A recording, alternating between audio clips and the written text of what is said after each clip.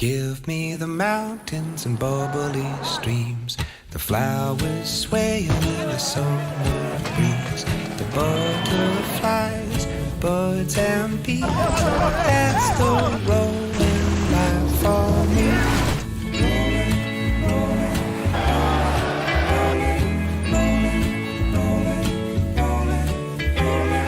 That's the rolling Skoda. life for Simply clever. me.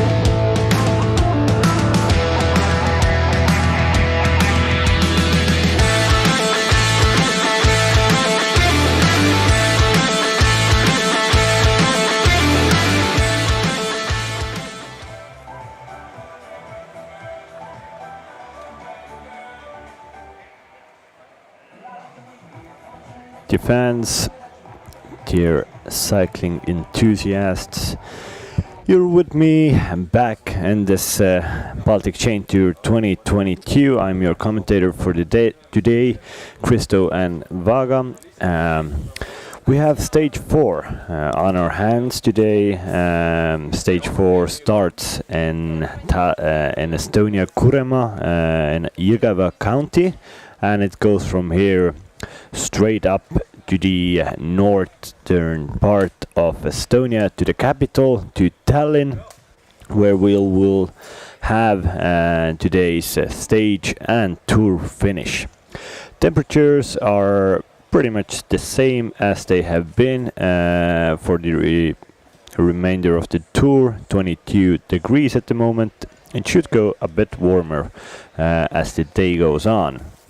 So that means still hydration is a big factor, and riders try to keep themselves as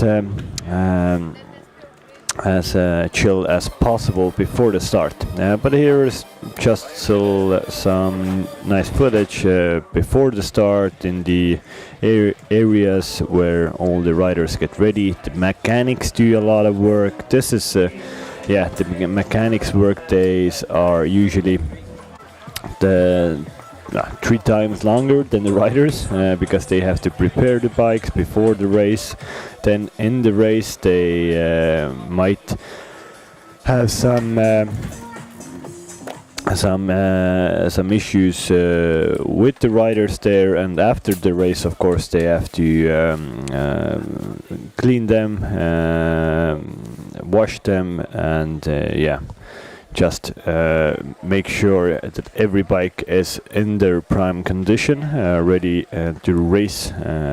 Here we have a man who is ready to race, the general classification leader at the moment, the right arm from the Estonian national team. Here is the yesterday's winner, UNX team. But this is the general classification before stage 4. Before the last stage, 4 men inside of 10 seconds, right arm leader. Mika Hemming from AT&T Investments second, 7 seconds behind. Oskar Mjöstöl-Johansson from UNX third, 9 seconds behind, and also Pauls Rubenis in fourth place, 10 seconds behind right arm. Yesterday's second place finisher Martin Laas is now fifth in the overall classification, trailing right arm 11 seconds. So even this tour can be decided by bonus seconds at the end of the stages. So we'll see how this stage will go. Will we have a lot of attacks? Probably we will. This is the Kuremaa castle. It is a castle that has a very high history, very long history.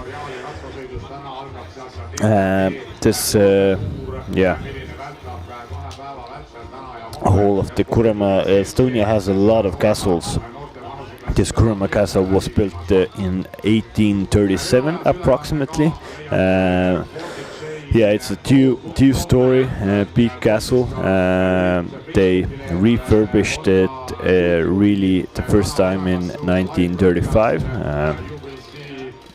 and this castle has a very big castle park with a lot of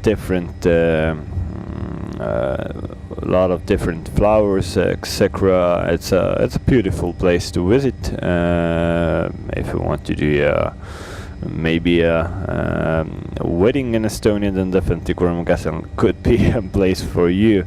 But here the riders are already lined up under the starting kite here in front of Kuremaa Castle. A very nice picture for the riders. It's nice that the Baltic Chain Tour organizers have had their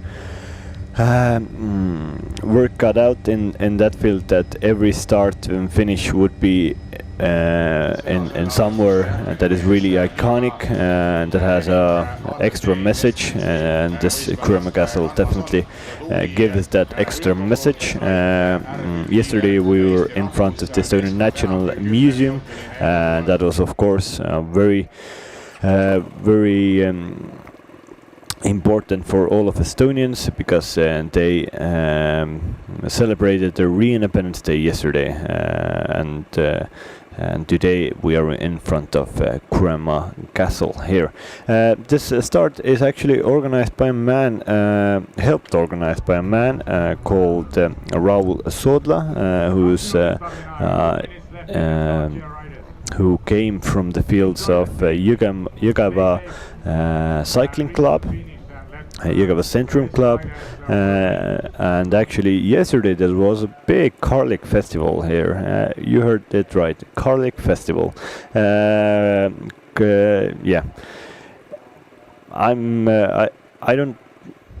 I'm not able to do a lot of different foods with garlic, but probably you can do a lot with garlic, a lot of different stuff. And there was a nice festival here yesterday, and that was organized by the same guy.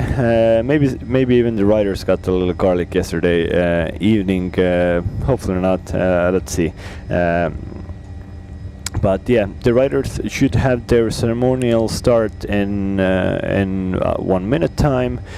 The race was delayed by 10 minutes today. It's mainly because of the one railway crossing in Raasiku. And the case was that we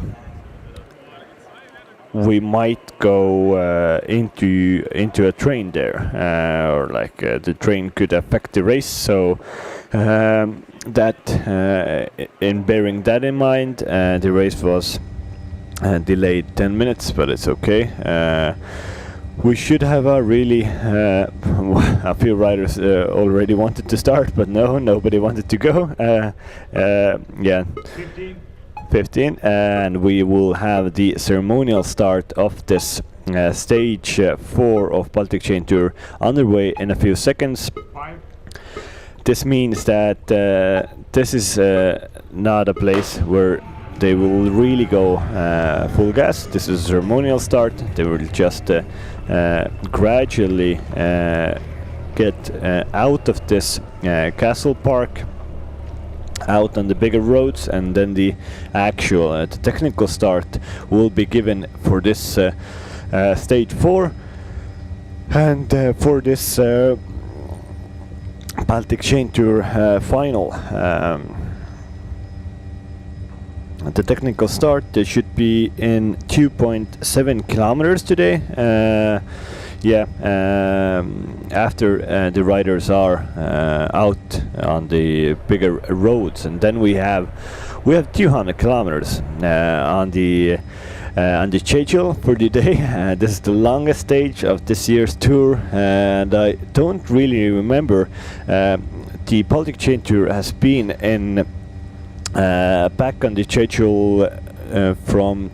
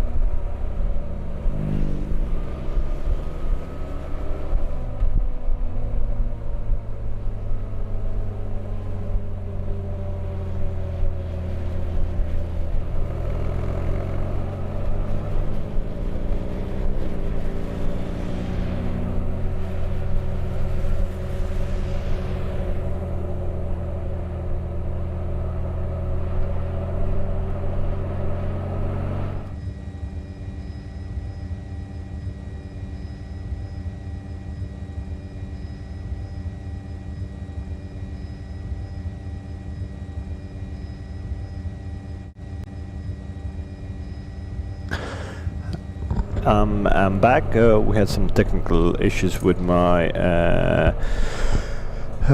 microphone. Hopefully now I'm heard loud and clear. Yeah, I was just talking that the organizers left the longest stage of this race for stage 4 today, for the last stage when the riders' legs are fully out of power and sore from the first 3 stages where there have been a really hard attacking racing, and we see today also from the start, from the gun, a lot of attacks try to go off. I think this is a nice scenario that has been for the last 3 stages also, that a lot of attacks going off from the start. But on first stage of this tour we had a big breakaway going off, and in the start 21 riders gaining more than 11 minutes, but the last 2 days,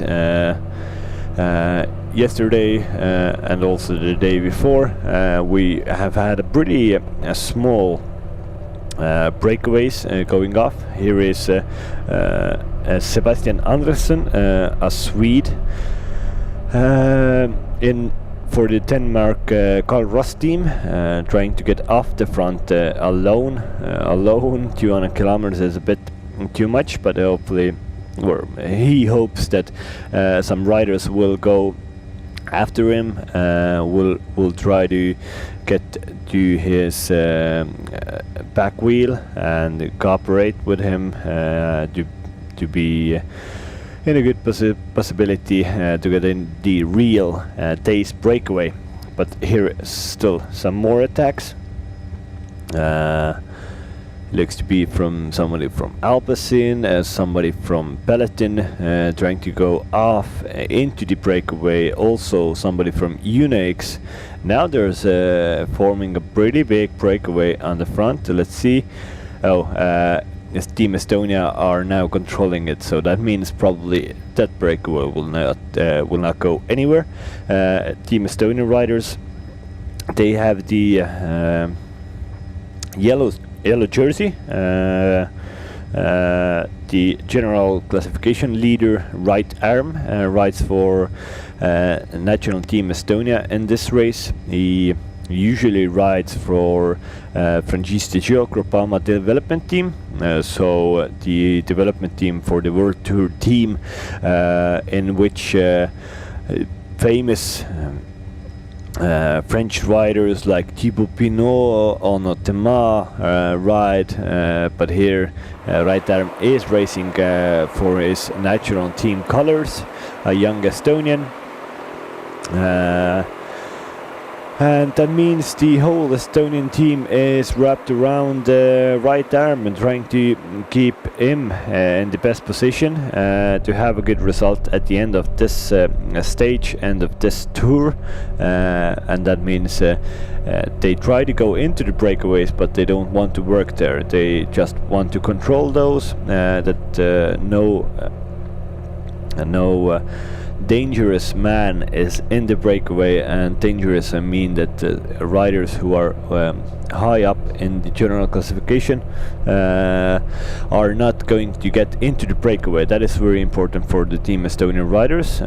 Also, they would like to have again a bunch sprint for Martin Laas, a man who won stage 2 and was second yesterday.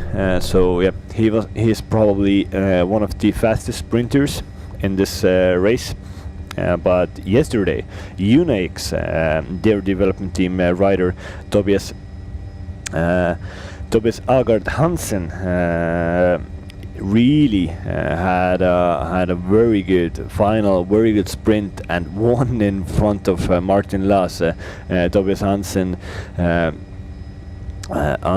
just a young rider riding for ENG, their development team, won ahead of a World Tour Pro. That's a big thing for Tobias, and definitely a bit of a surprise for everybody that Martin Laas was beaten fair and square in the sprint. But that just shows that how hard of a race there was yesterday, with yeah, with those hard cobblestone climbs at the end of the stage, that definitely depleted a lot of sprinters' legs, and probably deleted a little bit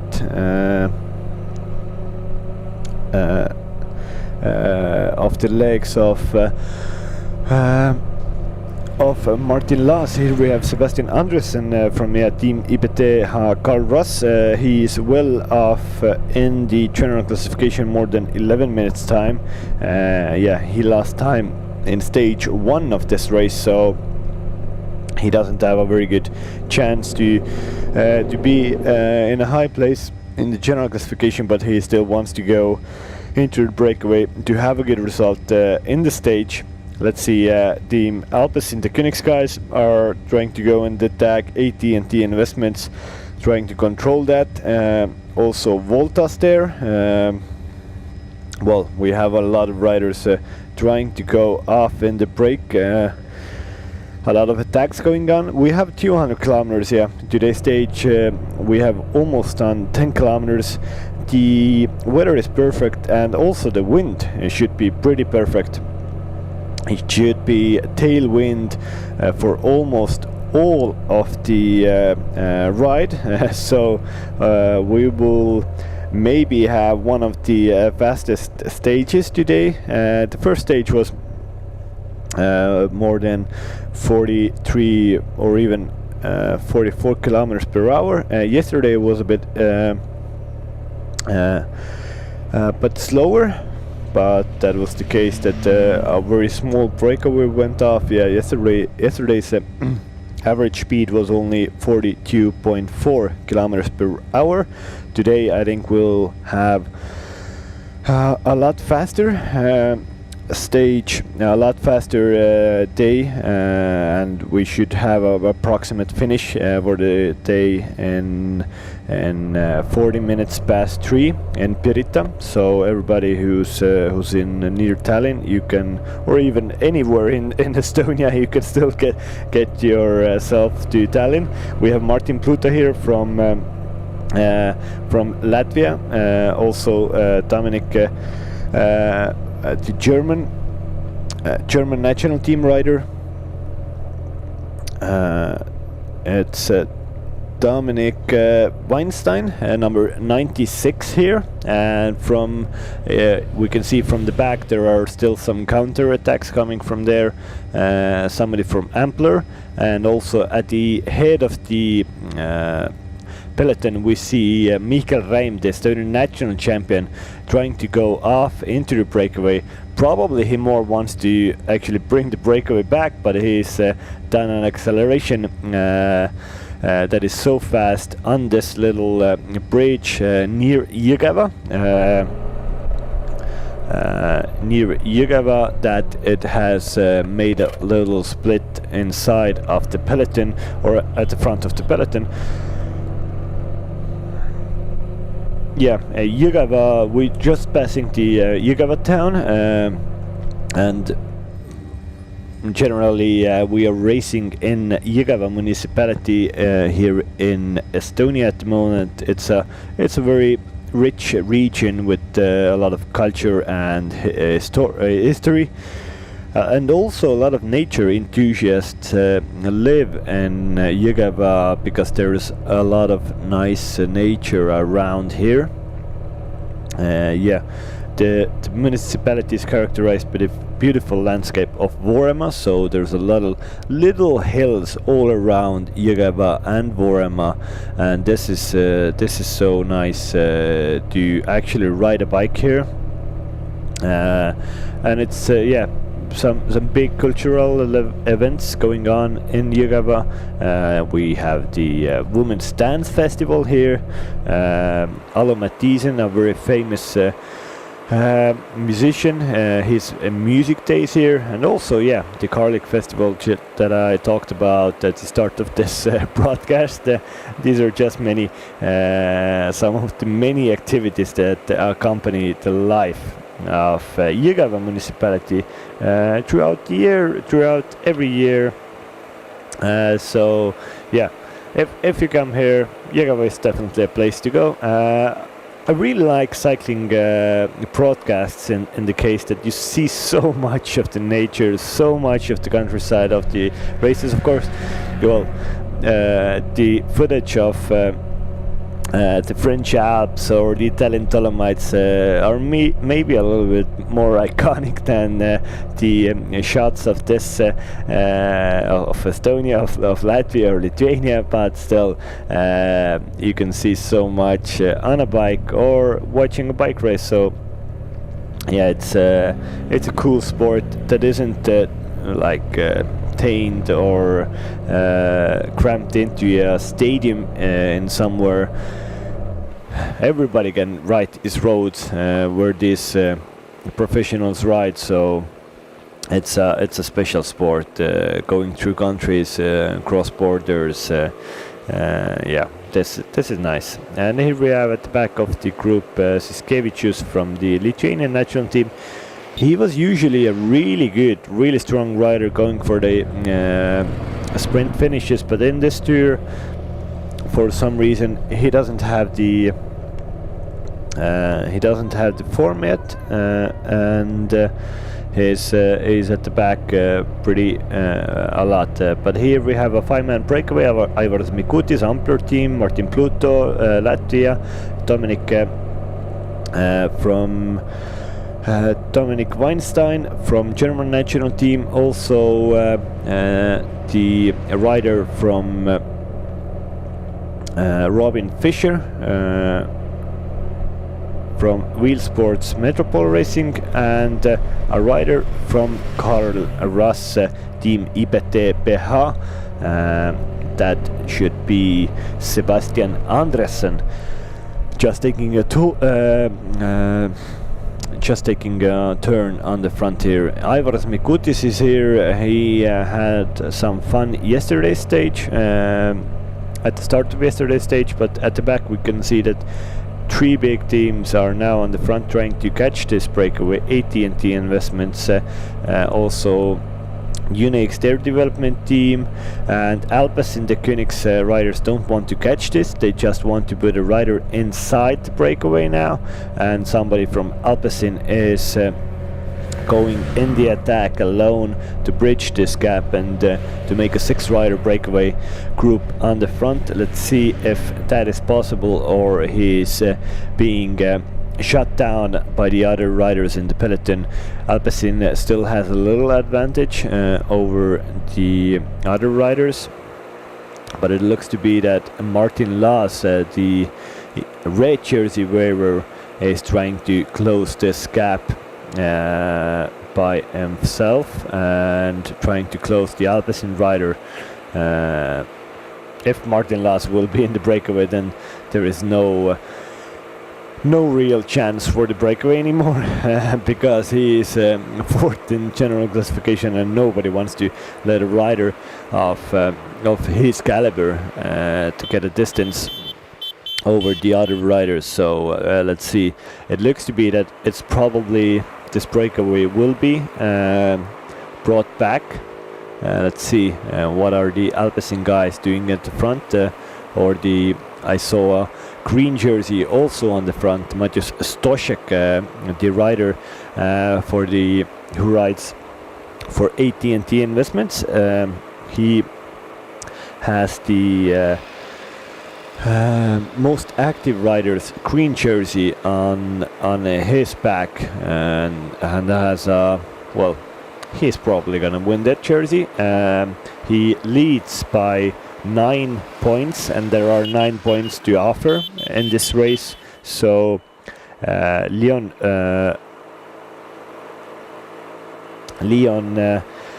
Rode, German national, he is on 5 points in that classification, so he would need to win all of the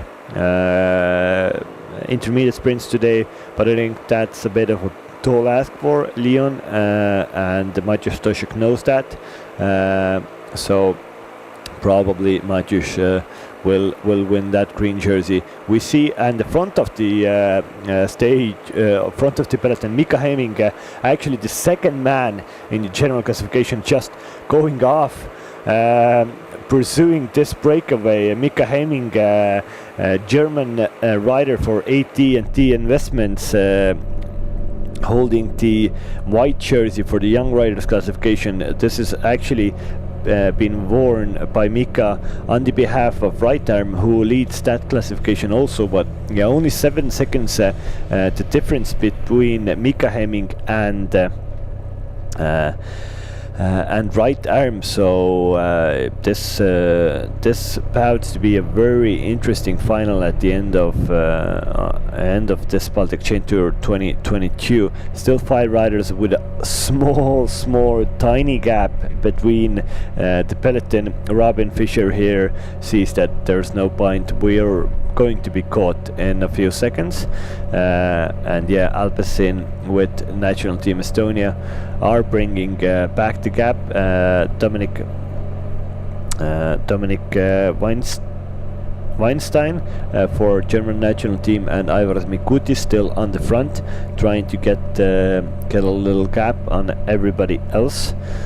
Aivaras Mikutis, a very strong rider. Yeah, he goes alone now. He went alone yesterday at the start, but it didn't pan out for him.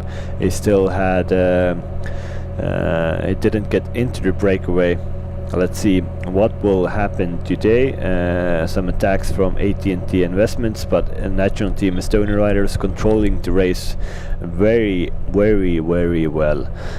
Every bigger attack as somebody from Estonia National Team controlling it, and that means that nobody can get off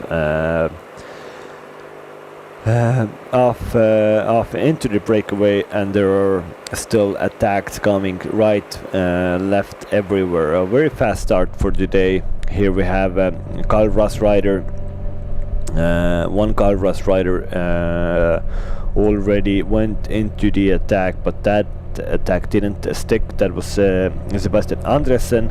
Let's see who this is. Also Latvian Matis Kalvers is here. He had a very attacking day yesterday, also did a attack on the last city laps in Valga, but no real bacon for Matthias Kalvers. Let's see here. A line, Continental team is on the front also, AT&T Investments, Alpecin de Koenigs, and here we have Venantas Lazinis, the Lithuanian national champion, now going off in attack.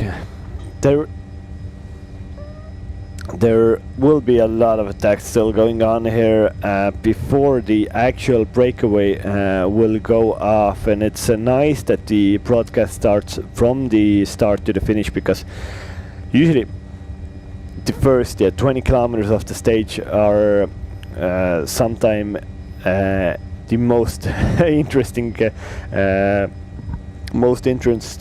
part of the race. And you can see why. A lot of attacks, no breakaway doesn't fit anybody else. Michael Reim now from Estonian national team, bringing this back, bringing Venantas Lazinis back. Venantas isn't happy.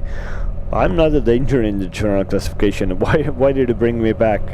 But they did that. Let's see. I think this hiatus will last for 5 seconds, and then we have then we will have some new attack. Here at the back we have 131 Gert Kivistik riding for Peloton cycling team, and a very high place in the general classification. He should be still in 30th position, sorry, even 12th position in the general classification. 54 seconds behind Right Arm there, so a very high place is going to be for Gert Kivistik in the general classification. Here still a few attacks, AT&T Investments, but Estonian national team rider Siim Kiskonen bringing the peloton up to speed again and trying to close the gap. Somebody from the left hand side going in the attack. Yeah, this is AT&T Investments rider. He's a rider who's done a lot of work on the front for Mika Hemming. He's team leader, German national, who rides in AT&T Investments. It's a team which is registered in Czech Republic. So a pretty long way, long trip here for those guys, but they have had a pretty successful tour already. Second in stage 2 and second in stage 1, still holding general classification. Second place, and their rider Matthias Stoschek, he's leading the most active riders classification and probably will win the most active riders classification. He did a properly good job yesterday and the day before, winning a lot of intermediate sprint points, and now he pretty much has that in the bag. We will have soon yesterday's second place, Martin Laas, the Estonian national team rider, who rides usually for Bora Hansgrohe. We'll have a little interview with him just to see how's his mood is. Is he prepared for a fight on this stage 4, and does he think that the finish in Pirita suits him? But we'll have soon. Martin Laas, the interviewer will be Henrik Punso, our on the road commentator.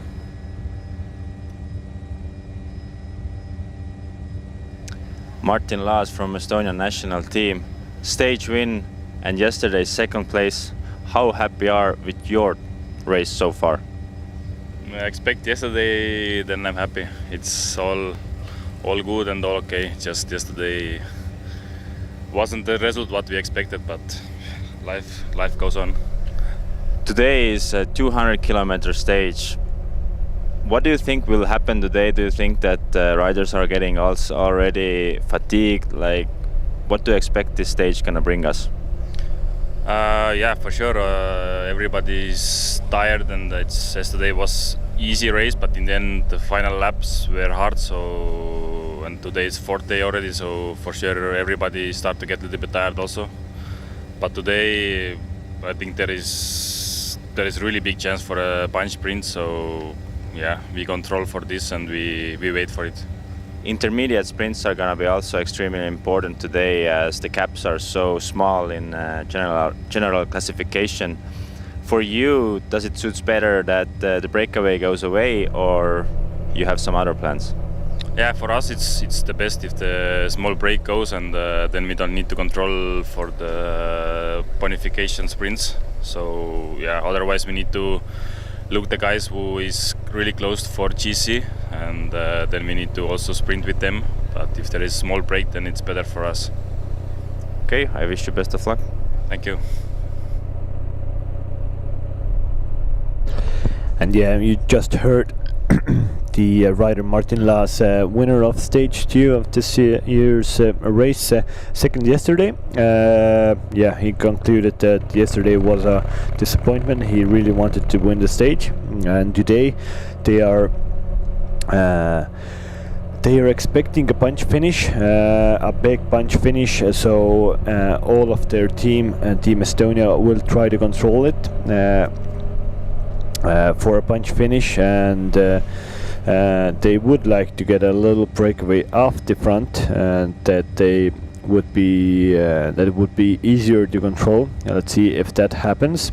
But now Mikael Reim goes to the front and drives the pace. He doesn't want to let this breakaway go. Somebody from Ampler also, and Thomas the most active rider, Thomas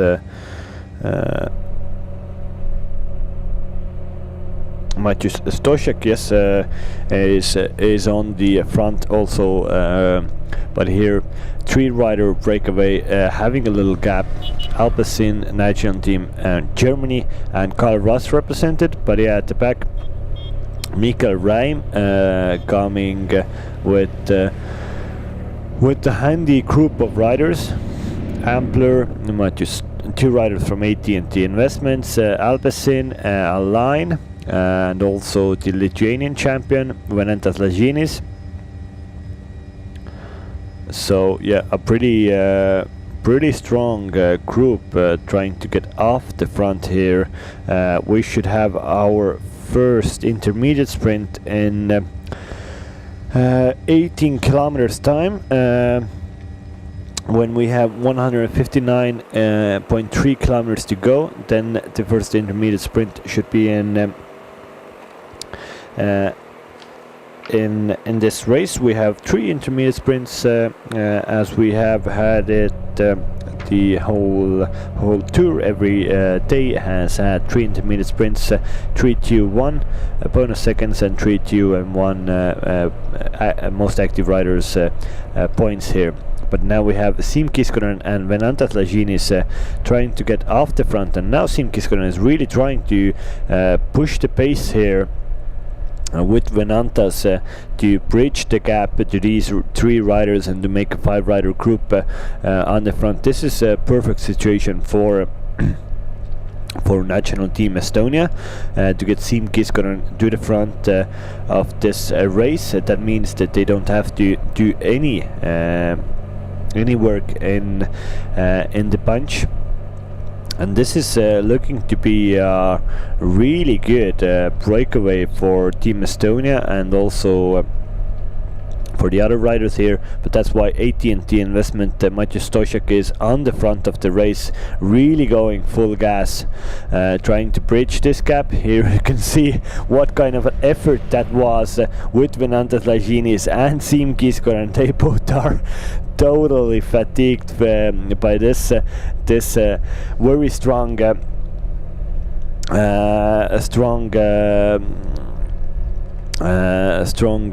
push to close this gap. Matej Stošek, the green jersey, is riding the pace on the front of the peloton. He doesn't like this breakaway group, because if they let a breakaway go where a national team Estonia rider is, then that means that they have to do the work. The second team in the general classification does have to control the race, and Align Continental team is also now trying to bridge the gap and bring these 5 riders back to the peloton. It looks to be that is the case, and it will be shut down, but this was only because of Matej Stošek, who really did a big effort to bring this group back. But we will have a few attacks now. Maris Bogdanovic, a rider who was in the front yesterday for a long time, now goes in the attack with a rider from Carros, somebody from Ampler. Align is here, but Mikael Reim, Estonian national champion, is controlling the race at the front now.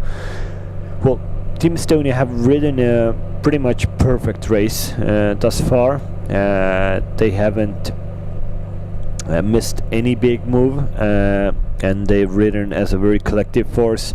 They did a superb lead out for Martin Lass yesterday, but just one man, Tobias Agard Hansen, was a bit faster. Thomas Barta from AT&T Investments was third yesterday. Good result for him also. But yeah, Tobias Agard Hansen, young rider from Unix team, won this stage in the front of Martin Lass. That is definitely a thing that might get a even better contract for Tobias Agard Hansen. He definitely has a bright future in front of him. Somebody from Carros now trying to go in the breakaway. AT&T Investments and Alpecin the Königs now trying to follow also. These are three riders from a few of the 3 biggest teams, so this is a very dangerous move, trying to get off the front. A very nice shot from the drone, right from the sky. And this, Mikael Reim doesn't like this move. He tries to close it by himself, but closing this by himself is a bit of a big big job. Let's see. Alpes in the Königs is here. Yeah, Carl Ross and also AT&T Investments. But this not a lot of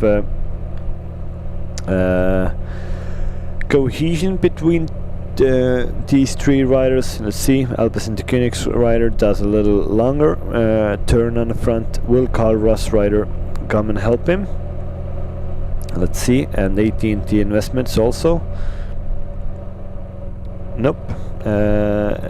Alpecin looks behind, sees that Mikkel Ram is bridging the gap, and yeah, also this breakaway is now being caught. And all together again, this is probably 50th time that a breakaway has gone off today, and it's brought back. Now AT&T Investments try again with Alpecin, a line, national team Estonian rider Gleb Karpenko here. Leon Rote from the German national team is with two teammates here in the front. Yes, somebody from Germany now. Dominic Weinsteins, it looks to be again, trying to get off the front. He did a little attack a few kilometers ago. Martin Laas is almost also on the front of the peloton. Martin Laas, who last 3 days rode in the Estonian national champion jersey, is now wearing the red jersey for the most competitive rider. He has 29 points in that classification. He has a very good chance of winning that red jersey. Let's see if that will be the case at the end of the stage, end of this tour. But yeah, if you're trying to find the nice national team Estonia jersey with Martin Laas in it in the bunch, then you will not find him. You have to see a red jersey to get that to find him. Here we have a few other attacks here. Carl Ross going on the offensive with Mikkel Ram on his wheel.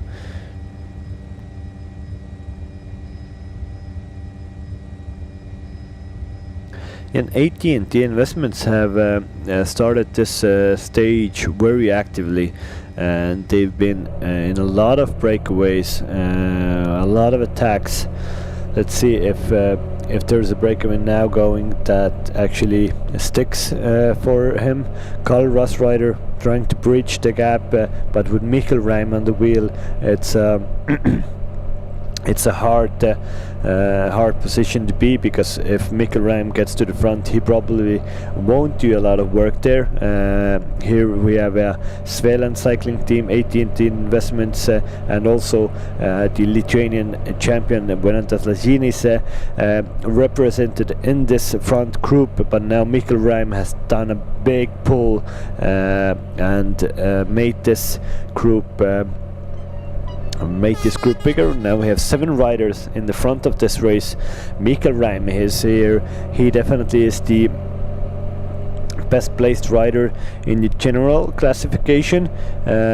He's 27 seconds off the lead. Venantas Lažinis for Kaunas cycling team, the Lithuanian national champion. He's 9th here, 30 seconds off the lead. So two riders very high in the general classification are in the front of this race. Venantas Lažinis and Mikkel Ram. Let's see, that means that probably other riders don't want to let this breakaway go. And yes, this is the case. This is brought back now by the peloton. The first intermediate sprint of today will be in 10 kilometers time, exactly 9.6 kilometers time. Then we will have the first bonus seconds awarded for the riders finishing the 3 best in that intermediate sprint. Let's see. Now Alex Krasts, rider in 4th place in the general classification, is trying to get a little gap on the rest of the riders. There looked to be Martins Pluto from Latvian national cycling team, but this 3-man breakaway doesn't look to be strong enough that they can go into the real breakaway of today. This has been a really fast start for the stage, almost more than 30 kilometers ridden in 40 minutes, so a very fast stage start for these riders. We will definitely at some point know what is the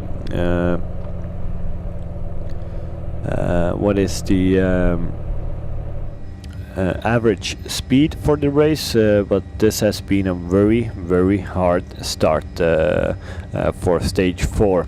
A little hiatus at the moment, people trying to catch their breath. The first feed zone here, UNX riders got a little pedons here, but German national team now going on the attack. CCN cycling team trying to bridge the gap. Siim Kiskonen from the Estonian national team on the front of the peloton, trying also to chase this group, bring it back, but I think this move would be actually pretty good for the Estonian national team. 2 riders who don't have a high place in the general classification. If of course I don't know what is the number of the German national rider. Let's see, probably we will get some more attacks here. Gleb Karpenko from the Estonian national team coming to help Siim Kiskonen here, coming to the front of the race and just driving the pace at the moment, holding it up. It's good tactics to just keep the pace up, because if you if you have attacks and then you go like nobody is holding the pace on the front, then it's so much easier to attack from the punch. But if there is some kind of a pace in the punch, then it's a bit easier to control the attacks, and this is good tactics from the Estonian national team on the front of the punch. But let's see, I think that the attacks will come sooner rather than later. 166 kilometers to go. We will have the first intermediate sprint in 7 kilometers time. 3, 2 and 1 seconds awarded. Here we have both of the Estonian national team leaders, right arm and also Martin Laas, now coming to the front of the race. Probably they would like to contest the intermediate sprint here. Let's see if that is the case, or they will let this 2 riders take away the the biggest amount of points here.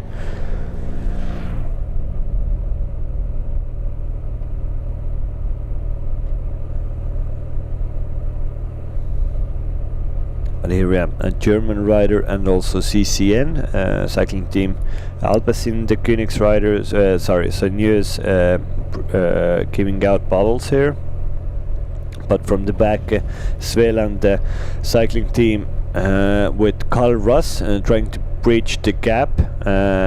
This is good for these 2 riders. Also on the front, a 2-ride breakaway isn't very comfortable for 165 kilometers, so they are definitely hoping that there would come some reinforcement from the peloton, that they can go clear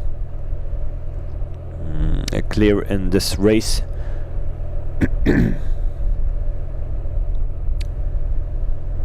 Yeah, to Svealand.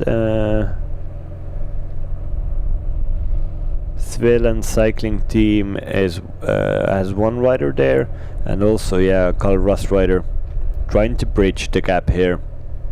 Still 5 kilometers to go to the intermediate sprint. If this situation stays on the road, then no points offered for the peloton. That is, I would say, it's probably better for the Estonian national team in that way, because if they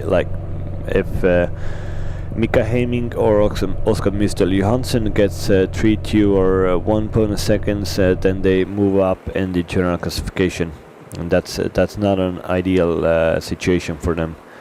AT&T Investments 24 is at the back of the group, just getting himself a few new bidons. That it was Jiri Petrus, Czech Republic rider, who's done a lot of job at the front of the stage, on the front of the peloton, and the last stages. And somebody is another lone attacker from the peloton. It looks to be somebody in a darker jersey. Don't know exactly who that is, but maybe a Peloton cycling team. Yeah, it looks to be somebody from Peloton. But yes, the Svealand and Karl Russ rider are going to bridge this gap soon, here with the German national and the CCN rider. It's a tall ask for the Peloton team rider to bridge this gap alone. It has to have a very, very hard effort from him. Let's see if he can do that. Still 4 kilometers to go until the intermediate sprint. There's somebody from also from Kaunas cycling team. It looked to be that went in the attack from the peloton. Here at the back of the peloton, it looks to be that now the this breakaway is very good for everybody. That this can go off, and Mikkel Räim, the Estonian national champion rider for the national team of Estonia, looks to be happy with the situation, getting bottles, bringing bottles for teammates also. Andrei Lebedev, the director sportif, has a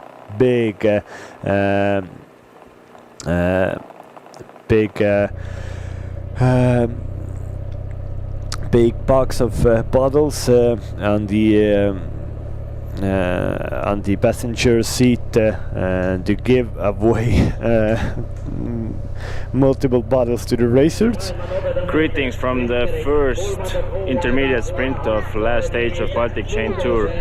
I had a front row seat to the whole action that's been on so far. We have so many teams that are so eager to get result today, and we can really see it.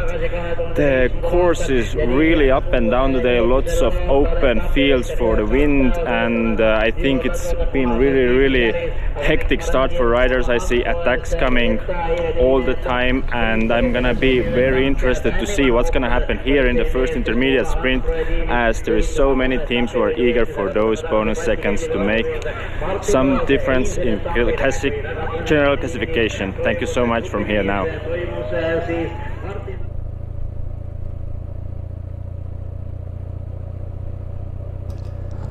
Thank you, Hendrik, for that situation report from the intermediate sprint. That the riders will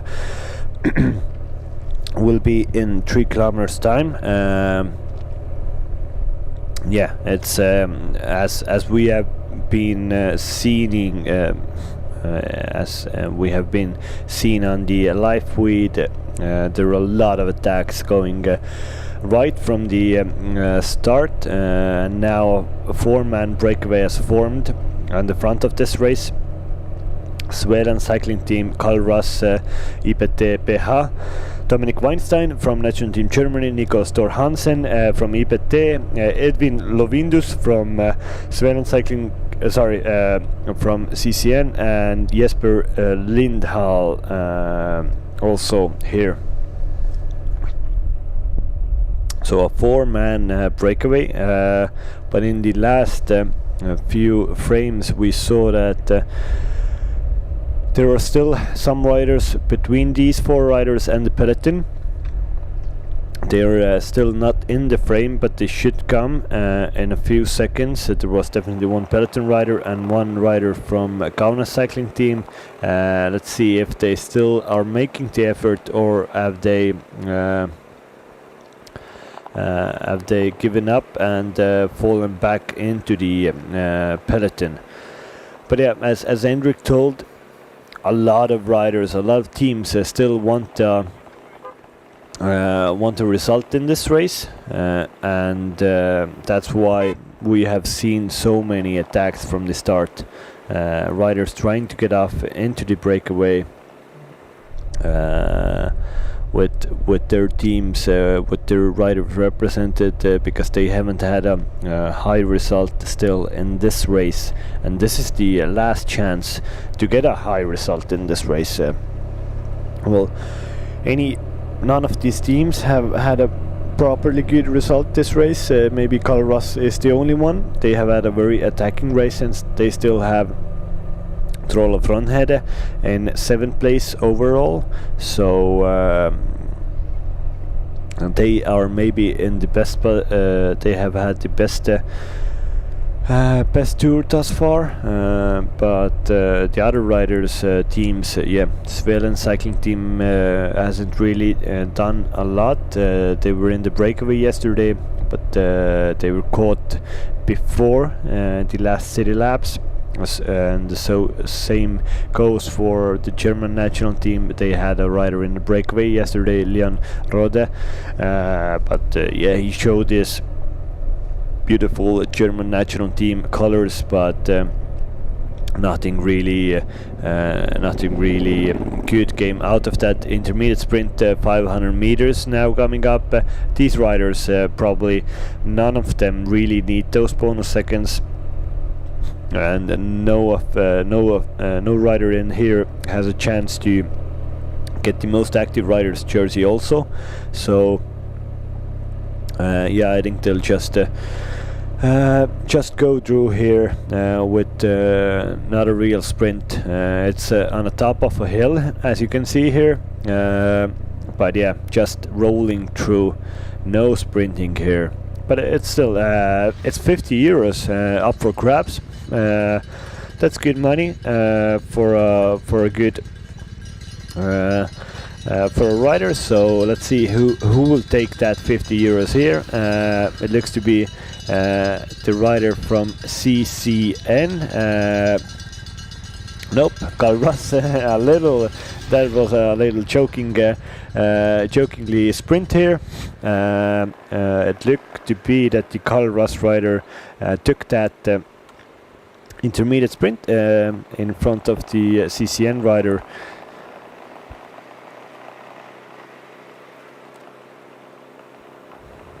We'll get the confirmation soon. Definitely who won that. It was pretty tight between those two riders for that win, but no rider in front of the breakaway doesn't have a chance to go really good in the general classification, nor do they have chances to get the most active rider jersey.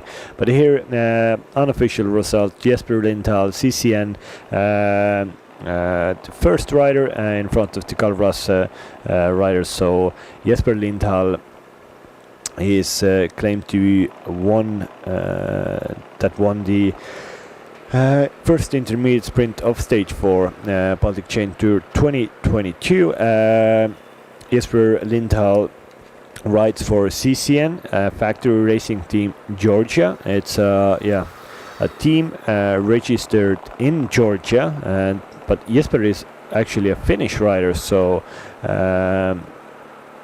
25-year-old Finnish rider. He has mainly ridden in Estonia and in the Scandinavian countries. He hasn't had any big breakthrough, but here 102. This is not nice. It looks to be a rider from the breakaway. Yes, 102. He was second in that intermediate sprint. Nicolas Torre,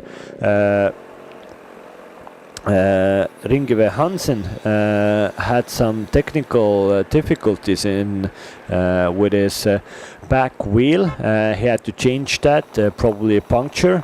He got that from the neutral service in front of the race, but this isn't good for the breakaway if the one rider of that is probably one of the strongest riders there, Nicolas Hansen, a Danish guy, if he had some kind of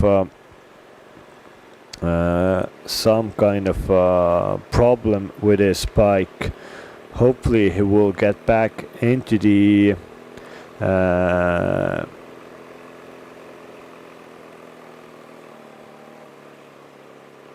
into the group.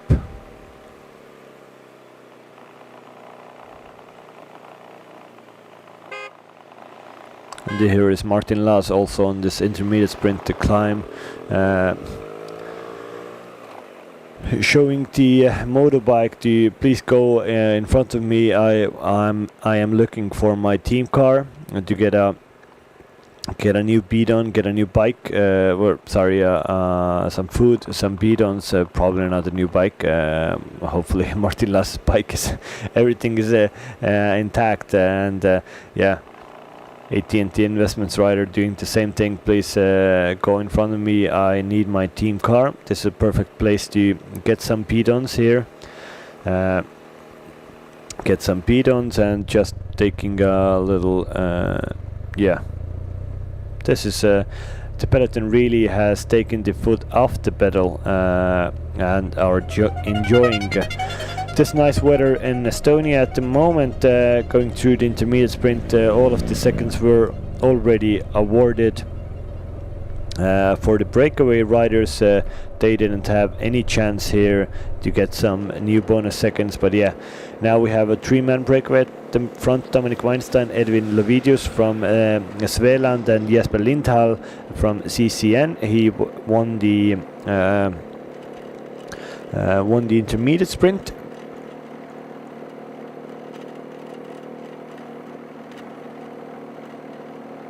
He didn't have any points before in the race, so it's official that the most active rider's jersey will be awarded to Matthew Stoshek from AT&T Investments. He's on the right hand side of the peloton. He just has to finish this race and he will get that green jersey awarded to him. Because he had 14 points before the start, and now it's mathematically impossible for any other rider to get as much points to take that jersey from Maciej Stoshek. Well-deserved jersey for Stoshek. Stoshek was in the breakaway on stage 2, where he won 3 intermediate sprints. Got 9 points there, and he got some new points yesterday also from due intermediate sprints. So yeah, a very good rider,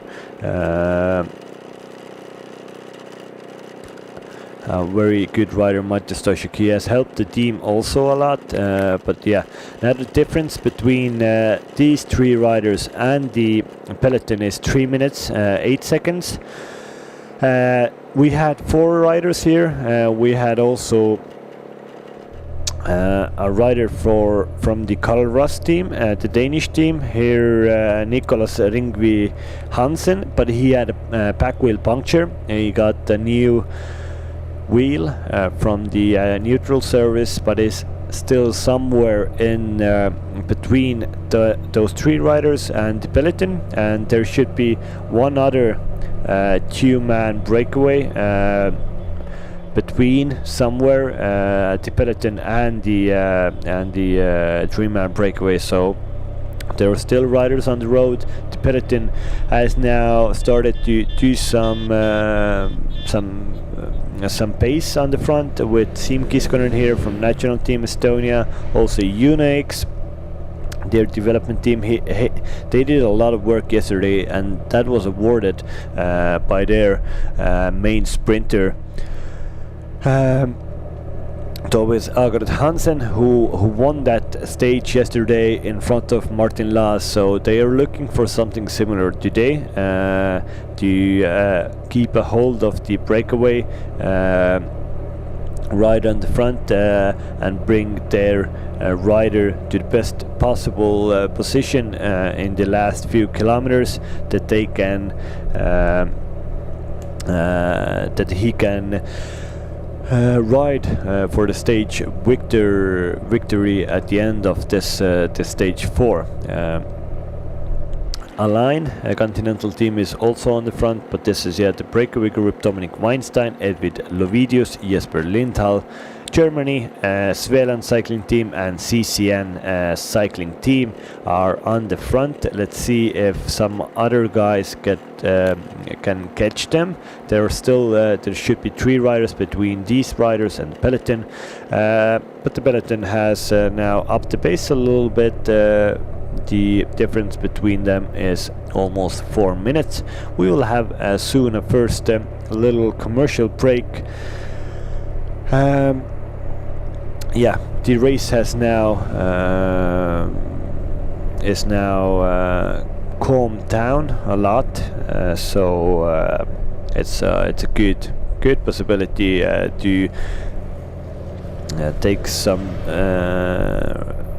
fuel for us, for the fans. It's a lot of attacking at the start of the race, but now it's calmed down, and this Baltic Chain Tour stage 4 will have a little commercial break, and we'll be back here with our live feed soon.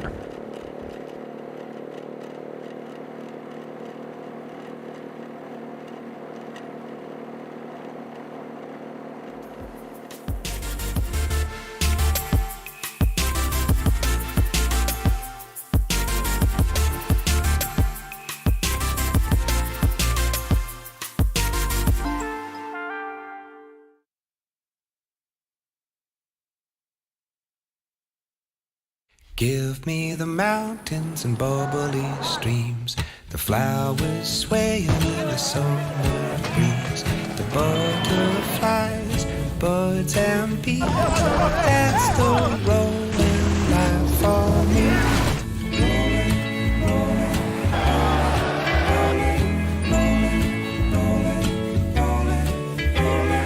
That's the rolling Skoda. life for Simply clever. me.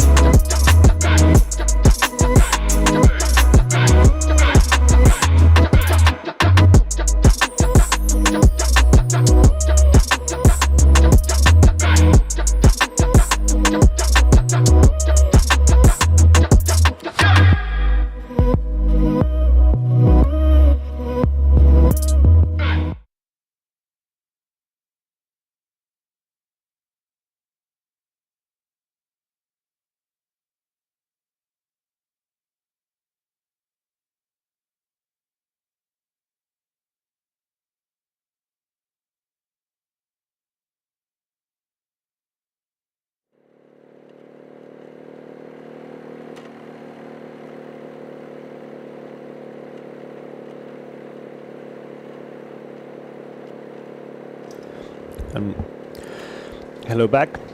We are live in this stage 4 of Baltic Chain Tour 2022.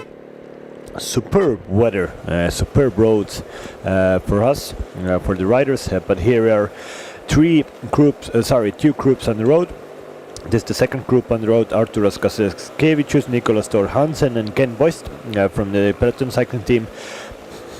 Nicolas Hansen was actually in the front group before, but he had a puncture and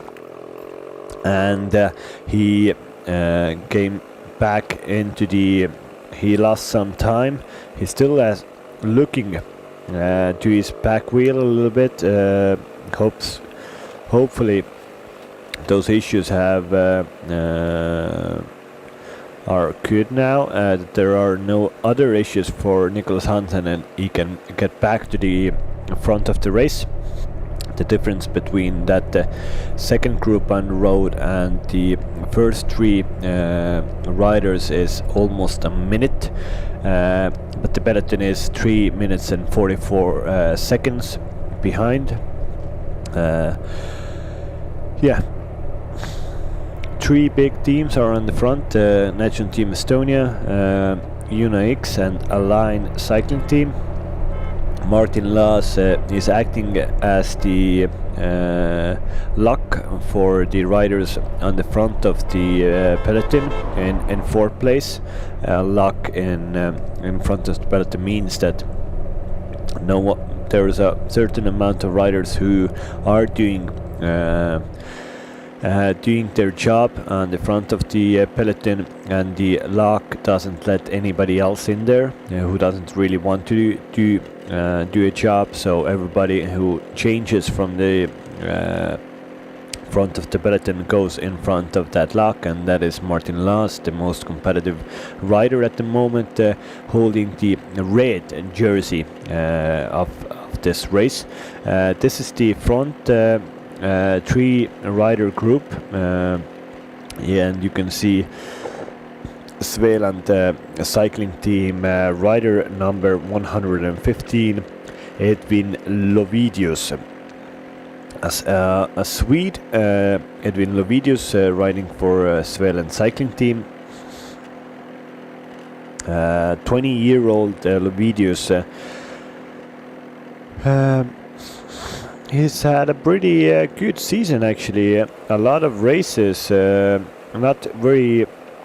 He was second in the National Championships of Sweden in the time trial, so a very good time trialist.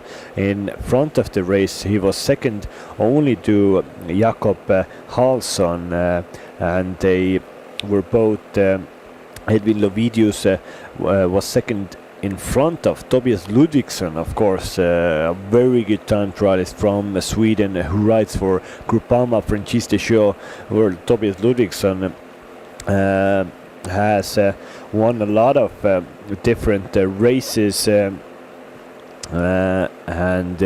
yeah, he was just 20 in the Giro d'Italia time trial. He was 17, so Edwin Lovidius beat Tobias Ludvigsson in the National Time Trial Championships, and that shows that Lovidius is a very good time trialist and a very good rider for a breakaway like this. He was actually in 2020 in the junior time trial European Championships. He was sixth, so a very good result from Lovidius. And definitely a rider to watch from Sweden, riding here, for Svealand cycling team. You can see he's at the back of this three-man group, a very good position on the bike, really aerodynamic. His upper body doesn't really move. It moves a little bit, but still a very good aerodynamical position. He has aero socks on, so yeah, a proper aero junkie, and that just confirms his potential in the time trial.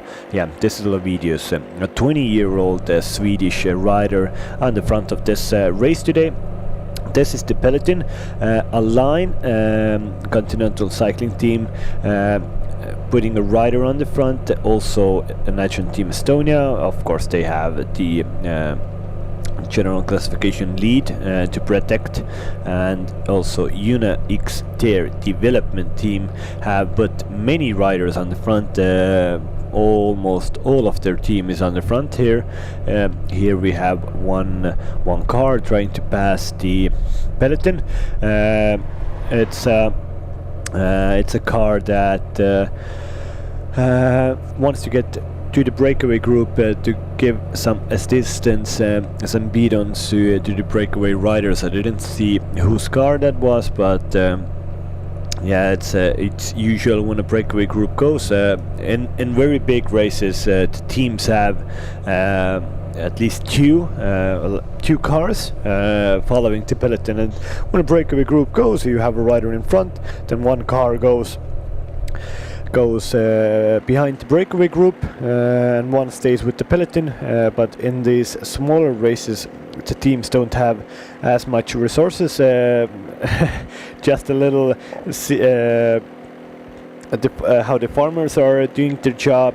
Everybody, it's Sunday, but still, when you harvest your own crops, every day is a work day, and yeah, just doing some fun tractoring on the field there. But yeah, as I told you, in these smaller races, usually teams only have one support car, so that means when a breakaway goes, you have a rider in there, then at some point you try to get to the breakaway group, like here IPTPH, Karras is here, and then you give some assistance to the breakaway riders, but then you have to go back to the peloton because those riders in the peloton need your assistance also. They need beat-ons and so on. So it's a back and forth going. That is a bit not very good for the peloton because cars have to pass them. But it's okay. It's not a very big peloton, only 88 riders, and 6 riders are in the front, so 82 riders in the peloton. It's a relatively small one, and everybody should fit on the road very well. Here a little discussion from Hansen from IPTPH, Karras with his team car. A little shake of the head. Probably that, why didn't you help me when I had a back wheel puncture? I got the neutral service wheel, and it isn't as good as my own wheel. But probably the team car asked that, do you want to change it again?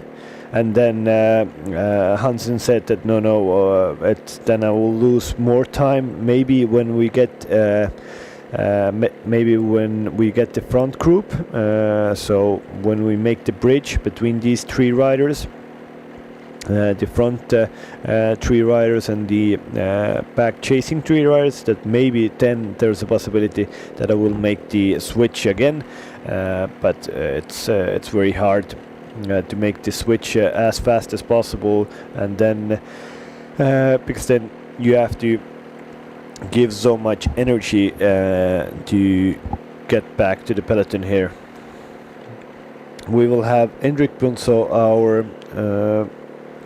our live commentator from the ground on the motorbike, following the riders in this race. We will soon have a little update from him on what is the situation. This is a bit of a bad corner, a lot of gravel, and the inside of the corner everybody stays well here. Hopefully the peloton will stay also in good position, but yeah, we should have Henrik Bunso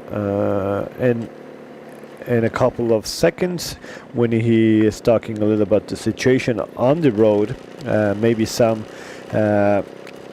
info that we haven't seen on the road that would be important for us here. Very good. The German car giving bottles to everybody in this front group. But here is Bunso. So we are here in the Chasers group, second group, where we can see a Danish rider in green. He got the puncture just a little bit after the first intermediate sprint, and he wasn't happy with this at all, as he didn't have his team car yet behind the bunch. But luckily for him, 2 riders were coming from the bunch, and so now they are doing actually a very great job, and I can already see in front of me other group coming. So the first 3 riders there So they are really chasing down the cap right now, and looks like they are doing very good work together. Thank you from here now.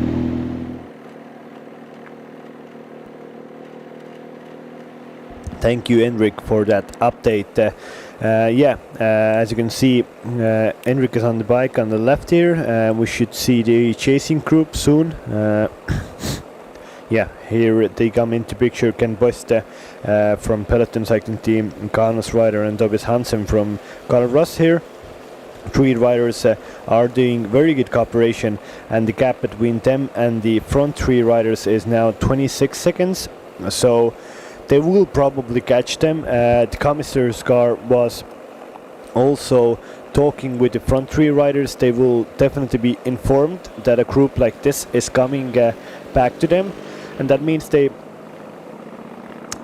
would be a smart thing to do to even wait for these guys, because with 6 riders there's so much more possibility to go real deep in this race, to really drive the pace and have a chance for a good possibility in the stage classification. And Tobias Hansen 102, he's a strong rider, and he can work a lot on the front, as he has done here. So he's a very good asset for the breakaway group. And the difference between the punches also good, more than 3 minutes. So the front three riders have a this is the bad gravel corner here. Hopefully everybody stays well. Let's see. Yesterday we had a little incident in one corner where an Ampler rider came down, but here everybody really took that easily. No real risks done, and everybody is safe through that corner. But it should be for the front three riders. It should be a smart thing to wait for the chasing tree to get the 6-rider group on the front. The peloton has let the gap go out to more than 3 minutes, so the breakaway group can afford losing a few seconds at the moment, and then be a strong 6-man force to really try to do a proper fight with the peloton. Here we can see the front breakaway group of 3 riders there, and this should be a motorbike following the chasing tree. Yes, this is right. 102 Ken Boiste and 56 Arturas Kazakevicius from Kaunas cycling team, just getting a few bottles here. Kaunas cycling team, here. Tobias Hansen says, no, please. Please Lithuanian gum in front of me. I just did a big pull on the front. These 3 guys are really hammering it. They try to, but it's so important.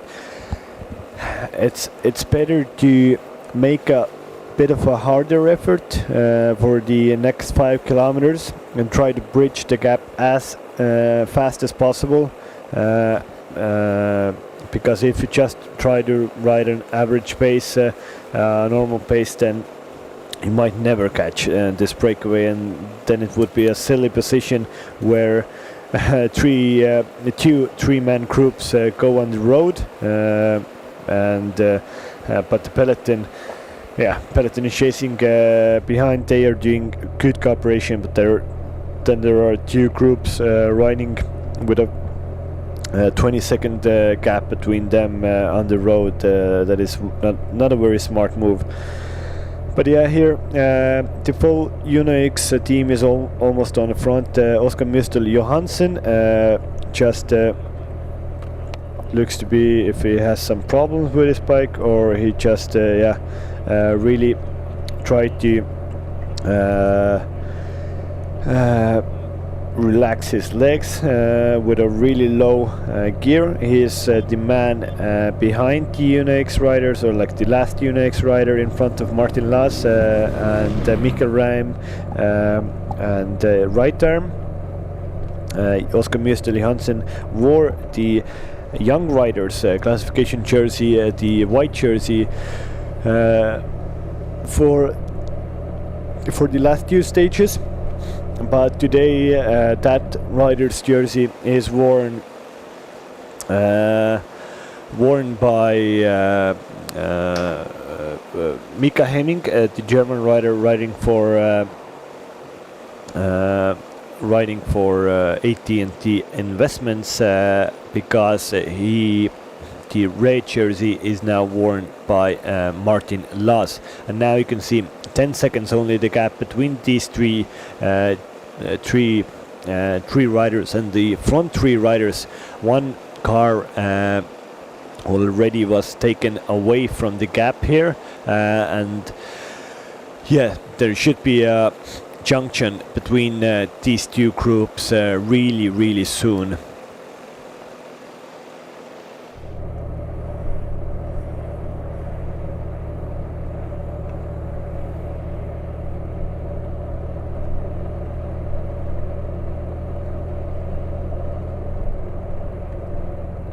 Front of the peloton is they're really working together today. If in the last stages there wasn't really one team who tried to control it, and a lot of different riders here, then today there is everybody almost knows how strong the other riders are, how strong the other teams are, now three big teams are on the front doing their job there. UNX, Align, a continental team, and Estonia national team.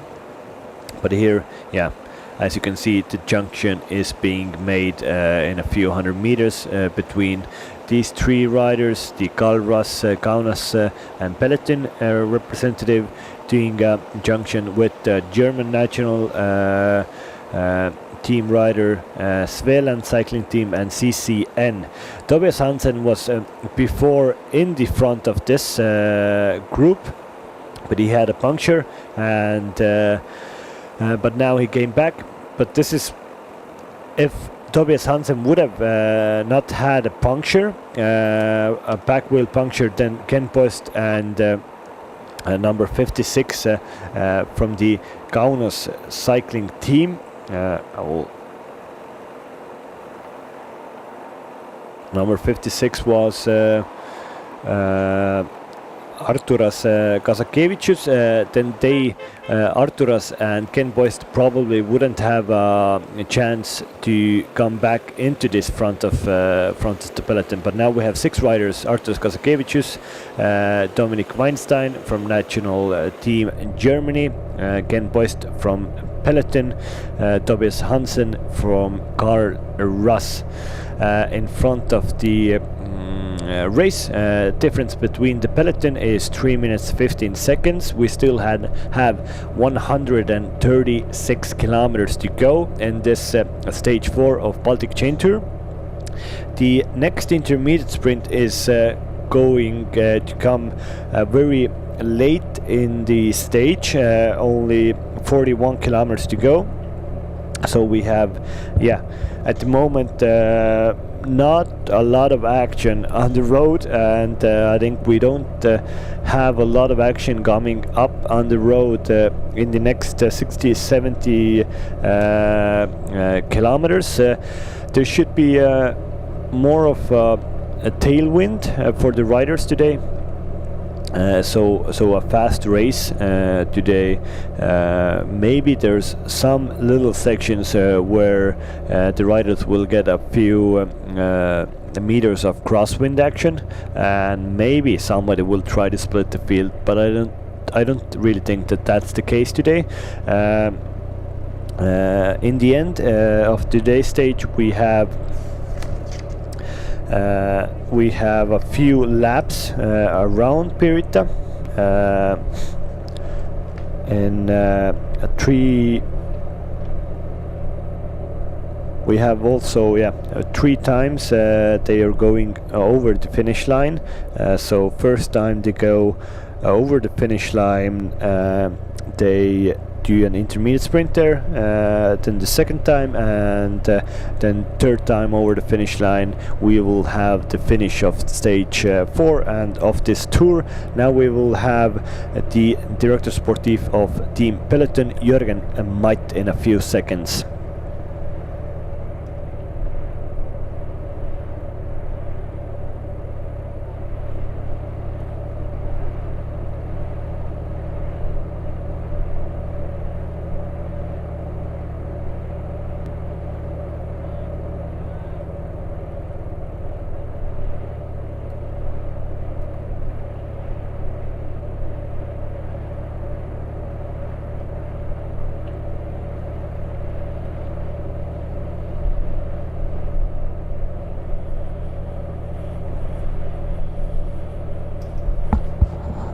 We should have had Jürgen Matt, the director sportif of Peloton, in a few seconds. We're here with now we Team have him. Peloton sport director Jürgen Matt. What do you think will happen today in the longest stage of Baltic Chain Tour 2022? Yeah, as usual in Baltic Chain Tour, you can't predict anything, but at the beginning we have some possibility of crosswinds. Mostly the course is backwind, but at the start near Jõgeva and also on the hill on the Emumäe we have a possibility of crosswind. So we have to keep our eyes open. But I think for bigger teams they want to let the little breakaway go so they can control easily, maybe 3-4 riders max, and they don't let the gap go big. Because we have Estonian sprinters, Laas and Raim, very near the GC, so they want to keep 3 cars open. And I think how the peloton rides very much depends how the Estonian national team rides, because they're the strongest. Do you want to have a rider from your team in the breakaway today? Yeah, we would like to have. Let's see. We have very motivated riders. Oscar wants to win the stage yesterday as well. Tried his luck on the last laps, but sadly only one rider came with him. But maybe today Oscar would like to go maybe into bigger break, not small, because the smaller breaks they don't go till the end. If we have a bigger break, we would like to have Oscar. If small, we would like to have one of our younger guys in the break, just to get the experience. But yeah, in the end, it all depends how the national team builds their tactic, and if they let the breakaway ride, we want to be in it. Yeah. Thank you for the interview. I wish you best of luck. Thank you. Thank you. Thank you, Henrik, and thank you, Jürgen Matt, for that interview.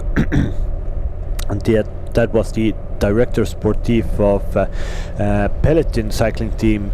They have a rider in the general classification in 12th place, Gert Kivistik, 54 seconds behind the race lead right there. And yeah, he told that today will be a very fast racing. There could have been some crosswind action at the start of the stage.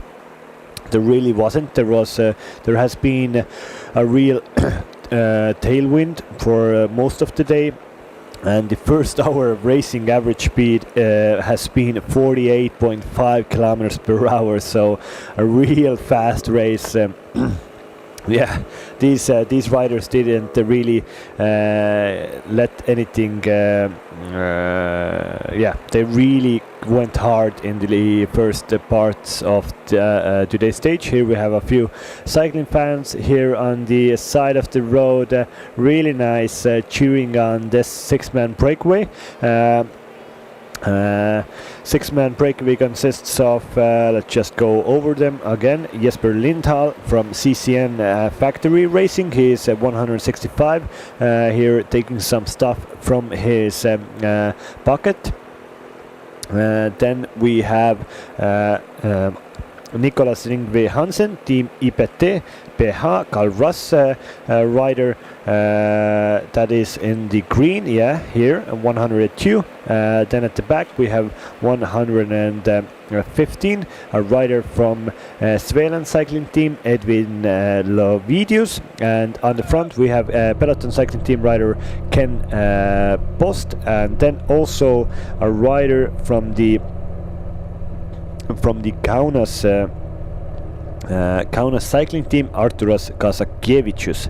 Here on the front of the peloton we have national team Estonia, Juno X, and also one rider contributing from the Align Continental team.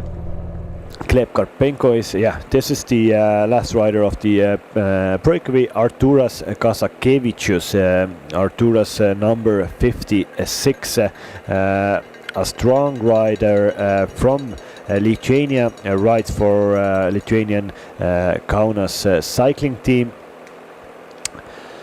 Arturas is 29 years old, so a pretty experienced rider in this peloton. There are a lot of riders who are just in their 20s, a few even 19-year-olds in this race, so a very young average age of this Baltic Chain Tour. I think the average age is definitely under 25, probably somewhere 33, 34. We are just going through Väike-Maarja, a nice town in Lääne-Virumaa. You have Luuri here, the statue of Luurik on the right hand side in front of the town hall of Väike-Maarja. Luurik was a very strong Estonian athlete who pretty much has every sports record in those scores in those schools where he lived. And so George Luuri is a big iconic person in Estonian sports history.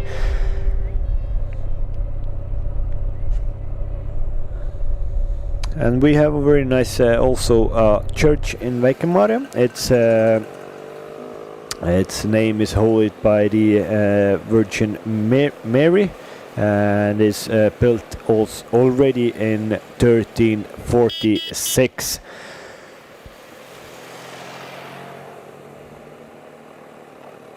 So nice town to go through. Very good mayor here in the Kesküla. Definitely is a big cycling fan here, and they are very proud that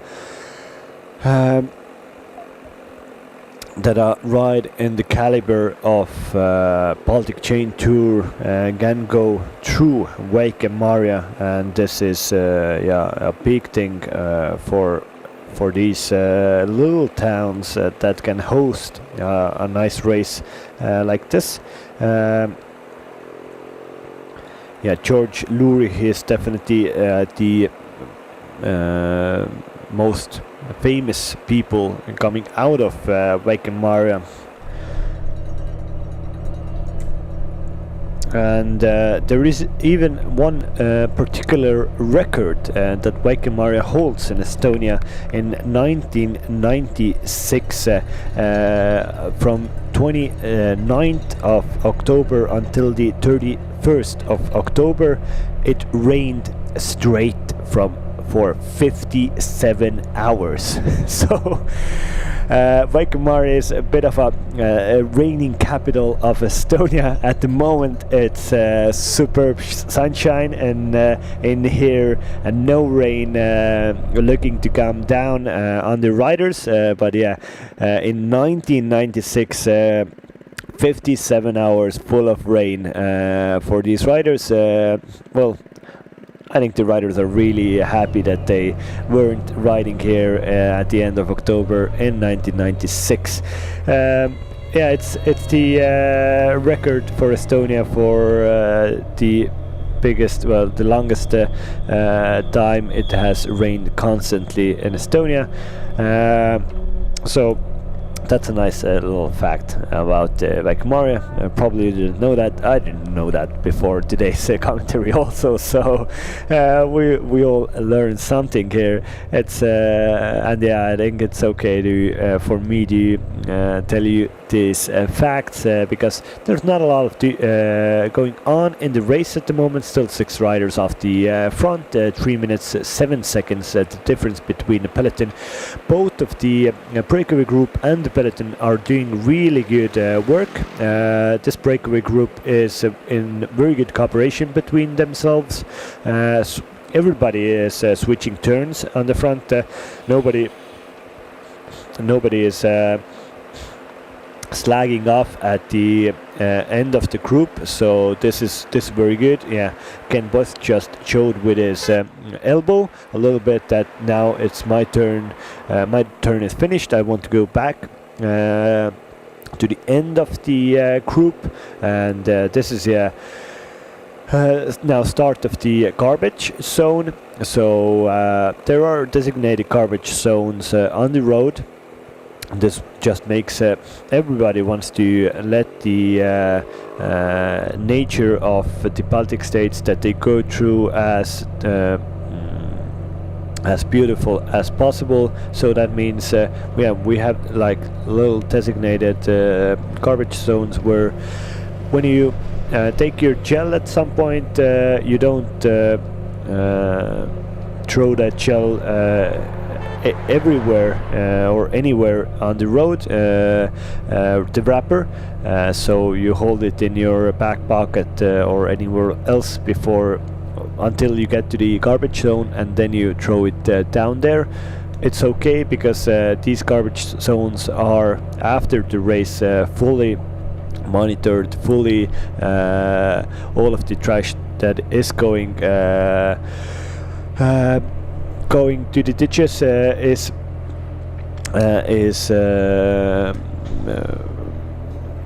picked up and put into a real garbage bin. So it would be hard for all of the riders to bring all of their wrappers and stuff to the finish line. So it's these garbage zones just make easier for the riders, also for the organizers to keep our nice lands beautiful, clean and crisp. So yeah, this is just a nice little touch that everybody has to take into effect when they try to organize a cycling race here anywhere in the world. There are even some cases where there are like bigger you can throw your stuff in the garbage bin, so it just shows you are you a good basketball player or not. There was a nice case in the Tour de France stage, which ended on top of Alpe d'Huez, just on the lower slopes of Alpe d'Huez. The Breakaway group got there, and there was a man called Thomas Pidcock there, a famous young rider from UK who just won the European Championships in XCO cross country racing in Munich a few days ago. But yeah, he threw his garbage right into a bullseye into the garbage bin. Nice footage from there. Of course, Thomas Pidcock went on to win that stage also. So a man of multiple talents is Mr. Pidcock. He hasn't ridden the Baltic Chain Tour, but if he would come here, I think he would have a very good chance of a win here. So yeah, but the gap has gone down now to 2 minutes and 36 seconds. That means the riders on the front of the peloton are really going good. Gleb Karpenko, also UNX rider, and a line cycling team. They're really riding the pace on the front of the peloton. This means this 6-man group does have to start working themselves also, that they have to up the pace a little bit. The first hour racing average speed was more than 48.5 kilometers per hour, so really fast. You can see there's a little crosswind here coming from the left hand side, because every rider, the first rider is as left as possible on the road, and all of the other riders are on the right hand side of the rider in front of them. So that gives you most of the shelter when the crosswind is coming from the left hand side, but it should be more of a tail crosswind. So it's the same as you see for the riders in the peloton.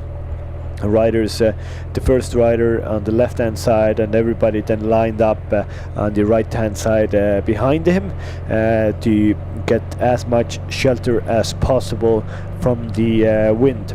But it isn't very strong, the wind. Okay, those leaves on the ground actually shows that the wind is pretty strong, but I think no team really has a motivation to put an attack or a proper acceleration in the pace to force a split here, because there is still 122 kilometers to go, so no point of really trying to split the field at the moment, because you still have to ride 122 kilometers. Yesterday we had some nice moves by mostly the Kaunas and Voltas Lithuanian teams, who tried to force the pace on the crosswind sections, but they were unsuccessful in that. They managed to split the field for a few seconds, but that was it.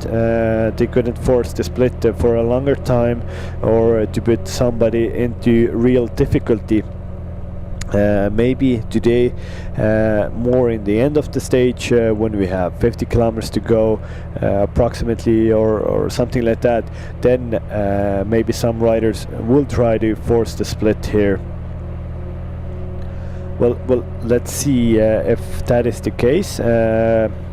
Still 2 minutes 32 seconds the difference between the front 6-man group and also this peloton that is really doing a very good job. Actually, only 3 riders are riding in front of the peloton. 1 rider from UNOX, 1 rider from Align as a continental team, and 1 rider from Estonian national team. So it's at the moment it's 3 riders against 6, and the 3 riders are doing a very good job, because the difference the difference is actually coming a little bit down. It was at some point more than 3.5 minutes, but now they've lost a minute with the peloton, so the difference is 2 minutes 29 at the moment. It's still handy, but it's definitely not in the extent that this Breakaway group has a real chance to go for a victory in today's stage 4. They would need a lot more time between the peloton and themselves. Let's see if they are able to force the pace a little bit in the Breakaway group or not. Very nice controlling of the peloton here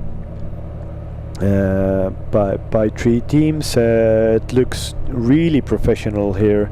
Mikkel Räim, Estonian national champion, just comes out of the line for a second, maybe to just stretch his legs, or now he's now sliding in front of Martin Laas and right arm in this group.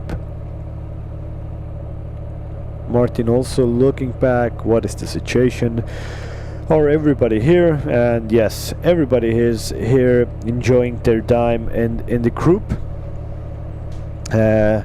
We will also have a director sportif of Una Xter development team giving us an interview in a few minutes. Of course, UNX did a perfect ride yesterday. A lot of work on the front of the group that eventually came out as a stage win for their rider. We are But this here is with Max Emil Körner. Körner from UNOX development team. You've had rather successful race so far. Yesterday you had a stage win and also third place in the general classification, right now only 9 seconds behind the leader's jersey. How do you approach today's stage? Oh, that's gonna be difficult, I think. The Estonian team is still very, very strong. So, if everything goes to plan, they can keep third. But I think it's difficult to advance much more by it. But we will still try to win the stage like yesterday, which was very good for the team also. Today's 200-kilometer stage, the longest stage. How do you see the race is gonna play out today? Is there gonna be breakaway? Is there gonna be long attacking? What do you think? Last day, and still a lot of people that hasn't made or happy with the race yet. So I think a lot of people want to attack today, and we will see if the wind is from the correct side today or not. But yeah, I think a lot of people want to make a good last stage, so it's gonna be hard, I think. Is this Scandinavian team, your team UNOX, their development team, enjoying Baltic chain tour so far? Yes, for sure. It's 2 years in a row we win in Valga, so very happy with the race. I wish you best of luck for today. Thank you very much.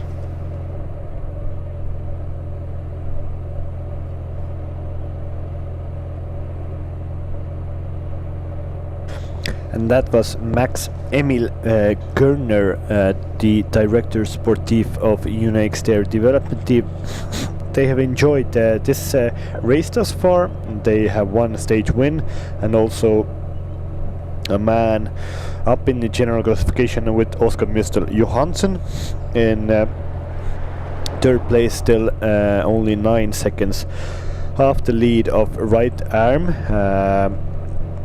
They won a stage yesterday and they want to do something similar today, but they said that it's very hard to contest the general classification against a very strong team Estonia, that they are their main competitors, but it's hard to really put pressure on them because they are such a collective force in this race, but they will still try to maybe win a stage again with young Tobias Agard Hansen, who won the sprint yesterday in front of Martin Laas and Thomas Parta. Also Henry Ulig and Lars Ruffenfer. So yeah, a very high field that Tobias Agard Hansen sprinted in front of yesterday, which gave him probably his biggest win of his career thus far. A very good sprinter, Tobias Agard Hansen, and maybe in Pirita he can do the same thing today. UNX is definitely taking it really serious. Today they are on the front of the peloton with multiple guys trying to control this breakaway and to give their sprinter Tobias Hansen a chance to win today also. So it's a bit of a straightforward stage today. It looks to be, at least, that everybody is trying to control the race to get a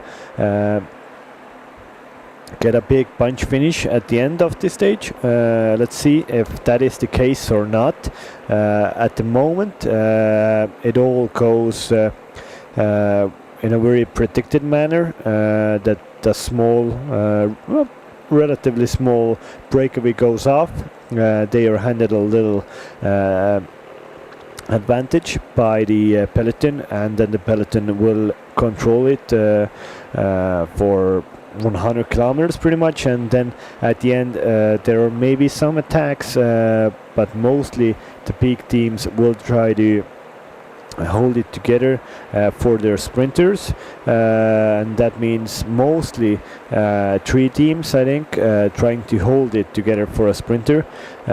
So National Team Estonia, ENG and Align Continental Team, who have a good sprinter in from their team, Lars Rufaffer. He was second in stage 2.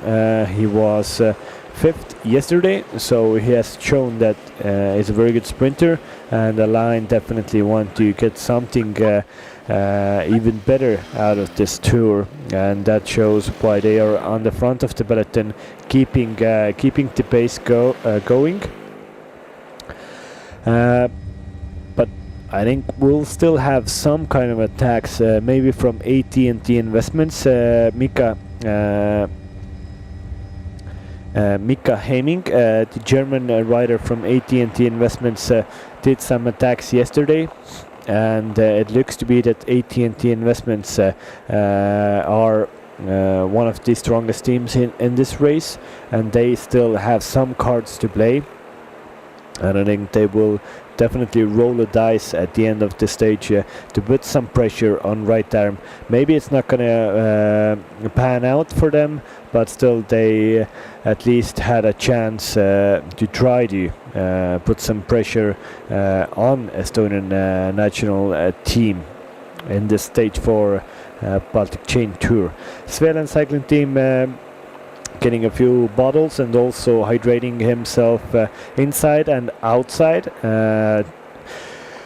pouring a little water on the back of his jersey, on the back of his neck, to keep himself as cool as possible. It isn't super hot today, approximately 25 degrees at the moment, but still, when you go full gas in the breakaway for almost 90 kilometers already, then at some point the heat, or just the strain and the heat, will get to you. So yeah, you have to keep well fueled. Here is the nice aero shot of the peloton. It is strung out in pretty much one long line. Align Continental Team, ENG and Estonia still on the front here. This means the pace is really going, and the wind is coming from the left hand side. That almost the whole group is in one line. It isn't super fast, but still the pace is on at the moment, and the difference between the breakaway and the peloton is slowly but surely also coming down. 22-24, the difference between the peloton and the breakaway group. This is the peloton. 82 riders should be here still racing this Baltic Chain Tour. Of course, 6 riders are in the front, so 88 riders altogether. But yeah, the peloton really has a good pullers on the front, a few big strong guys who can go for a long time on the front. Actually, if you look at the ENG guy, he's not that big as a rider that is doing his job should be, but he's doing a very good job at the front of this peloton.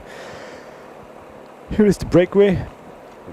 Yep, Svel and the cycling team still taking a few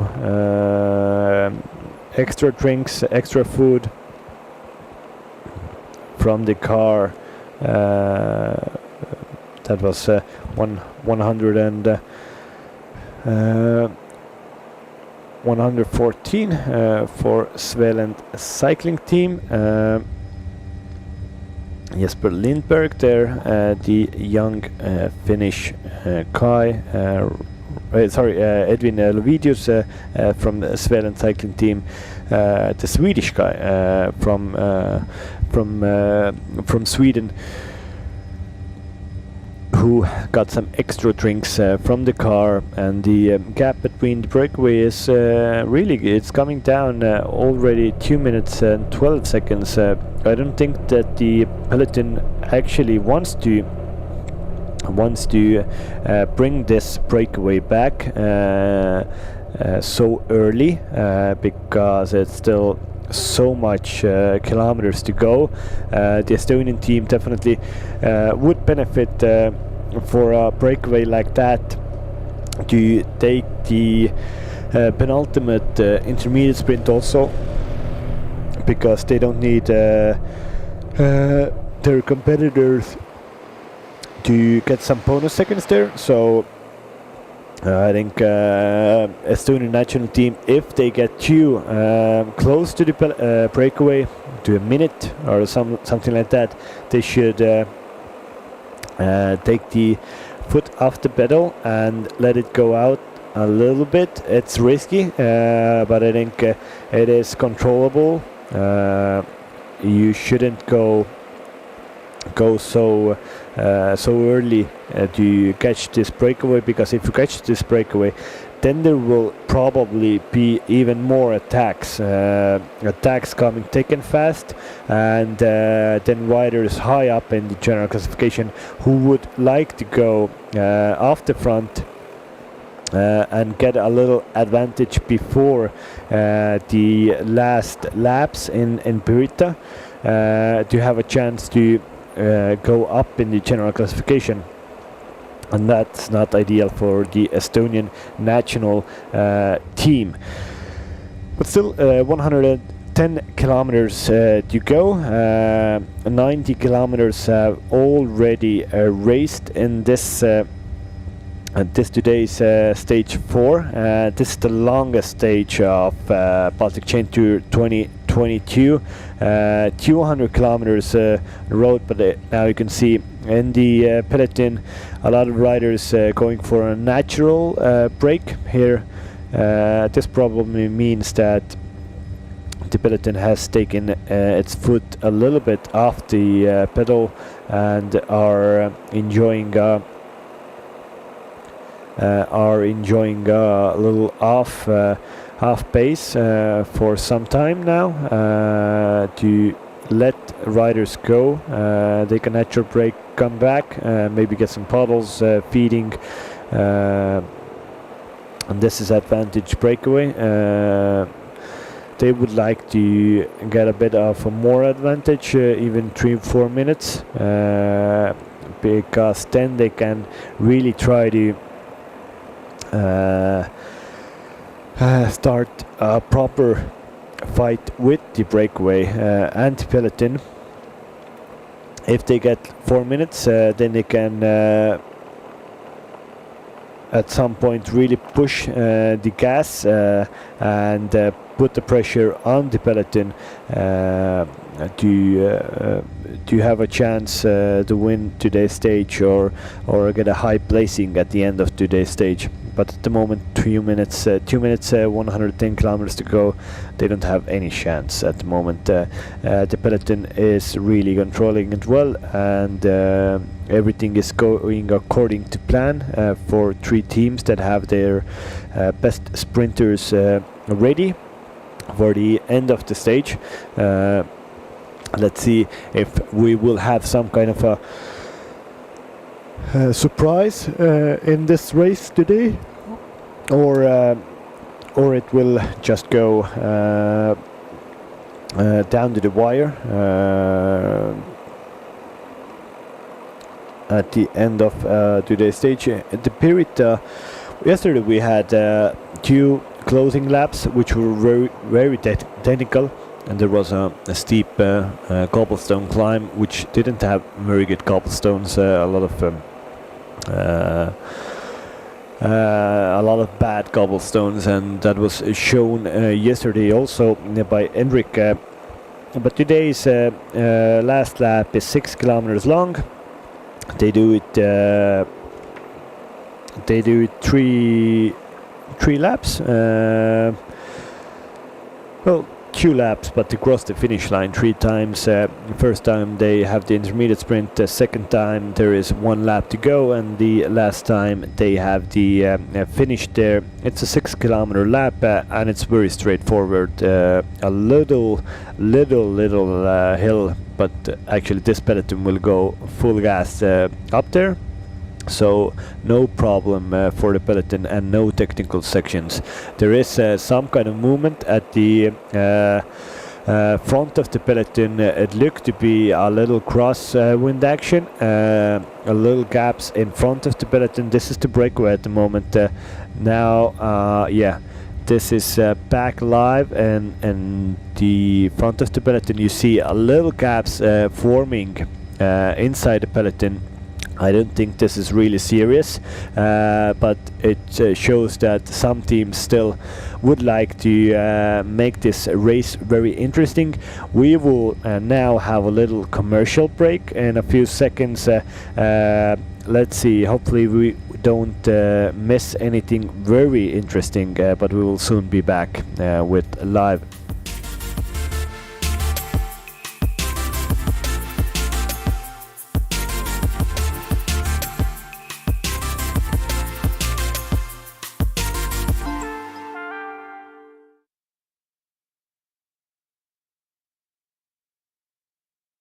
Give me the mountains and bubbly streams, the flowers swaying in the summer breeze, the butterflies, birds and bees. That's the rolling life for me.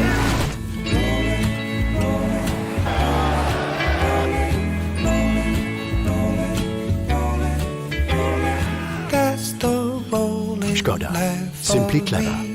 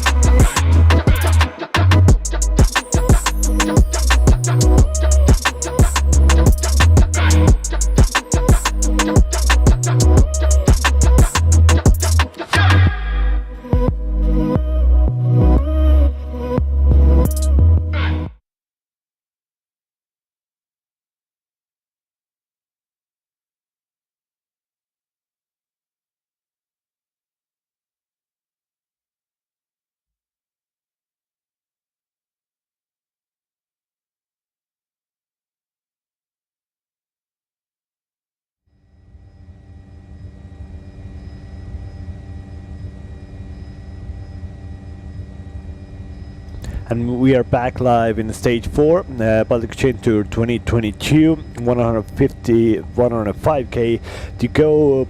Gap between the 6-rider Breakaway and the peloton is 1 minute 16 seconds, and there's a lot of action here. A lot of action. There has been crosswinds here, and the race has been split. It has fully split. There are 40 guys approximately in the front. Alpecin, Team Estonia, Unix are really trying to pace. AT&T Investments is here also. The leader, right arm, is also in here. I don't know who has really lost the split. We will soon know. Hendrik is here. So when you were having a commercial break, actually just the action started I was also thinking that it's gonna be pretty boring kilometers to the Tallinn. Breakaway is doing its thing and just peloton is cruising. But what's happening now is I think it was Uno X development team that picked up pace with the team, and they did really crosswind damage there at the one point. Alpecin, the König also joined them. I saw some Estonian national team riders there in front as well, and there is damage being done. There is even splits in the peloton right now. Let's see how this carries on, but they are not just cruising until Tallinn. Thank you, Henrik. Yes, as you, as I also told that there should be a bit of a boring racing between here on and Tallinn, but this isn't the case. The race has really split in this crosswind, but the case is that pretty much everybody who's high up in the general classification is still inside this front group, so that means no advantage anybody, and that just shows you if any big rider doesn't lose a gap here, then probably they won't go forward with this group, because there's no point of going full gas if still every general classification favorite is with you. There is point of going full gas if somebody is being is on the back foot, is losing contact. Right arm is there, Mika Hemming is there, Oskar Mjusteli Hansen is there, I saw Alex Krast, I saw Martin Laas, I saw Trollof Rondhede, I saw Venantas Lazinis, pretty much everybody should be there. Nope, this looks to be... Oh, that wasn't... I thought maybe that's Martin Laas, but it looks to be somebody from the German team. They have very similar jerseys. The German Wheel Sports Metropole Racing Team and the red most competitive jersey. But here, yeah, everybody's on the front. Alpecin the Königs is really doing a good ride on the front of the peloton. Here Ampler team are here. Yeah, the right arm is riding on the front of the peloton. On the left hand side, Martin Laas was in his wheel. Ampler team, Aivaras Mikutis, Paul Rubenis, Alex Krast, all of those strong riders from that team is here also. Jonas Kuritz from Ampler is here. So yeah, it's a very strong 30-40 man breakaway here, but there is Jonas Kuritz now has some kind of a discussion with the Alpecin guys. Jonas said something to them, and then now there is no... that took a little bit of momentum out of this group. I don't know what Jonas told the Alpecin boys, but we now go through another little town.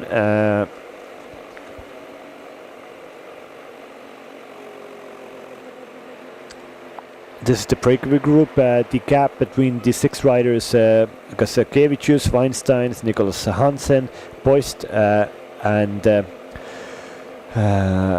the Swede is gone down to 24 seconds only. Edwin Lovidius is the Svellen cycling team rider here. Yeah, and now the peloton and the breakaway, they already see each other. Only 24 seconds. The group has now taken the foot off the pedal at the moment. Estonian national cycling team now coming to the front to control this.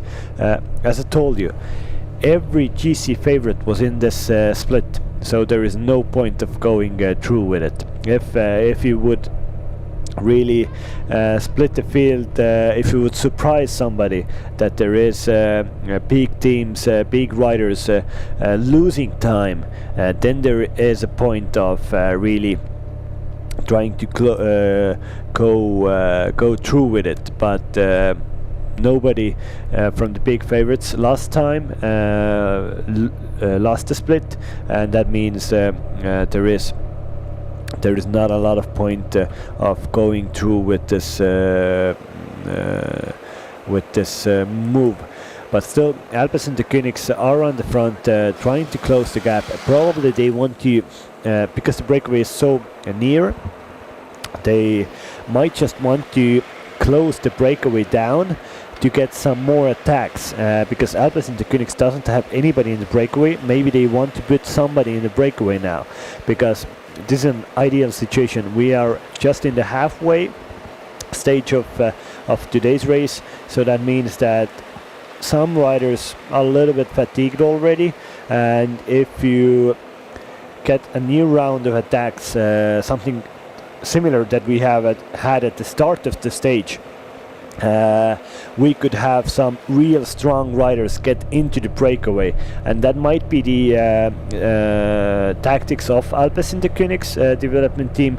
They are now not on the front anymore, so maybe not, but that might have been one of their thoughts for this acceleration. But now, yeah, the second split has now bridged with the front of the race, the peloton. There should be still some other group somewhere on the road who lost some time in that split, because we don't have the cars right at the back of the peloton, so that means there's still riders who lost contact in that crosswind section, but probably nobody real big favorites. Yeah, now we see at the back there's still 15-20 riders trying to get back into this peloton, but now they are all across the road. This is a nice nice old bike, definitely built in the last century or even a century before that, but some nice riders or some nice fans on the side of the road cheering on riders here. This is the breakaway group. There's even a little attack in the breakaway group. It seems to be 41 seconds now, the difference. It looked to be that the CCN rider tried to force a little pace, because the difference between them and the peloton was at some point less than 30 seconds, and they were almost caught after that acceleration of the peloton. But now it's going back up to near a minute, 49 seconds already. So yeah, 6 men still on the front, teams, 6 different riders from 6 different teams, so 6 teams that don't have to do anything in the peloton, but there are still a lot of teams that like to do some work here and want to bring this breakaway back, that their sprinters would have a best chance for that win at the end of this stage. But the last group managed to get back into the peloton now at the back of this group. They are really chilling at the moment. 1 minute the difference now. The whole peloton is all across the road, no real hurry. They did one acceleration in the last crosswind section, but that wasn't enough to break the race. And yeah, now they're all together. This is ideal situation for the Estonian national team, who has 5 riders at the front of this race now. On the left hand side, Estonian champion Mikkel Räim, then Gleb Karpenko, then Siim Kiskonen, then the general classification leader right arm, and on the left hand side there was also Norman Vahtra. This is Breakaway, Ken Boist, Jasper Lindhall, Lindahall at the back of this group. Nice Estonian flags flying out. Estonia had its re-independence day yesterday, so big celebration yesterday. Today we have just a nice Sunday here.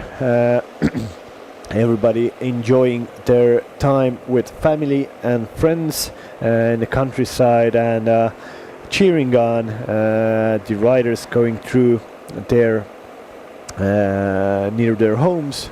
Now the commissar comes and says the gap to the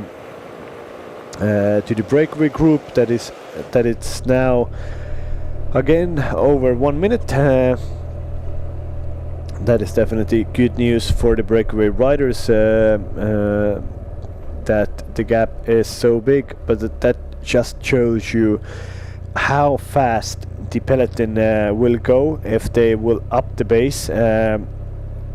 The gap came down by 2 minutes almost in a space of 5-10 kilometers. So yeah, if the peloton will go full gas, then there is then the breakaway will not have any possibilities to really race for the win.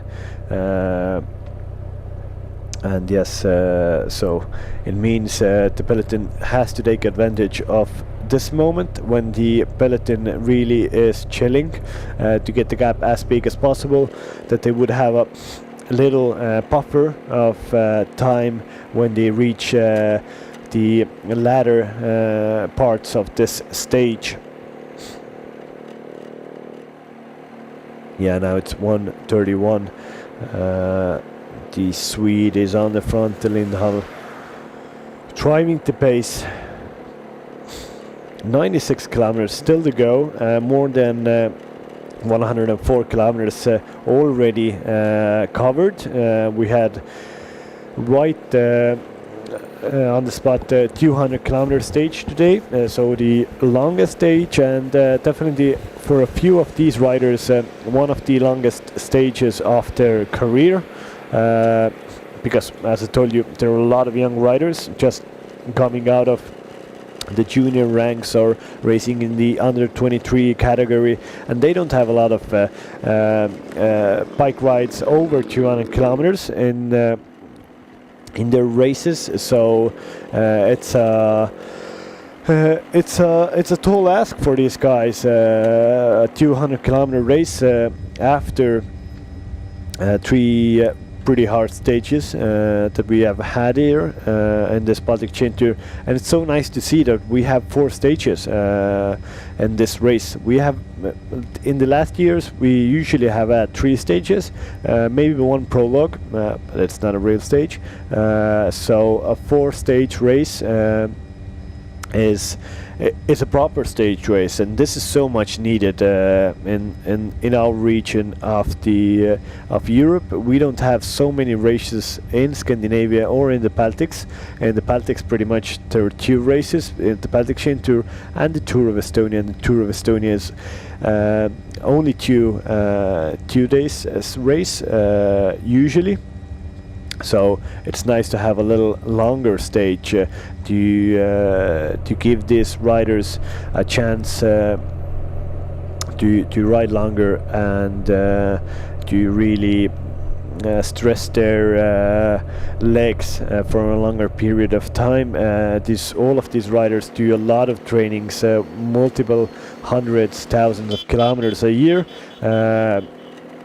So they actually would like to get some more stage racing in those legs, and this year's Baltic Chain Tour is a very good chance for that. But this breakaway group of 6 riders really is working together. Every rider is doing their job perfectly. And nobody seems to lack any motivation to do work. This is the peloton now. It's when it at some point it was all across the road, people riding 30 kilometers per hour, just chilling. Now it's more into color order again. UNX Estonian cycling team and yeah, mainly it looks to be that UNOX and the Estonian national team are in the front of the peloton, holding the pace, setting the pace for the peloton, just keeping a relatively relatively high pace for the peloton, that they would get as fast as possible to the finish line, and also to keep the breakaway in control. Again, it looks to be Klev Karpenko from Estonia and some riders from UNOX, their development team. It's hard to see the numbers here to talk about those riders a bit more, but soon definitely we will know who is on the front of the peloton. Here you can see the whole convoy of this Baltic Chain Tour.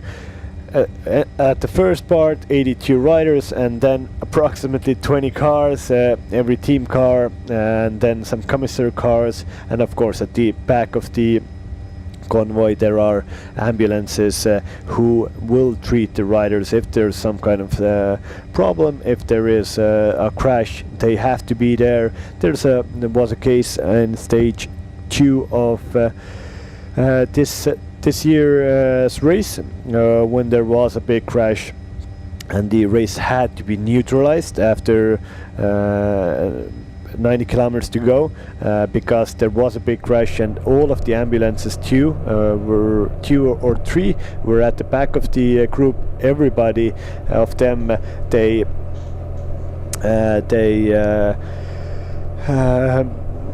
were taking care of those riders who came down in that crash.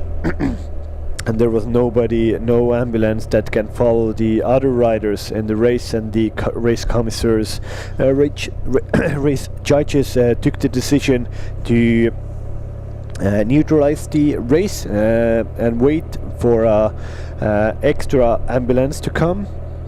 It came, but it just took a little time. Probably a smart decision, but at the moment a bit controversial.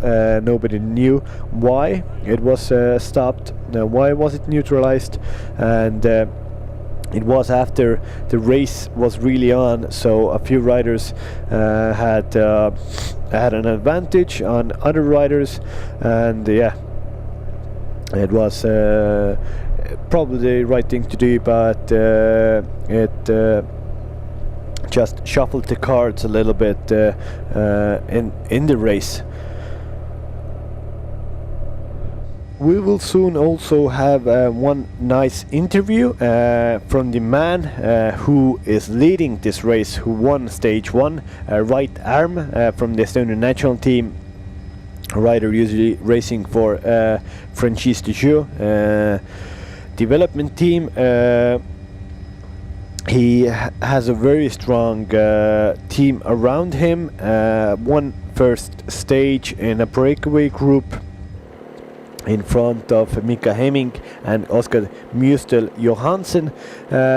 Let's see what right arm has on his mind. What kind of tactics are the Estonian national team are going in today's stage, and how well does right arm think that he will keep the jersey at the end of this day?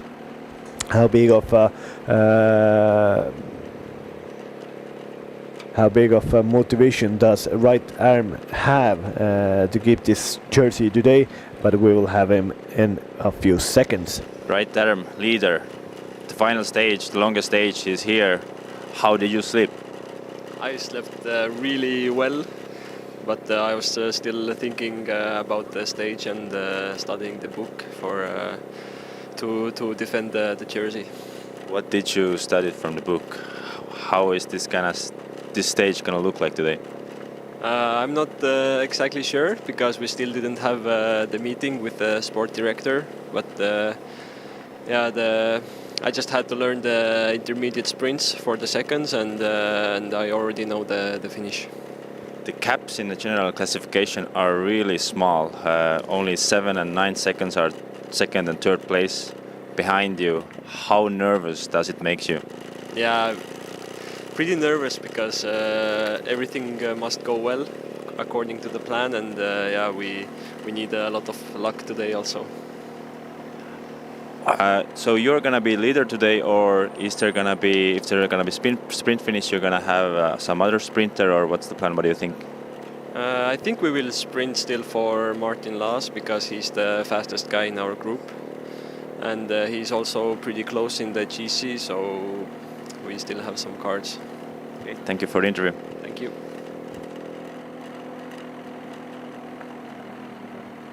That was our as the Baltic Chain Tour leader, Martin, right arm, who talked a little about tactics of the Estonian national team.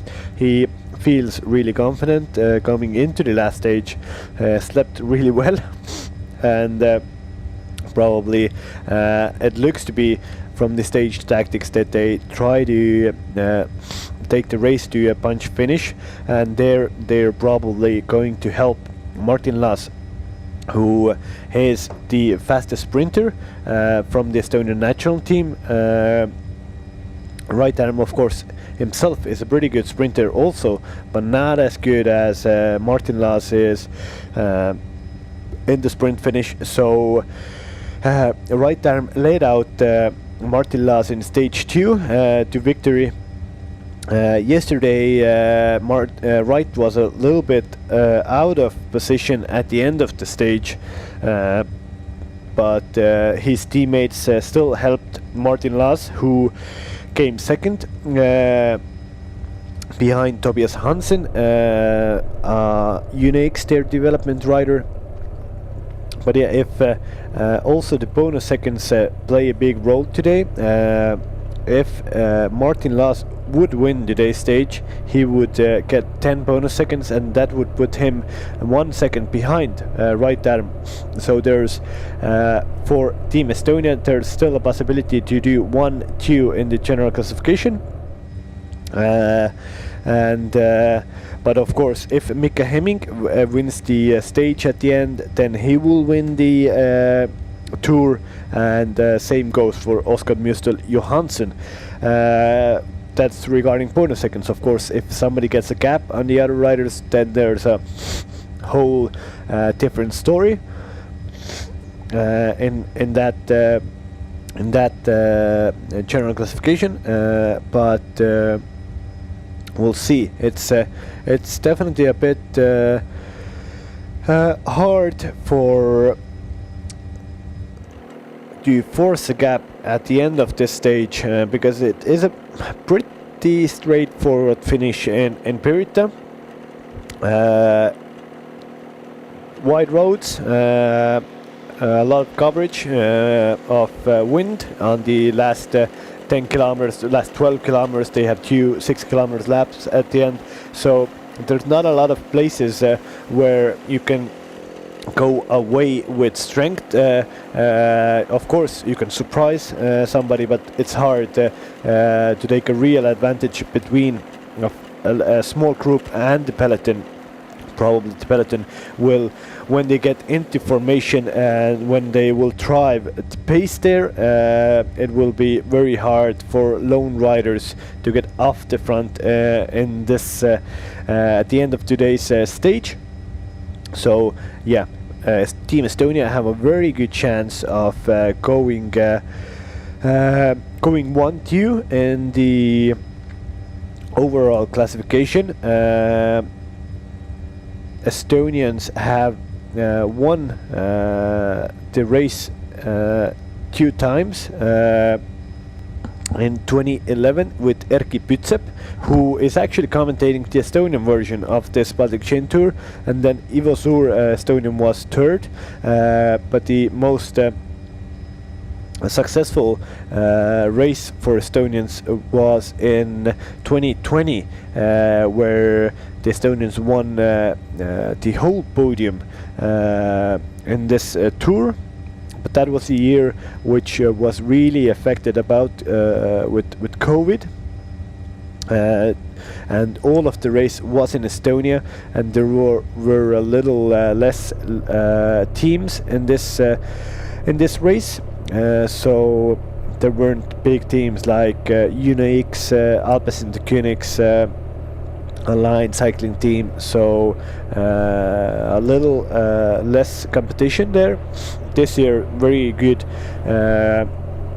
representation of different teams, 17 different teams in the race, and very international field of riders from the Baltics, from the Scandinavians, Germans, Czech Republic, so even Australians or Australian from the Alpecin Königs development team. Alex Bogna, a rider who came from the ranks of the Swift Academy. Alex is in Europe racing his bike. He wasn't a real pro cyclist before, but from the Swift Academy, which he won, Alex Bogna, he now has a contract with the development program of the Alpecin Königs team. He's a very good racer, an up and coming star from Australia, and this contract for him is a life-changing contract. A 19-year-old rider. He's more of a climber. He's a very skinny guy, and he joins a compatriot, Jay Wine, who is in the real Alpecin Königs team. Who came also from the Swift Academy here, and he has done a lot of very good results in races all across the world. But Alex Bogna would need a little bit of a harder parkour to really show his strength in this race. Probably this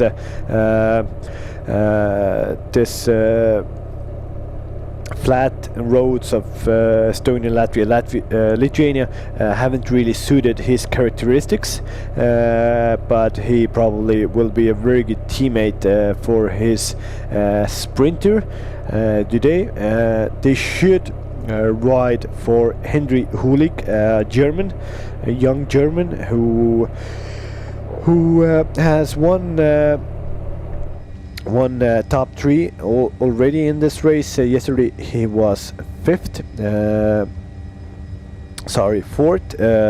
Henry Ulik, young German, rides for the Alpecin Königs development team, and Alex Bogna will from that team will definitely try to put Henry in the best possibility, in the best position for the end of this race to get a good result. But now, at the front of the peloton again, very nice cooperation between 3 team riders from Align, Continental Team, Team Estonia, and Team UNIX. Pretty much the same situation we had before, that little acceleration, 100 kilometers to go, when there was a big crosswind section, and UNIX, their development team, really pushed the pace in front of the peloton and made a few splits there, but it wasn't really nobody was really left out from the biggest favorites of the race, and it all came back together in a few kilometers. And now we are just riding a very calm, very good average pace for this peloton, and also for the breakaway, 2 minutes in front of the race at the moment. 84 kilometers still to go. We have still 2 intermediate sprints coming up today. One is in 40 kilometers time, 41.1 kilometers to go.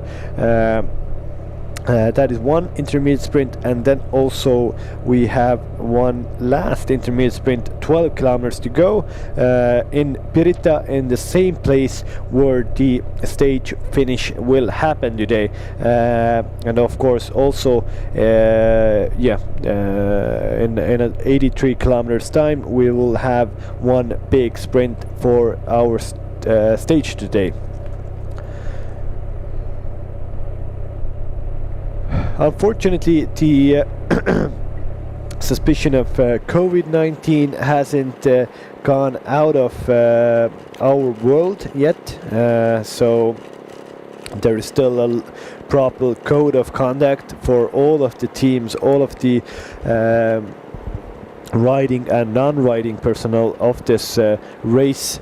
I don't know that nobody has caught COVID in this race, and hopefully nobody will after the race also, but there was a proper code of conduct that you have to assess strictly every day your riders, your own condition. If you have some symptoms, there each symptom gives you points, and if you have 5 points or more, then you are in a high risk red flag area, and you couldn't race the next day, or you have to at least have contact with the race doctor, that he or she would assess the situation and then make the decision, are you able to race the next day. And of course, if you get a positive result, the competitor can't race anymore. He has to be quarantined, and the race staff and team have to notify the race organizers.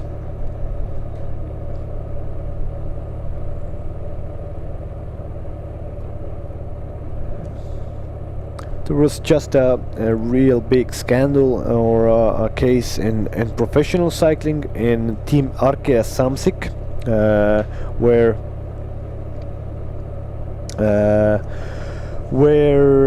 Nairo Quintana, a rider from Colombia, is suspended by the ASO, the Tour de France organizers, for having 2 positive tests for tramadol in this year's Tour de France. And this is a very big shock for all of Nairo Quintana supporters and the fans. He was 6th this year in this race, but yeah, Nairo Quintana as at the moment disqualified after tramadol positive.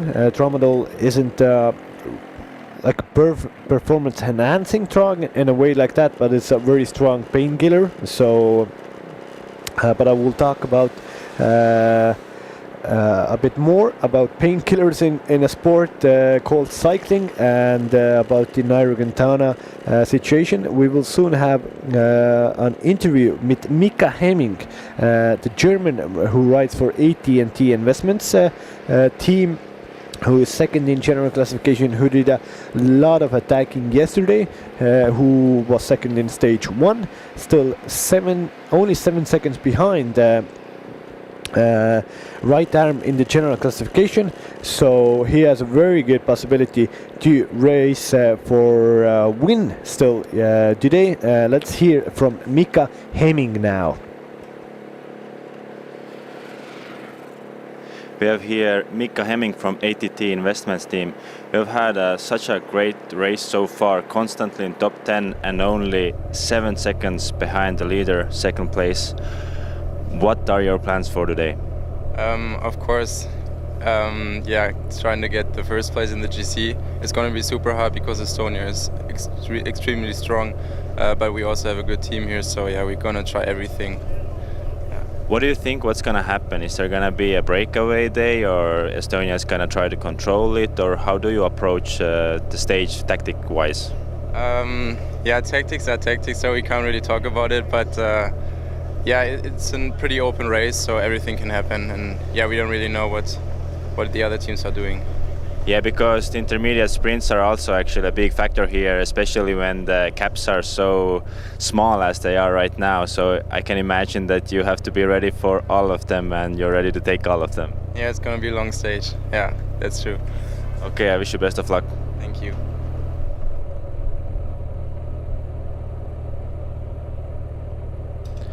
And that was a very mysterious interview with second in GC Mika Hemming.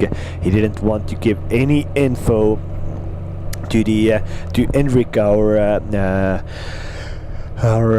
our commentator on the ground there at the start of today's stage 4. He didn't give out any tactics, any info when or what plans does he or does his team have. Well, let's see. We will definitely see what their tactics are later in the race when they will try to force that tactics on the race. But Mika Hemming in a good position to get his second position in the general classification. That means that he has to not let anybody else from the back of him, from Oskar Mr. Johansson to get any bonus seconds, Alex Krasts and Martin Laas, also Paul Ruben is pretty much. Yeah, Mika Hemming's position is very up for grabs, because third place to sixth place, third place to seventh place, all of them have a possibility to go in front of Mika Hemming if they would win the stage today. Of course, the main favorite for that is Martin Laas, Estonian national team rider. So Mika Hemming would have to get a little gap, I think, to have a good possibility to win for today's stage. He isn't a very superb sprinter, that 22-year-old rider, but he has had a very good races this year in Fletcher Sud, a Luxembourg 2.2 race at the start of spring. He was third in general classification. Also, a lot of good races at the start of the year in Greece, and most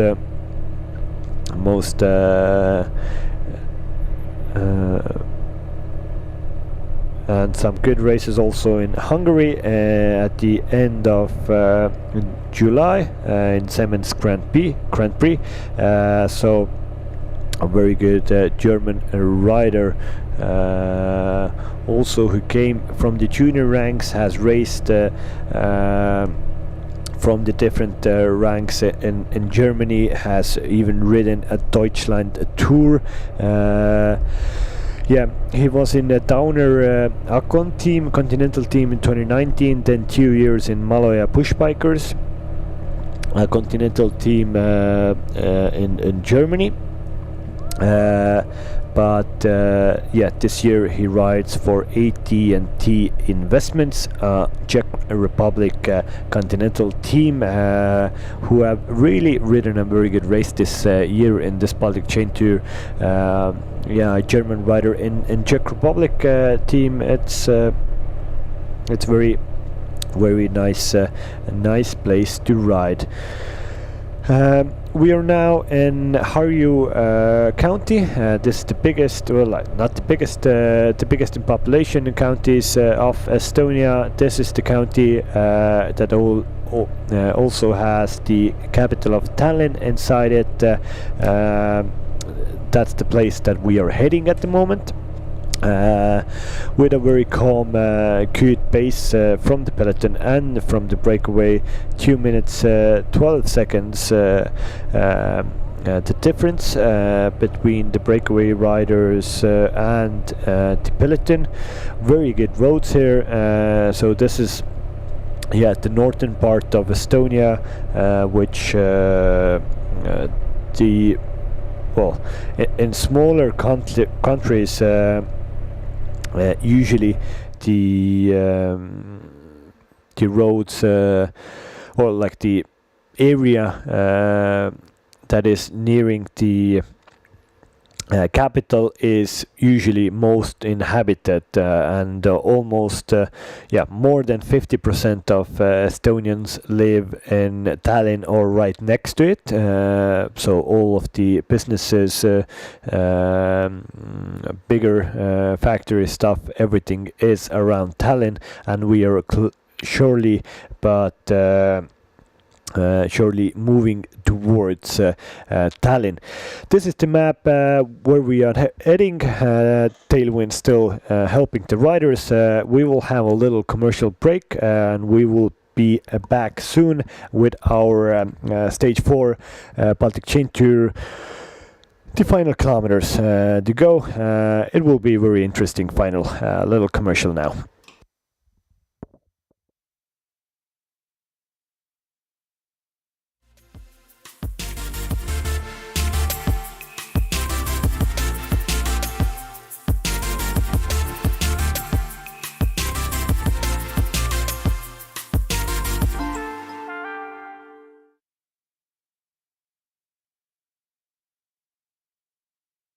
Give me the mountains and bubbly streams, the flowers swaying in the summer breeze, the butterflies, birds and bees. That's the rolling life for me.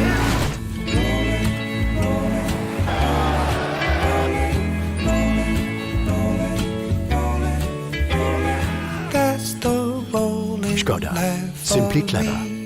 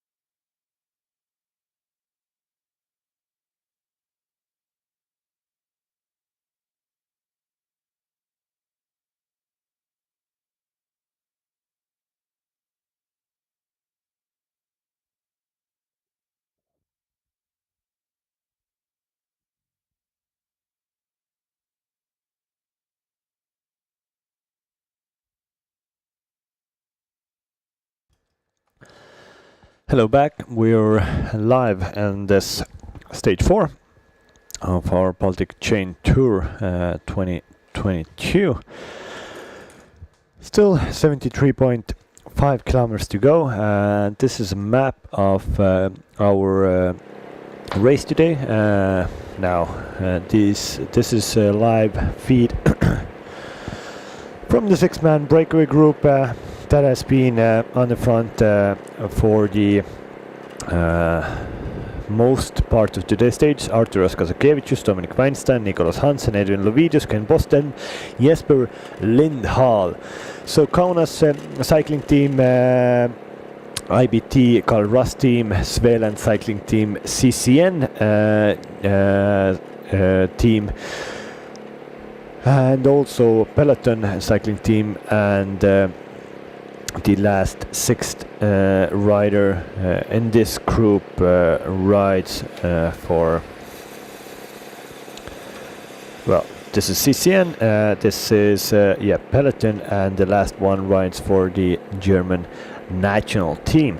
So one national team represented here, and then a few continental teams, and then a few amateur teams. yeah, this is a UCI Europe Tour 2.2 race, so you don't have to be a continental team to ride here. You can be also an amateur team. Like Peloton is a very good example, a very strong Estonian amateur team who has racers who can ride also with the professionals here for a few days of this Baltic Chain Tour.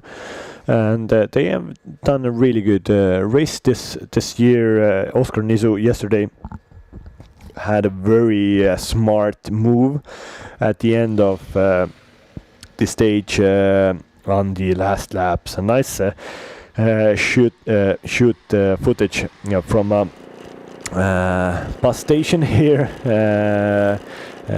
for the camera. Very good camera work in this Baltic Chain Tour 2022. The Estonian factory Rockstick Production has a lot of experience already filming cyclists going around around the world and around Europe, so they have good experience and are bringing us very high quality feed.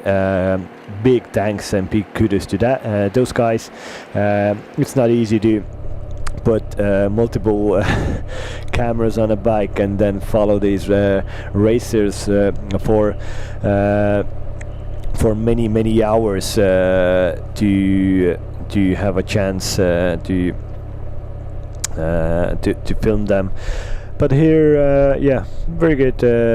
Also organizing from the commissaires that every bigger car, every junction, every bigger turn is well marshaled. Our rider or a commissaire on the motorbike goes in front of the peloton. They stop there and then they wave a little flag, wave a little high visibility flag, and also whistle to show the riders that there is some kind of danger up ahead, that nobody will run into that right into that obstacle. So very good organization by all of the commissaires and judges, and also from the production crew, that gives us this nice picture. This is the front of the peloton, still controlled by Estonian national team, rider line, a continental team, and UNA-X, their development team, are with the most riders at the front of the peloton. This is back footage of the Breakaway group.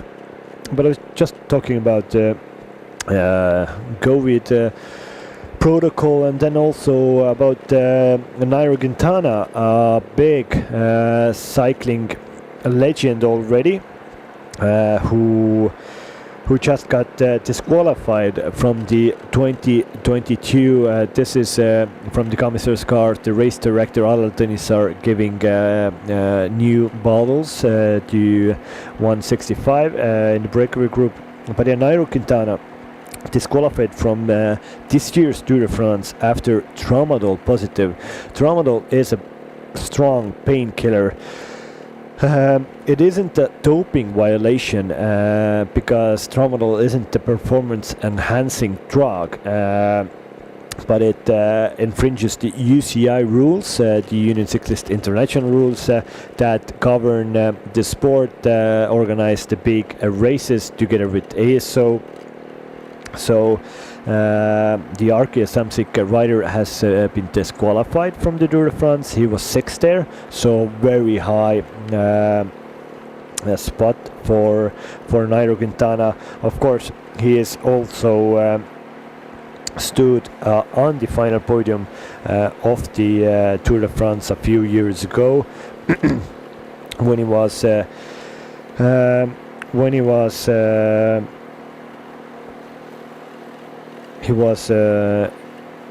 second two times in 2013 and 2015, also third in 2016. Of course, 2013 second behind Chris Froome. The same goes for 2015 behind Chris Froome. But tramadol and using painkillers in races, unfortunately, it is actually a pretty big problem, especially in amateur races. And when I also raced in France, and in Belgium, there was this case that, or a possibility to use a Finnish bottle. The Finnish bottle would consist of a bidon where there would be water inside it, and in the water there would be a few very strong painkillers and a few very strong caffeine tablets crushed into that water. So that what's called the finishing bottle, that should give you an edge at the end of stage. The painkillers will take your mind off your soaring legs, and the coffee tablets will avoid you getting really dizzy after the painkillers, because probably everybody has taken some painkillers in their life at some point. When you take painkillers, you feel dizzy, you want to lay down, and imagine taking strong painkillers and trying to race your bike 50 kilometers per hour, centimeter to other competitors. If you are not there, that will be very dangerous. And that is of course the case that why painkillers are not allowed to be used in a race. There are exceptions where when you get the TUE, so that's a case where race doctor will let you use some substances if you have some kind of illness or you have crashed, so on. So yeah, but we will have a new Punso.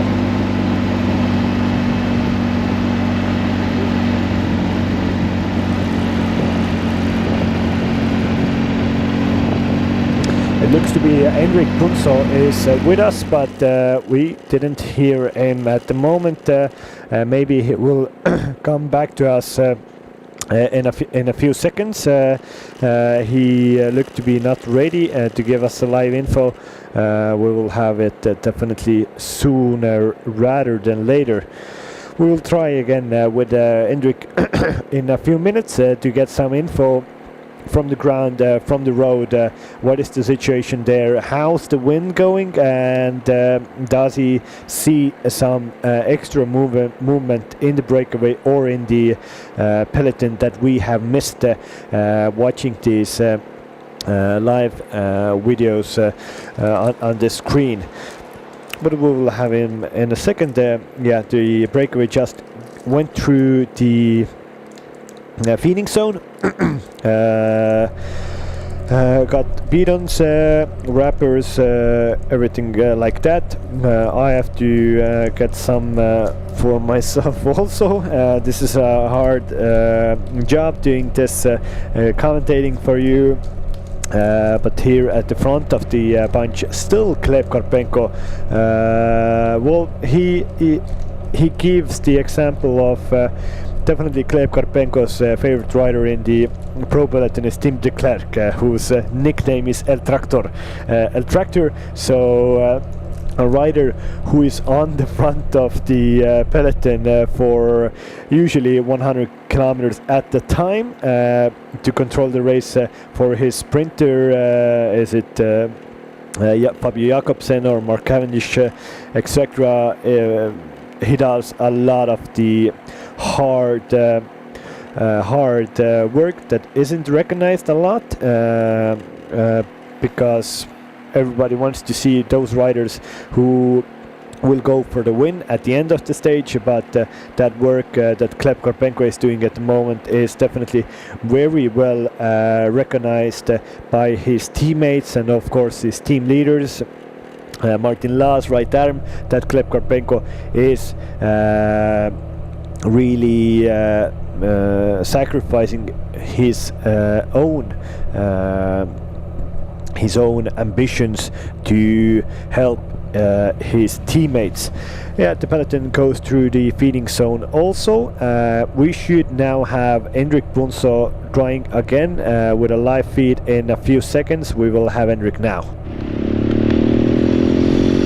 Hey, so I'm here directly after the feeding zone where the riders are actually working hard.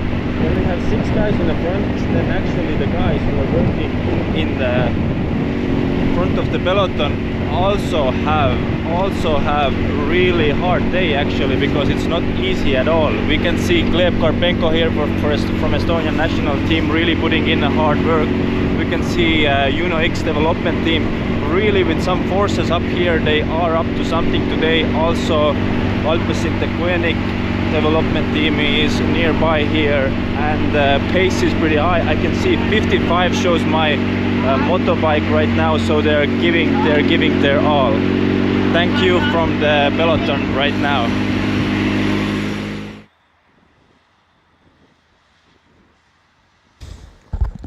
Thank you, Hendrik, for that insight of the peloton at the moment. Yeah, they went through the feeding zone, and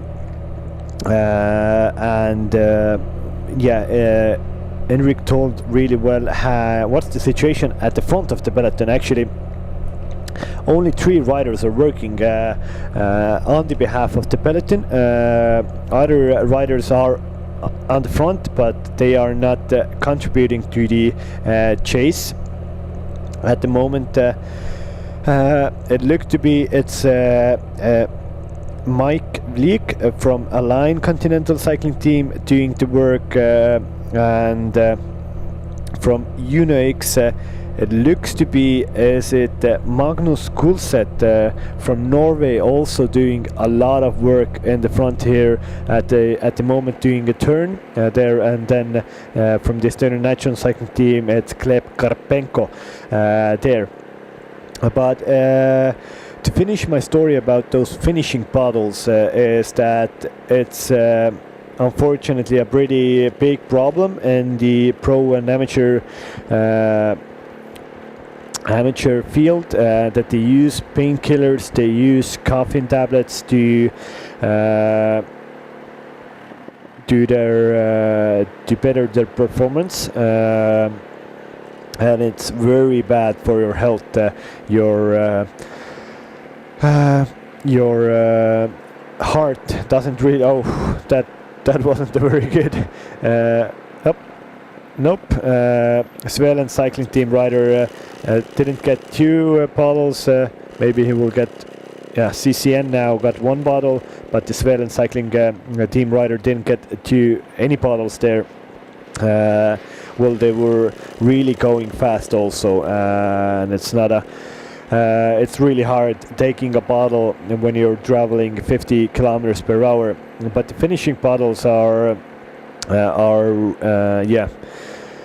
it's very dangerous for your heart, and it's very dangerous for other riders also, and for your health, because if you get dizzy, you can do errors inside the last kilometers of the race, and you can just you can jeopardize your own health and riders' health that are near you also. So hopefully nobody in this peloton uses them, and the commissar, or like the anti-doping people will try to get a hold of those people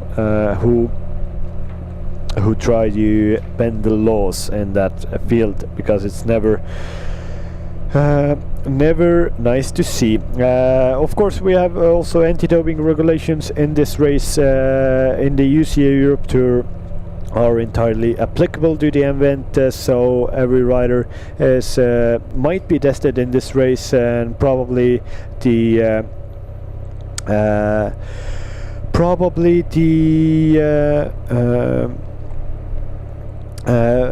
best racers, the top 3 of stages and so on will be tested at some point in the race.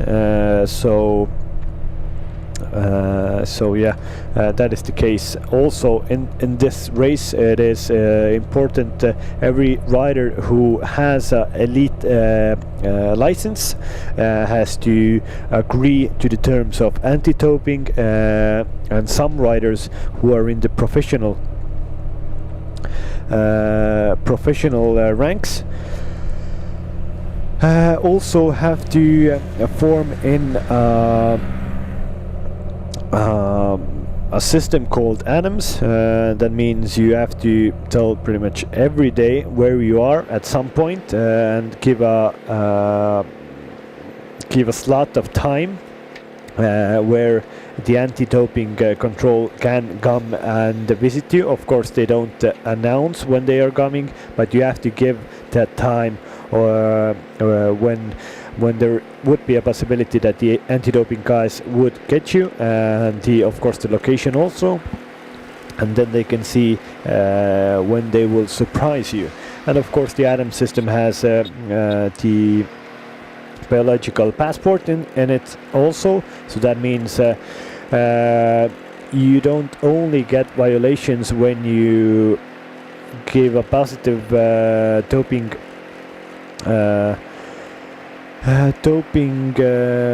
test in races on some kind of prohibited substance, but it's also the case of when your blood samples have a very big fluctuation in there. So if you have a hematocrit fluctuation of, I don't know, more than 20% in 2 different samples, then there's a big red flag for anti-doping organization that something is going on. It is not the normal that the fluctuation is that big.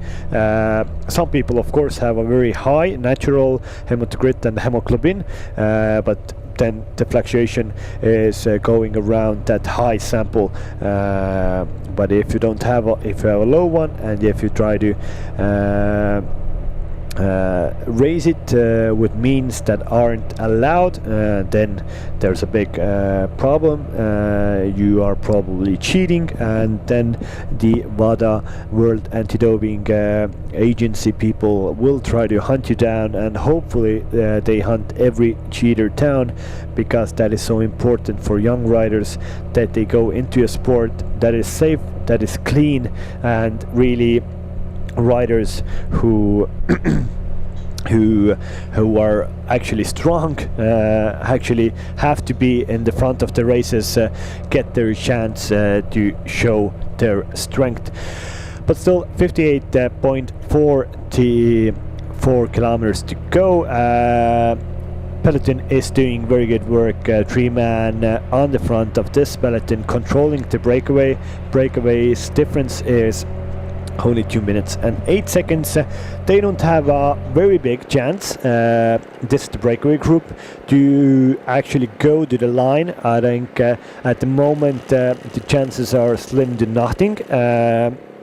But if I don't know how the legs are on a few of these riders. Oh, the Svealand cycling team rider isn't happy. Why aren't you coming right next to me with the team car? Why do I have to come back to you? And why did it take so much time for you to come here? Shakes his head. Not really happy about anything at the moment. Number 115, Edvin Lovidius, young Swede from Svealand cycling team, but fortunately now he got his extra bidon. He should be a bit happier now, and the Svealand cycling team car can go back and help the riders in this peloton now. But talking about the breakaway chances, yeah, I think there should be some kind of an attack at the end of the race, or like the in the last parts of the today's stage, there should be some kind of an acceleration from the breakaway. Definitely there won't be a 6-rider man going right down to the wire. I think there would be some kind of attacks when the difference between the breakaway and the peloton will come down to a minute or less. Then there's usually a few riders who want to try to be as long as possible on the front, and I tell you, not to win a stage but be as long as possible on the front, because I still think that today's stage winner will come from the peloton. This group of 6 riders have been on the front for now more than almost 100 kilometers. Arturs Kasakevicius, Dominic Weinstein, Nicolas Thor Hansen, Edvin Lovidius, Ken Post and Jesper Lindhall. At the back here is Dominic Weinstein from the German national team. This is the composition of this breakaway group. They have been on the front more than 100 kilometers, so they are now getting to feel the fatigue. They have had no chance to really recover in the stage. Thus, the riders in the peloton have been able to ride in the slipstreams of other riders, and only a few riders have had to contribute to the chase. We have 3 riders contributing to the chase, so there are a lot of fresh riders in the peloton here. So there is definitely advantage peloton and disadvantage the breakaway. The breakaway, I think they are feeling the fatigue a lot, and they have, I think, not a lot of chances to really go for the win today. But let's see. The time difference is still a little over 2 minutes. Pretty much very beautiful sight of the peloton. A lot of teams in color order: Unix, Estonian national team, AT&T Investments, Alpecin, the Koenigs development team. Perfect alignment of teams, and everybody is positioning them before we get to the last parts of this stage to really go for the win, to really give a big a big spectacle for us who are watching this broadcast. So yeah, nice finish today that will be highly contested by different teams with their sprinters. We are moving towards Tallinn, the Estonian capital, for today's final, for this tour's final, and let's see who will have the upper hand today, who will be able to win today's stage. We will know it just a little over 1 hour's time. The riders are very fast at the moment. Unix rider didn't get that bottle. The Seigneur moved his hand in the last 0.2 seconds, and the other Unix riders are they're showing that why did he do like that? That wasn't very professional, but hopefully the rider on the front of this front of this peloton will get a bottle soon from his team car or from his teammates. It's an art form of how to get a bottle on the side of the road, especially when you are riding on a very fast pace. Now one Unix rider, he goes back to the punch, back to the team cars now. to bring some bottles to his teammates. This is a standard protocol for somebody of the team to go back into the cars to get multiple bidons. They stuff their pockets. All of the riders have 3 pockets on the. Mostly all of them have 3. Some have 2 pockets on the back of their jerseys or skin suits, and then they stuff bottles there, and then they also stuff bottles under the jersey to bring their teammates some new bidons for the race, because it's so much more easier for one rider to bring multiple bidons for every rider to go back and then come to the front. So that's not a smart move, and you have usually 1 or 2 guys who are bringing water and bottles to the other riders, of course, and the team leaders of the race are protected riders, and that means that they don't go back into the cars to bring bottles. They have teammates doing that job, that they can keep their selves as with as easy as race as possible, and this is a team sport, cycling, and we have a nice example of this today, where 3 riders from 3 different teams are fully giving their all on the service of others at the front of the peloton. So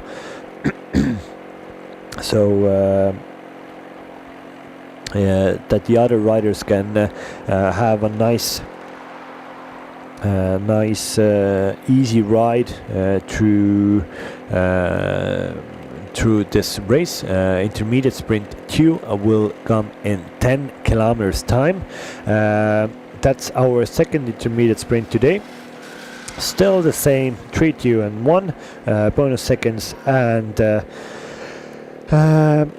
points. The points aren't very important anymore because the most active jersey will be awarded to Mateusz Stoszek, who has already mathematically gotten that jersey. He just has to finish today. He's back in the peloton, but there are bonus seconds for these riders aren't a factor. Also, they have none of these riders have a chance to have a very high general classification spot at the end of this tour. So the only thing that they are actually racing in front of this in front of the breakaway is 50 euros that the winner of the intermediate sprint will get. Well, 50 euros is okay. Usually in the races, every team is awarded their the money that they won in the race, and then it's usually it is divided gracefully and between team riders, because this is a team sport. So if the general classification is won by National Team Estonia, the prize money will be split between those riders, and usually something is given also to the mechanics and the other staff that follows the races. But of course, yeah.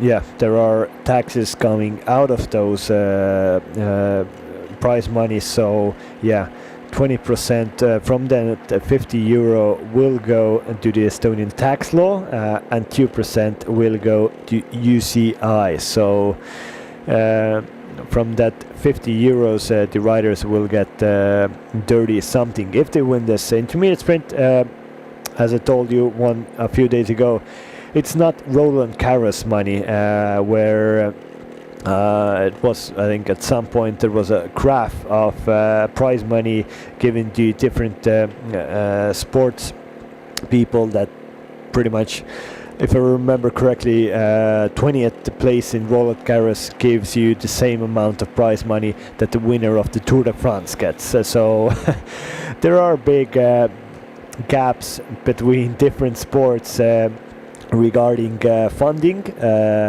but and of course there are big gaps between these riders and the riders riding in the Tour de France, but every euro counts. But we'll have the intermediate sprint in a 7 kilometer time, still only 48.3 kilometers to go here in this race. 2:24 the difference. The first hour's average pace was 48.5, so approximately we will have a finish in an hour's time at 3 in Pirita. So now people who are in Tallinn or near Tallinn, you still have a chance to come and visit the riders in Pirita, and the first time riders are passing the finish line is in 35 kilometers, so just a bit over 30 minutes time. So get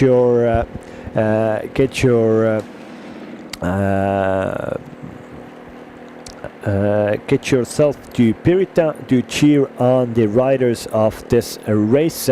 Still 6-man group on the front of the race, working perfectly together. This is an textbook example of a 6-rider breakaway. How to do turns, how to do good cooperation in a race. These are riders from different teams, but at the moment they are working as one team, one 6-man team, riding a team time trial in this stage 4 of Baltic Chain Tour 2022. One of the longest turns is really done by the young Swedish guy Edwin Lovidius. He is a very good time trialist from Sweden. He now did his turn and is coming to the back of the group. This is 115. Edwin Lovidius, the man I was talking about, riding a very nice Ridley bike which has yellow decals on, and it goes together with his Swellen cycling team jersey. Perfect, a very classy rider you can see here. I like riders who look good on the bike, who are not all over the bike, because that shows that they are not only good cyclists, they do a lot of work off the bike also, with regarding different exercises in the gym and in the off season, and also they really work to get the best position on their bike. It's an art also.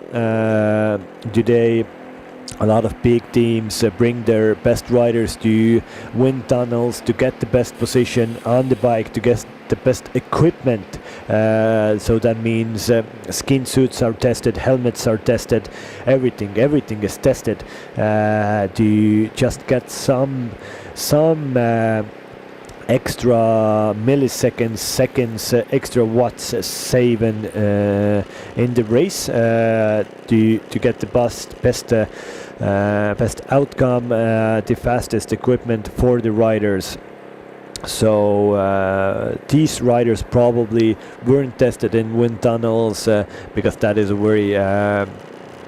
very expensive thing to do, but these riders definitely had their own tests on the road with different teammates watching them. How are you looking on the bike, etc. So it's an art form, and it's a big technological sport that cycling is. It is not just that I will hop on a bike and will go try to go as fast as possible.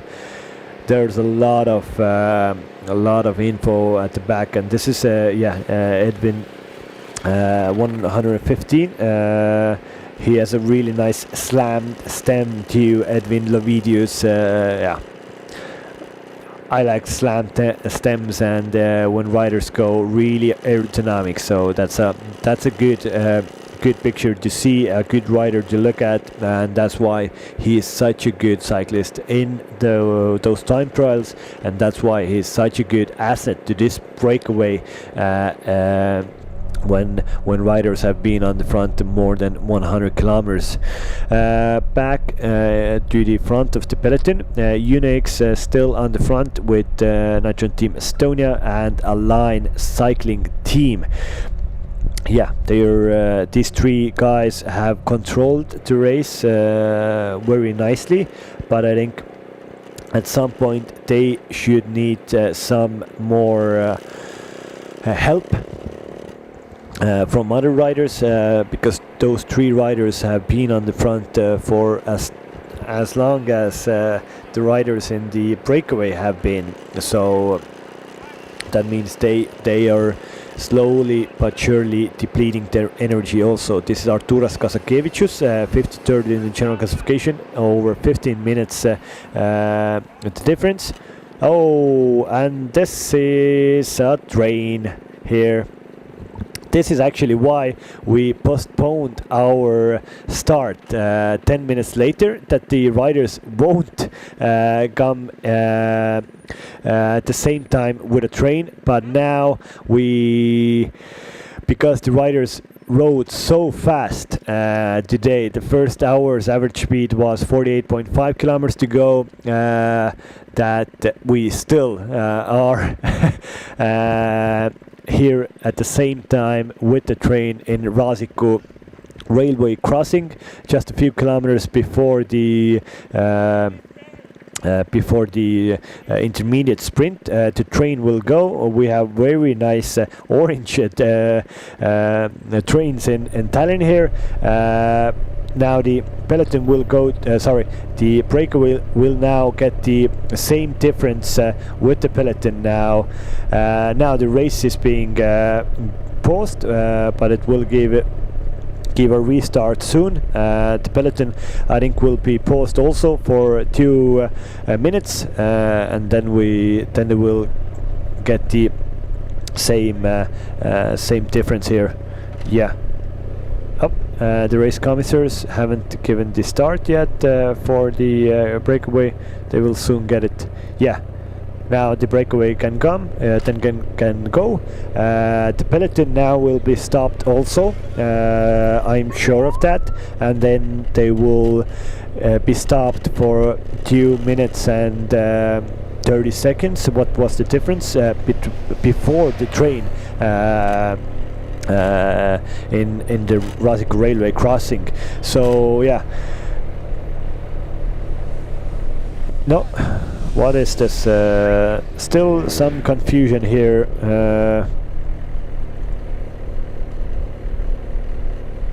I think there was some kind of confusion. I think the riders can go, they can ride. The peloton isn't still in the railway crossing. Maybe they will arrive there shortly. Let's see what will happen now. Everybody is very intrigued. Yeah, now they are at the railway crossing. Yeah, and they are stopped now. They are stopped at the railway crossing now. They will be stopped for 2 minutes, and then they will be able to go again. This is live feed from the railway crossing here. This is Gleb Karpenko here, who has done a lot of work on the front end of the race. UNX is here. All of the riders have a chance to do their natural break, to get new bottles, new bidons. This is a good place for that. Let's see. Yeah, now we are soon in we're turning left here. The nice fire marshal cars are also here. This is now the town what will have the second intermediate sprint, and now the peloton is also restarted because of a train that was in front of the breakaway.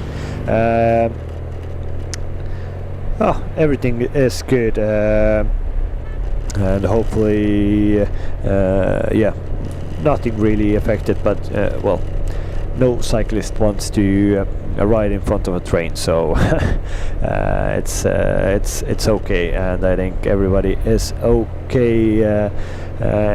Nobody gives a hard feeling because of that race pausing, but we just didn't know that you were racing that fast. But now we will have an intermediate sprint in 500 meters time. This right hand turn, the 6 riders will get 3 to 1 seconds. We'll see who will contest the sprint. I don't think that there will be a big fight for the sprint, but let's see. 300 meters to go until that intermediate sprint. The Swedish rider is still on the front, going for it. Now also Ken Boyce going for it. Up. It looked to be that we had a rider from CCN Factory Racing Team winning that, Jesper Lindhall. We will get the confirmation soon. And this intermediate sprint was actually organized by Erik Tamso from Estonian Porter Racing Club. It's a club that is our GC leader at the moment. Right arm is also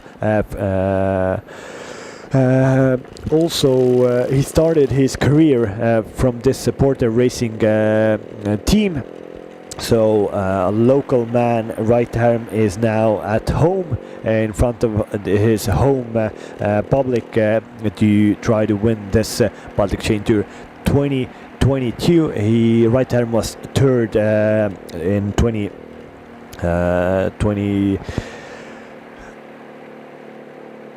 I don't even remember anymore, but he was third in of course in 2020.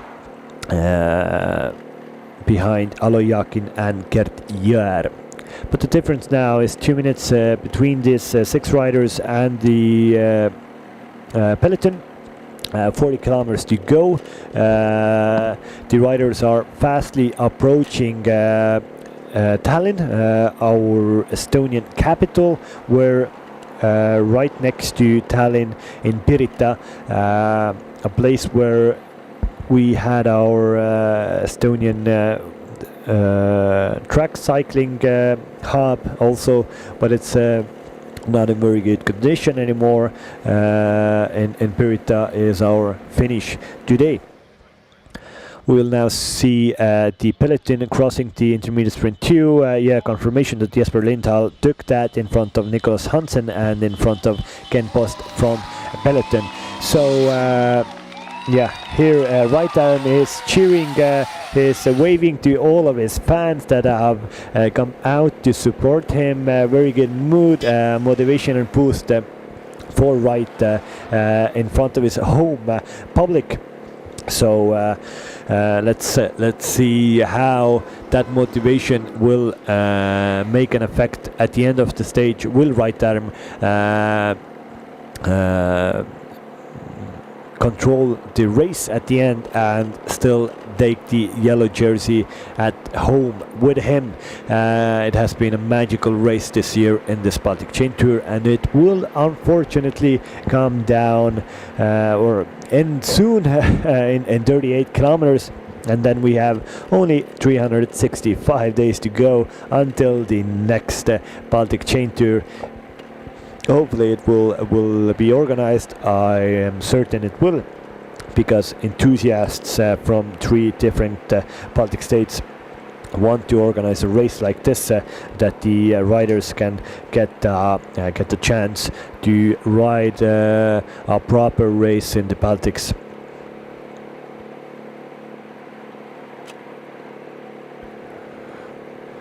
Yeah, the breakaway group is still going at a very good pace, very good cooperation. They've even managed to get extra 13 seconds at the moment, so 2 minutes and 13. It was at some point 2 minutes, 38 kilometers still to go. And it looks to be that they even might get a little chance to actually go really deep into the race and maybe even catch the peloton off guard. Six-man breakaway really working together here. IPT, Carl Russ rider here, Edwin Lovidius now just did a monster pole on the front, but yeah. 2 minutes 37 kilometers remaining. It's not ideal for the breakaway, but it's possible.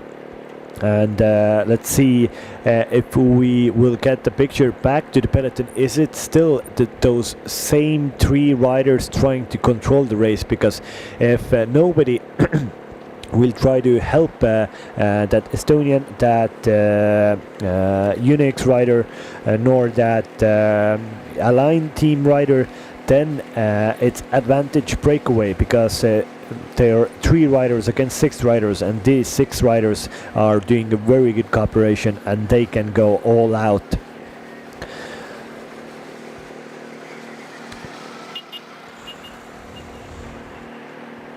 A very good shaded area, shaded roads here. No wind here, because very strong woods on the both sides of the road here. At the back of the bunch, Maris Bogdanovic from Latvian national team rode for the most time yesterday in the breakaway. Definitely a bit tired from yesterday, and also 63 Paulius Siskevicius at the back here. A few men with bruised legs and arms too, but we will have our last commercial break in a few seconds, and then we will come back, and then when we will see the very exciting stage 4 finish of this Baltic Chain Tour.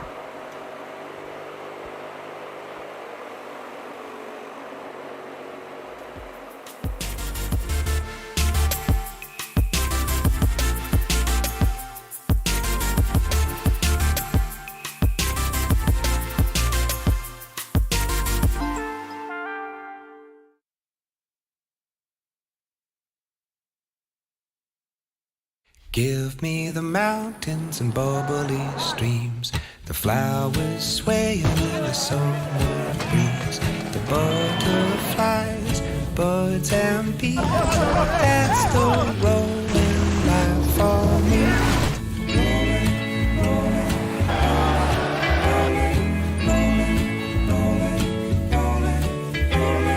That's the rolling Skoda. life for Simply clever. me.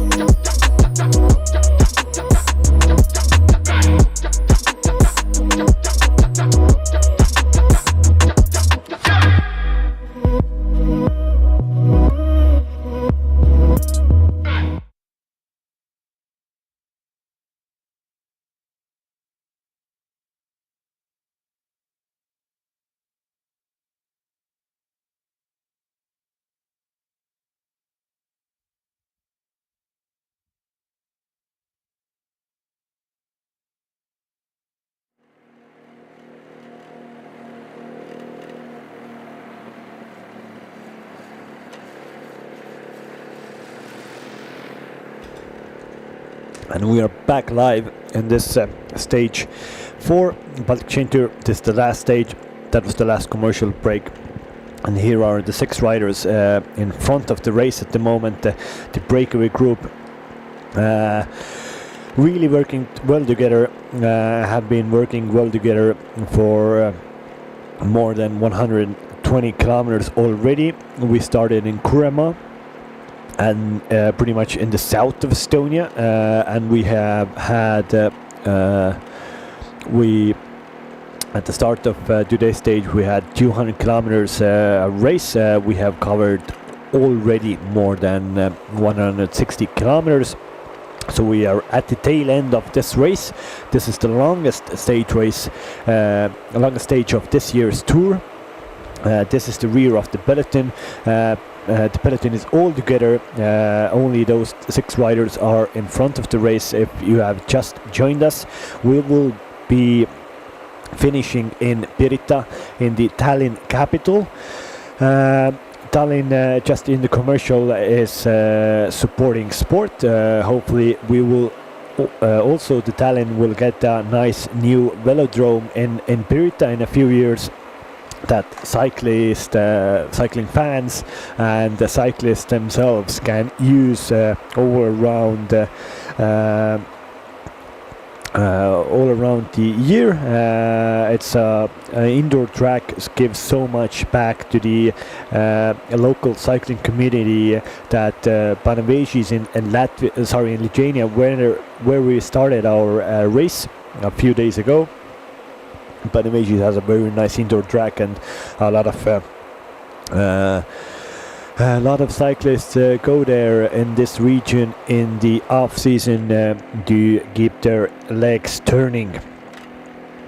But here in the Breakaway group, still working together, 6-man Breakaway. Nice aerial shots of the Breakaway going over a little bridge. Fastly approaching Tallinn. We will have 2 finishing laps near Pirita, so the riders will will cross the finishing line 3 times today. The first time they cross the finishing line, that is 12.2 kilometers to go, so exactly 20 kilometers time. That will be the last intermediate sprint of today, and then they have 2 laps there, a 6.1 kilometer lap, and the finish will be in Pirita, in front of that Pirita velodrome. In approximately 40-minute time, we will know who the winner of this stage 4 and this Baltic Chain Tour will be. This year it has been a very exciting race from the gun. First stage, a 21-man Breakaway went off into the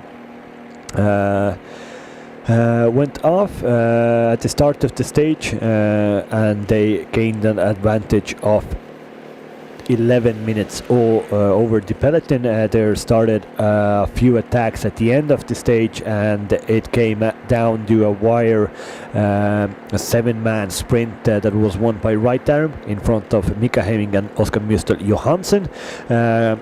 Second stage was affected by a big crash at the middle of the stage, which was ultimately neutralized, all back together, and it's ended in a punch sprint won by Martin Laas in front of Lars Rufaffer and Henry Hulik. And the third stage yesterday ended in Valga. It's a border city with Latvia and Estonia. It was won. It had a very technical last lap in Valga with a cobblestone climb, a lot of turns. Only 39 men stayed together at the end, and it was a punch sprint for those guys, won by Tobias Agard Hansen from Unax, their development team, in front of Martin Laas and Thomas Parta. Thomas Parta rides for AT&T Investments. So today, a lot of attacking at the start of the stage. Now at some point 6-man breakaway formed, and they have ridden a perfect race on the front of this stage. They haven't gotten a very high, a very big advantage over the peloton. But they at some point the difference was more than 3 minutes, almost 4 minutes. Now it's we don't have the last, and now we have it. 1 minute and 45 is the difference between the breakaway group and the peloton, so it has gone. It's slowly but surely coming down, and definitely. These riders are very tired. They have been on the front for such a long time, and you see Ken Boyst from peloton just took his turn on the front. He flicked his elbow and he just looked down, and so again I have to. This is been a hard stage for these guys, and you can see. Also from the Ken Boyst jersey that it's been a pretty hot day, a lot of sweating, and his dark jersey has a lot of sweat stains on it. But really a big kudos to all of these 6 guys. It's never an easy to go do a breakaway when you know that it's a flat stage and it's a 200-kilometer stage. You have to be a little mental, you have to be a little crazy, and these guys have been just that, and they have also been a very strong team together here. 6 riders from different teams, but they have worked together very with big harmony in here. The German Dominik Weinstein, 96, now giving a turn on the front. We'll soon have one roundabout here. In a few minutes, in a few seconds time even, a roundabout. We have a third exit here. We are moving towards Mardu now, and from there on to Tallinn. That's the Estonian national TV tower, which was very important when we got re-independent, because Estonia was occupied by the Soviet Union, and when all of those 3 countries started getting freedom thoughts, then there in all of those countries the authorities of the Soviet Union tried to silence the freedom thinkers, and there was a big fight near the Tallinn TV tower. Unfortunately, it was more of a fight of words. It didn't go bloody, but it could have gone, and the Estonian freedom fighters hold ground there, and and that was it's a historic and a very monumental place for Estonians and for all of those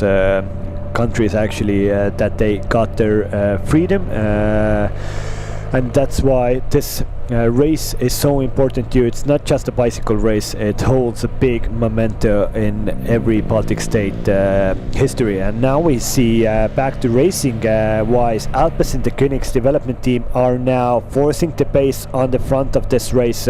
2 riders have gone to the front of the peloton. One is Mathias Avont. It looks to be Mathias Avont. He has crashed at some point, number 32.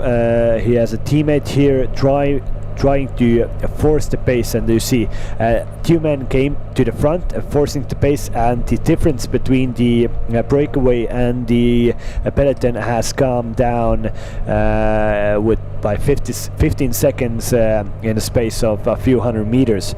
So that's the difference that Alpecin the Königs guys are now doing. They are guided on the roundabout. They have to Yeah, that was a smart move by the commissars, because now they have a much shorter way around the roundabout. Somebody went to the wrong side of the roundabout. They lost a lot of time there. Yeah, it looks to be some guy from Ampler or somebody from Volta cycling team. That wasn't very good. Alpecin Koenigs now trying to get off. That was one interesting pull of Bidon. That Alpecin Koenigs guy tried to, unfortunately it didn't get the Bidon, but at least he tried. But now Alpecin Koenigs development team are in full force in front of the peloton, trying to force the pace. And here is Oskar Mjöstål-Johansson, third place in the GC, also in the front. He doesn't want to give a turn. He should have teammates here giving a turn for Oskar Mjöstål-Johansson. He doesn't have to try to force the pace himself at the moment. He should have teammates forcing the pace, and maybe he can come at the later stage, try to make a little attack. And same goes for Mika Hemming, the German second in GC. He doesn't have to do the pace here. He has teammates. And he should go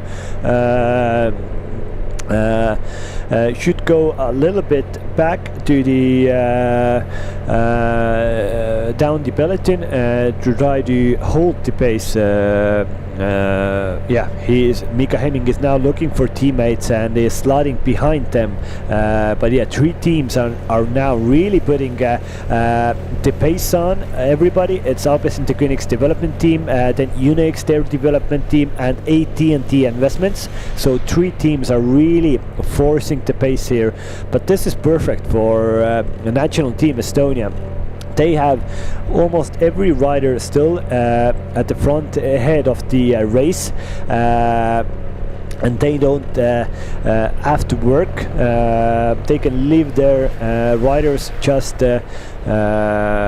follow the other riders. So I think this is perfect tactics for the Estonian national team. Right arm is on the left hand side in the yellow jersey. He can just follow. He doesn't have to do anything, and the kilometers just tick down, and they tick down really fast. This is perfect for Estonian national team. Let's see if somebody will try to counterattack that move. Carl Russ are bringing Troll of Rondhede to the front. A Danish guy who had a good attack in stage 2. He lies 7th in general classification. Only 13 seconds off the pace of right arm. Norman Wachtron now from the Estonian national team is coming to the front to force a little pace, but he actually doesn't want to do a lot at the moment. Just hold average pace, not to go very fast at the moment. Still, they are leaving themselves for the last few kilometers. Again, a little roundabout. Everybody went through there safely, and a few riders got a little difference here. Oh, the local guys, Oskar Nisu and Gert Kivistik, they're joking with each other. They knew that roundabout should have gone. That's the shorter way around was the left hand side, and Oskar Nisu brought Gert Kivistik to the front, and now they have a little gap over the other riders. Let's see if they will now force the pace, because there's a little difference of 6 riders now trying to go off the front. Oskar Nisu forcing the pace with Gert Kivistik, his teammate, his team leader, on his back wheel. Oskar Nisu tried a nice little cheeky attack yesterday. It didn't work out. Now today is another day to try to go for the win. In this stage, Gert Kivistik now talking with Oskar. No, we have the whole peloton behind us. You don't have to go full gas now at the moment. Let's still be on the back. But now, Hendrik. So I am here in the final kilometer now. of today's finish, which is gonna be actually quite interesting one, as even the entering to the Tallinn is actually pretty technical. There is many narrow curves in between of the city area, and here right now you can see not the final but the curve that's before the final curve, when they're coming to the main road, which is closed for our riders now.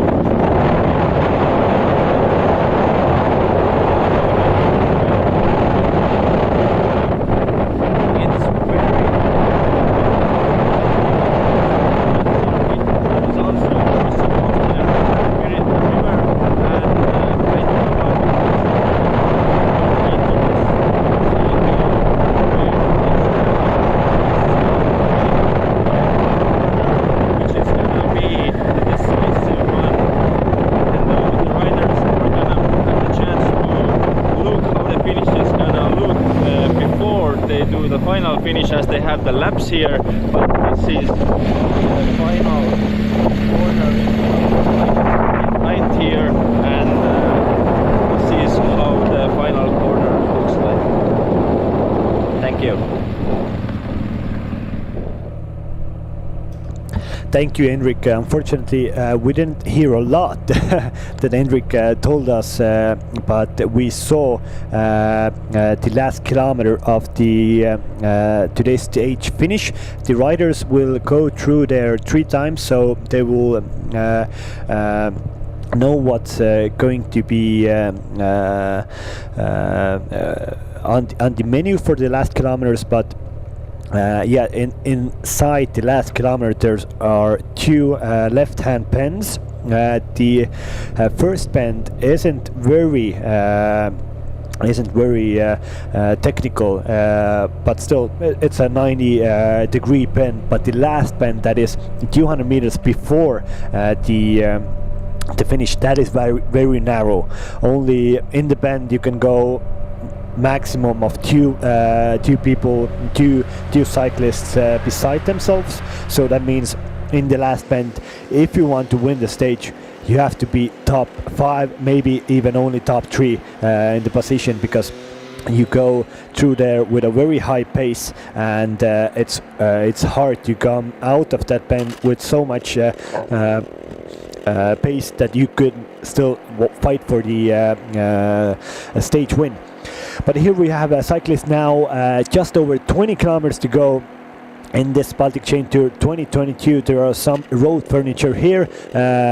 For this breakaway group it is no problem, but for the peloton it's maybe a little bit of more of a problem. For some reason Alex Krust's man in the 5th general classification, fifth in the general classification, is on the front of the peloton driving the pace. But now Matej Stoshek, most active riders jersey wearer, the green jersey wearer, brings his team AT&T Investments into the front of the race, showing with those elbows this is that the road furniture is coming.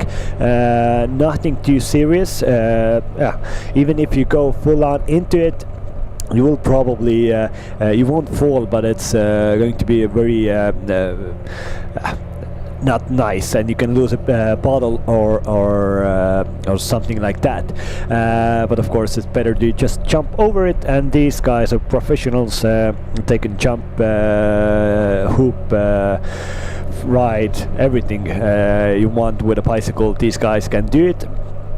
Still, 19 kilometers to go, 49 seconds. The difference between the breakaway and the peloton, this is a very technical part of the whoa, this isn't nice. The commissar was in a very wrong place there. The riders didn't see the breakaway, went inside the cars there. That wasn't a very nice sight to see. Hopefully when the peloton will get there in 45 seconds, the commissar will show the riders that you have to go to the right hand side, because the riders are coming out of a very technical part of a narrow road there. Everybody is, as you can see here, let's see, hopefully everybody stays safe. This is not a nice place to be. My heart rate is going through the roof. Hopefully, yes. Now, yeah, somebody help that commissar at the moment, and these riders are coming safely through here. You can see where the breakaway riders came. They came from the right hand side, and that wasn't nice. But these peloton riders came through safely, and that's the most important thing that you would like to see. But yeah, in 6 kilometers time there will be the last intermediate sprint of this Baltic Chain Tour. It looks to be that these 6 riders will get there first, and they will again decide by themselves who will have the last intermediate sprint win. They had a little nice attack before the last intermediate sprint. I think there will be some kind of a proper attack before this last intermediate sprint that is coming in 12.3 kilometers time. 12.3 kilometers before the finish, so 5 kilometers to go for the breakaway to get there. AT&T Investments with Maciej Stoszek, one of the most active riders in this race, and that's why he has this most active riders jersey on his behalf. He will definitely win this jersey. The other 3 jerseys are still up for grabs: the general classification jersey, the young riders jersey, and the most competitive riders jersey, which is being held by Martin Laas, are still up for grabs, and that everything depends on the final situation of this race. Commissar showing that there's a big bus on the road. Please go left there. Riders say, okay, a bus will go left there, thank you. Let's go. And breakaway is now going just on the left side of the breakaway. There is that Tallinn TV tower that I was talking about before, a very iconic place for Estonian history, and still a very practical thing for Estonian network services to have a Tallinn TV tower. Yeah, it's a nice place to be. Mikkel Räim is talking to somebody at the moment, trying to get, I think, his teammates' attention. I don't know if he caught that or not. Karl Russ team is bringing Troll Fronthead to the front in the breakaway. Now there's one attack from Svelen cycling team rider. It looks to be he's trying to go solo. He was the rider who I told you about before, who is a superb time trialist. It is, of course, the rider from Sweden, Edvin Lovidius, a man who beat Tobias Ludvigsson in the Swedish national championship. So he has gone solo to get the intermediate sprint, and why not even the stage. I think it's a bit of a tall ask. The difference between the peloton is 33 seconds and the peloton is charging. They are really charging at the moment. Matthias Avont, Albacete Koenig's development team rider, is on the front going full gas. AT&T Investments are right behind him. Then Unix, their development team, a team that won yesterday in a sprint finish, they want to do the same thing today. On the right hand side you can see Karl Russ team and also Ampler development team on the charge here. 29 seconds still the difference. In the breakaway you can see that Edvin Lovidius attack has been brought back, and now these riders are on the last circuit already. The riders will come here from 2 times again, but Edvin Lovidius has been caught, and he probably now doesn't have a lot of legs anymore after that solo attack. 15 kilometers to go. This is the breakaway now. Lovidius didn't get away. His slotting himself back into the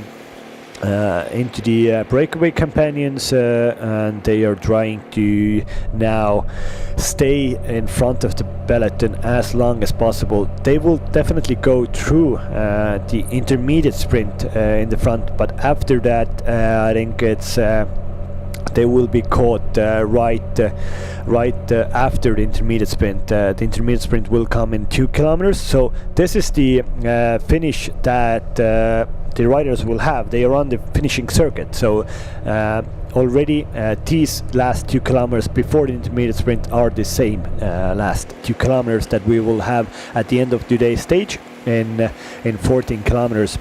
So, but this breakaway group of 6 riders still working well together. There was a few attacks, but nobody got away. Yeah.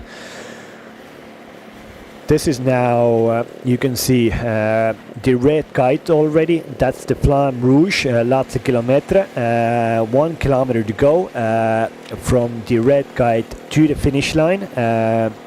And you can see the first cars there turning the left-hand turn. The first left-hand turn isn't very technical, but it's a 90-degree turn to the finish line, but the second one is really technical. Here you can see this is the last kilometer of the race now. The breakaway is on the first left-hand turn there.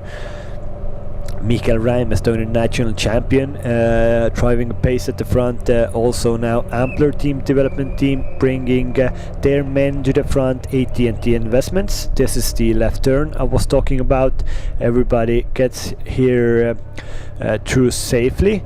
Very good. On the right hand side there's very bad road.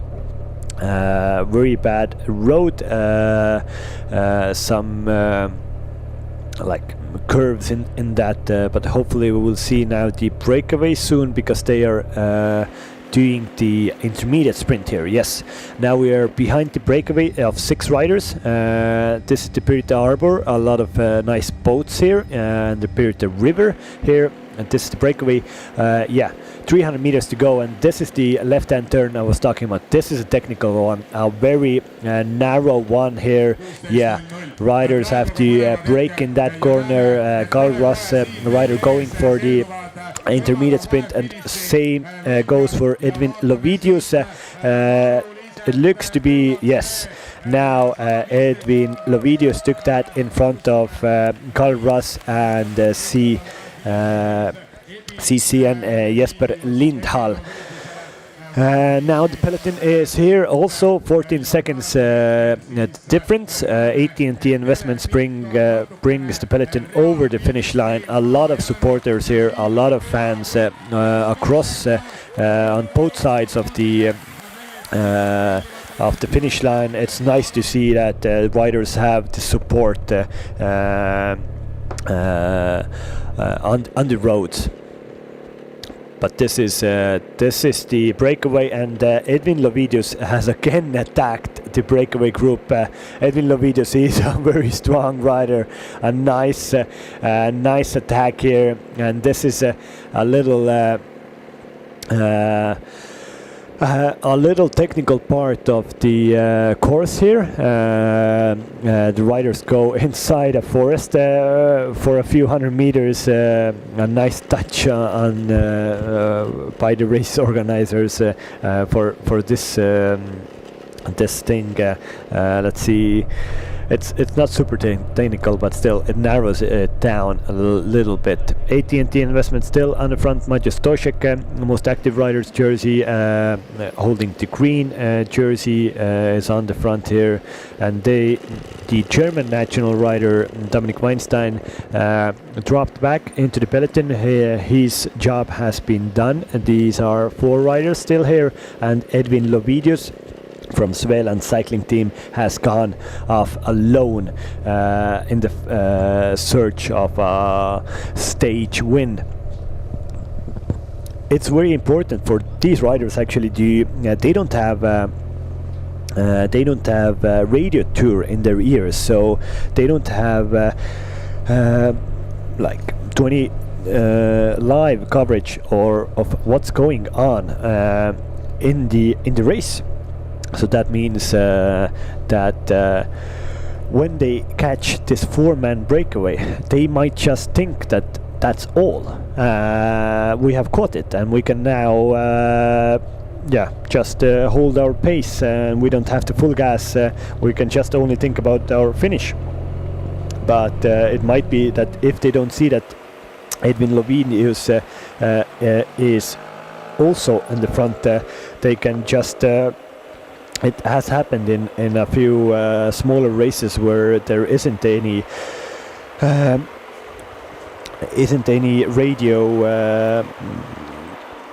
radio coverage between the riders and the director sportifs, so this can happen.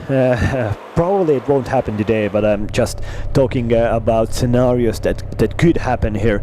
But AT&T Investment still on the front, going with a very good pace here, and here is a little hill on the road, but it shouldn't be any problem for these riders.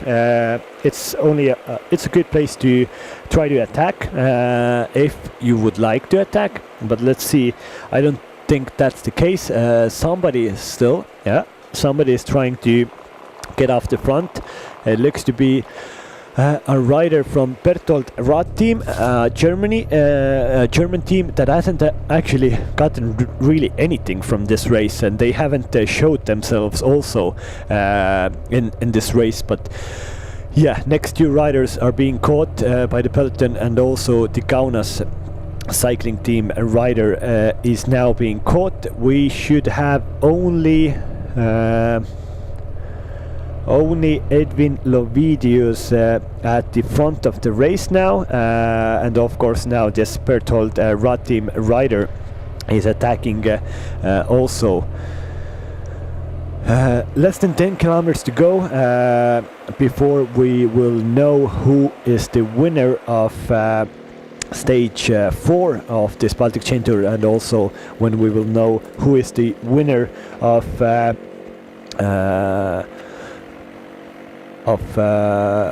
Baltic Chain Tour 2022. This is Edwin Lovidius, Svealand cycling team rider, 16th in overall classification. Edwin Lovidius was 16th before today's stage, 2 minutes 21 seconds off right arm. But it looks to be that his time at the front of the peloton will be finished soon. AT&T Investments team is doing a very good job on the front and holding the pace as high as possible for their team leader Thomas Parta and also Mika Hemming. Mika Hemming is trying to get a high place in the overall general classification, and also Thomas Parta is racing for a stage win. He was third yesterday. This is Ken Boyce, the penultimate rider from the breakaway that is being caught by Peloton cycling team. Well, Peloton cycling team have ridden a very good race. Gert Kivistik is up right up there in the general classification. Ken Boyce did a very good race today. Oscar Nisu has had a few nice attacks. A proper race by them, and this is the map. The breakaway peloton doesn't have a very big difference anymore. 8 kilometers to go. Maciej Stoszek still on the front. He's somebody should buy that guy a beer at the end of this tour. He has done so much work on the front, and Maciej Stoszek, a properly good bike rider. He will definitely have a few nice wins in his career. This Baltic Chain Tour is in clearly very good form. He's gotten the most active jersey and also has helped a lot his team. But the Estonian national team riders are pretty much scattered all over the place. Martin Laas is now bringing himself to the front. Right arm was in his wheel a few moments ago. Alex Krasts now tries to go for a long one. He has done this before. 7 kilometers to go for Alex Krast. I think it's a bit too long for him, but let's see. Maybe he will get a good difference between him and the peloton. It doesn't seem like that, but at least he gives a nice try. Alex is of course fourth in GC, 10 seconds only from the from right arm, so yeah, he is a very high danger man in the general classification, but he doesn't have any difference now between him and the peloton. You can see the corner here. This is that is not very nice, that technical corner there. Alex Krast now going Alex Krast is now brought back by the peloton, AT&T Investments. Only 5.6 kilometers to go until we will know who is the winner of this Baltic Chain Tour 2022. 5.6, and still everybody together. AT&T Investments still on the front of the peloton with Mika Hemming in second position. Martin Laas, the main favorite for today's stage, in third. Oskar Müstel Johansen third in GC, just behind him. Then more Unix riders. AT&T Investments brings more riders to the front. Ampler is here, but Right Arm is also here. Let's think who's missing. We Align Cycling Continental team is a bit missing, and Alpecin the Koenigs riders are missing also.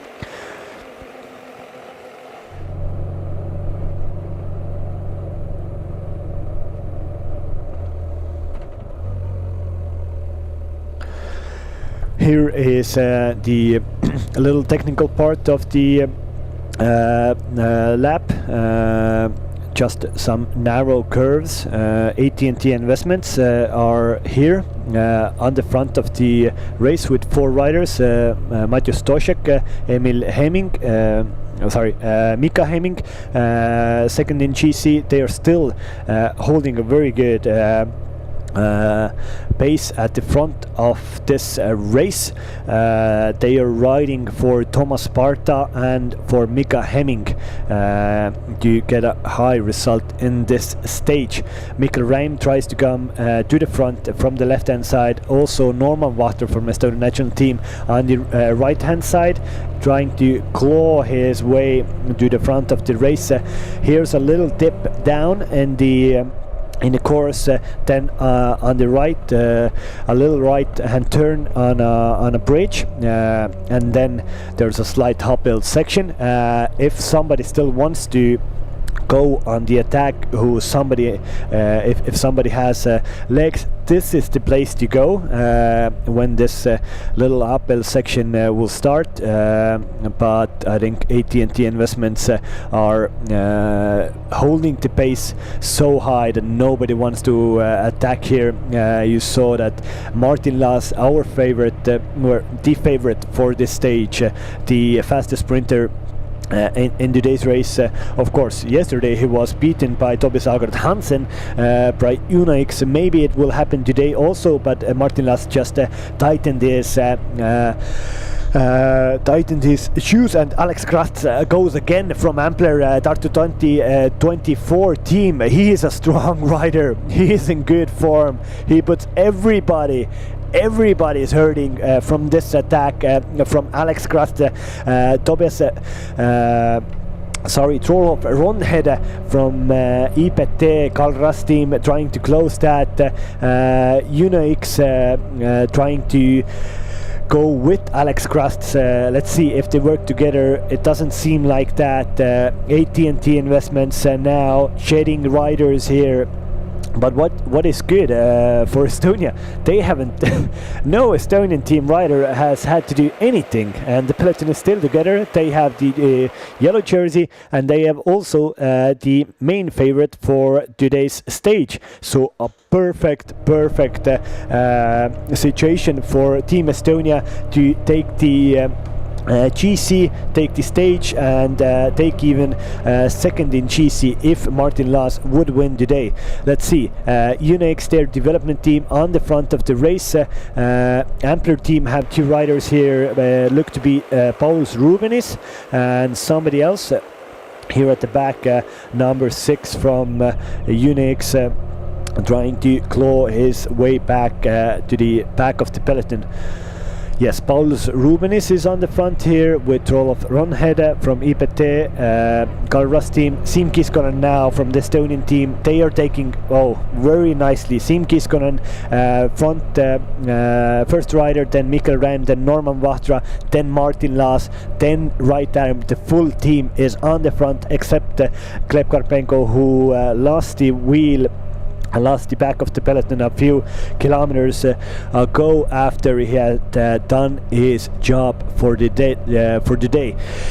But Team Estonia is on the front together with German national team. Well. We will have our last hurrah in 1.5 kilometers. The peloton is racing really high to get to the end of this stage 4 of Baltic Chain Tour and the end this Baltic Chain Tour 2022. Siim Kiskonen from the Estonian national team have timed it perfectly. Peloton cycling team with Oskar Niisu, Gert Kivistik is just behind Estonian national team. This is one left hand bend here now. 1.5 kilometers to go for Estonian national cycling team. Siim Kiskonen is giving it all, is absolutely burying himself for the service of Martin Laas, for the service of right arm. 1 kilometer to go in this stage 4 2022 Baltic Chain Tour. Mikkel Räim, Estonian national champion, is on the front of the race. Inside the last kilometer, first left hand turn, and we have still one very technical left turn 300 meters from the line.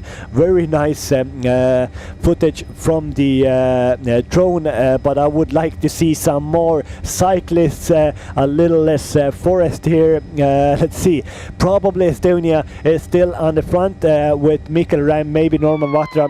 Let's see who will win. No motorbike in the last kilometer. Now we have a stationary camera. It's Norman Vahtra bringing right arm and Martin Laas to the front. Alpes Interkönigs a bit out of position. Ampler in a very good position. Norman Vahtra bringing Martin Laas to the last corner. Martin Laas goes in first. Oh, that was perfect from Estonian national team. Let's see. Yes, Martin Laas got a very long distance between himself and the peloton. Martin Laas, the winner of stage 4 Baltic Chain Tour 2022. Somebody from Alpes in second. Right arm also celebrating Martin Laas win. Martin Laas takes 10 bonus seconds with this. He goes up to second place in GC. Team Estonia took home the bacon, took everything that could have been taken in this race. Martin Laas, winner of stage 4 of Baltic Chain Tour 2022. Right arm, winner of this Baltic Chain Tour 2022. Second place in GC is now Martin Laas, who got 10 bonus seconds for that win. We will see a recap of this. A long distance. Martin Laas is very quick, but his team, right arm and Norman Vahtra, did absolutely a perfect lead out. They went into the last corner in Martin in first place. Right was in second, and Right just maybe he didn't brake, but he just let go of the wheel of Martin, and that is textbook stuff. When you write a book how to win races, when there's a corner in the last 300 meters, you should put a video of this stage in there. Martin Laas winner today, Henry Ulik second, Lars Rufaffer third, pretty much the same podium that we had in stage 2. Paul Ruben is fourth, Tobias Agard Hansen fifth. Henry Uling and Lars Rufaffer weren't a big effect in the general classification. Right arm is winning the general classification in front of Martin Laas, and third is Mika Hemming. Oscar Mustel Johansson is pushed out of the podium by Martin Laas into fourth place. Amazing, very fast final, a very fast last stage of today's race.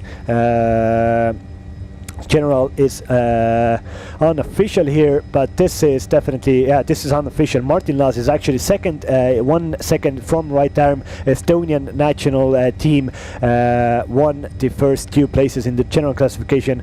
Martin Laas won 2 stages. Well, Estonia came in here with a strong team, the strongest team that they can put together, and they do pretty much everything. Martin Laas also wins the most competitive jersey, and right arm also wins the most young rider jersey. Yeah, this is the finish. Right arm just let go of the wheel of Martin, and Martin won really easily. Henry Ulik, Alpecin came in second in front of Lars Rufaffer and Pauls Rubenis. Well, that was Baltic Chain Tour 2022. I was your commentator, Christo and Maga. I really hope you enjoyed this. I truly did. Please stay tuned. We still have award ceremony. We will have live commentary, live interviews from the winners today. I unfortunately have to go now. I really like the commentating this. Let's see you next year, and all the congrats to you. Right arm Mika Hemming and Martin Laas on the last podium of this Baltic Chain Tour. Let's see you next year and the same time at the end of August. This was super racing. Cycling is best sport in the world. Enjoy your Sunday. Enjoy the end of summer. Let's see you next year. Thank you. Bye.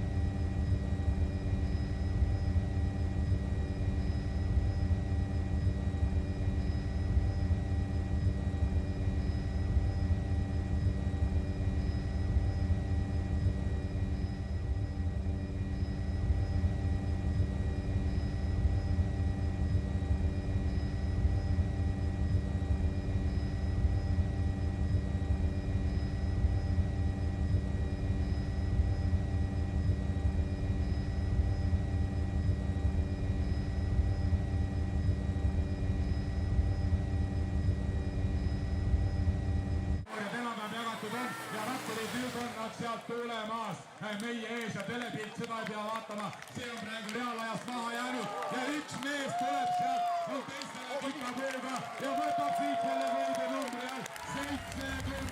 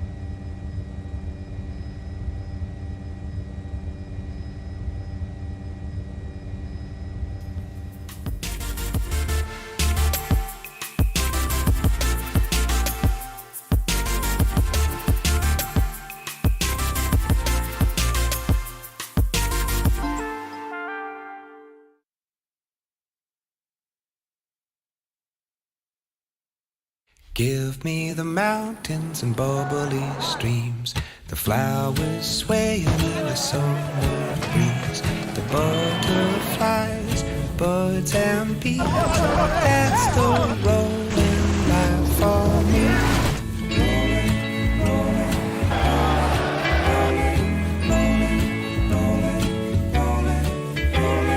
That's the rolling Skoda. life for Simply clever. me.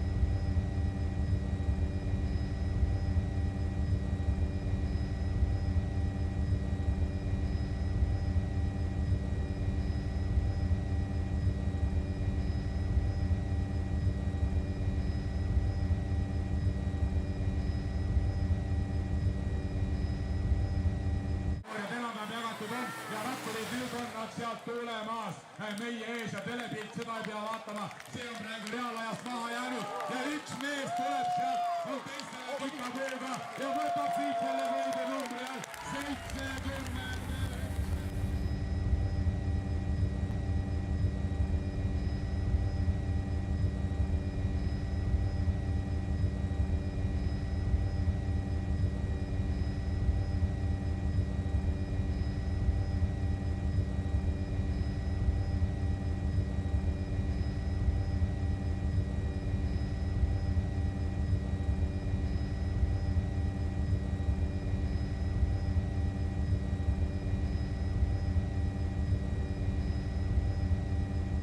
So this is the story, a sad story, but nothing to do. We are here with our stage winner, Martin Laas. Martin, you did it again. Take us through from the beginning of the start. How did it happen today? Yeah, actually it all went like we expected, and we wanted to let the small break goes, but in the end it was 6 guys, so yeah, it wasn't the limit, but anyway there were not strong riders, so for us it was good, and then we just wanted to control, and also Uno X had the same plan. So we stick to the plan and we just hold the pace, and we didn't let them over 3 minutes basically, and yeah, for us was also good that some teams wanted to play a little bit with the crosswind, so we didn't really need to chase hard, and then they did pretty much of chasing and we just hold the pace. So yeah, and in the end we knew it how we need to do in the final laps and final corner, so we did like we planned, and everything went really smooth. Okay, how about the finish? How did this happen?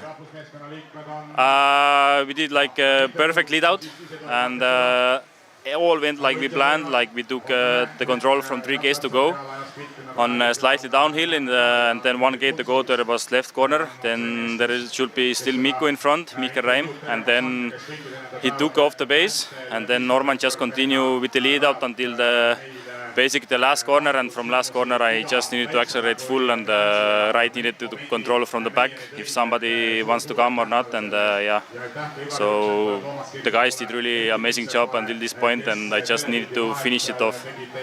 So 2 stage victories and second in general classification. I guess you're happy. Yeah, from my side it can be better to win also GC, but obviously I'm really happy my teammate won. And I'm second, so it's perfect. Congratulations and thank you. Thank you.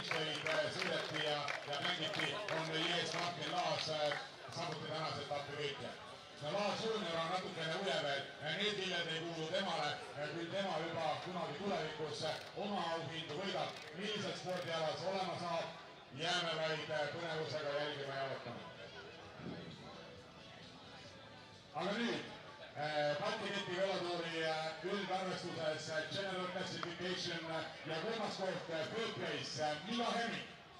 ENG Investments team. Tšehhi-Eestimaa ATP Investments võistkonna esindaja Milo Hemming. Tänasel päeval etapi valgestamist kõikidel päevadel sarjaetappidel mees oli pildi ja aktiivse noore rahvaliga tegemist oli Milo Hemming. Jees ja Raivo talle auhinda üle andmas tuuri üldarvestuses General Classification and second place over Baltic.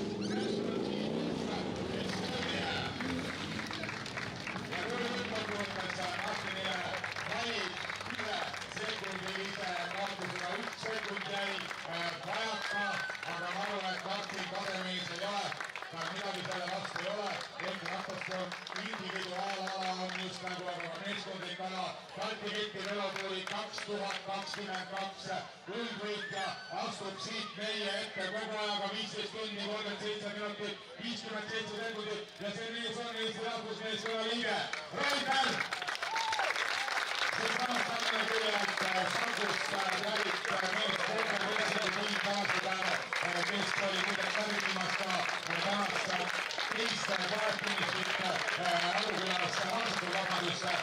Selle kõrgetasandiga tegemist on tänaseks päevaks juba maailma rattasporti. Nad mõlemad jõudnud on nii Rait kui ka Martin ja meie ees tuuli võitlev on nüüd veel kord Raiter, Martin Laas, Milo Hemming. Top 3, PCK 2022, Right Out National Team of Australia. Martin Laas second, National Team of Australia, and Milo Hemming, MPK Eastman Investment Team representing Germany.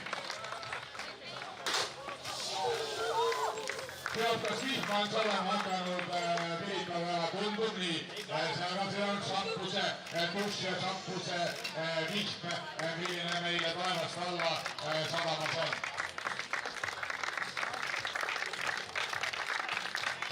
Ja sõprudest kõige paljud kõlada mõni kuulaada Champions on veel teisigi häid lugusid kindlasti.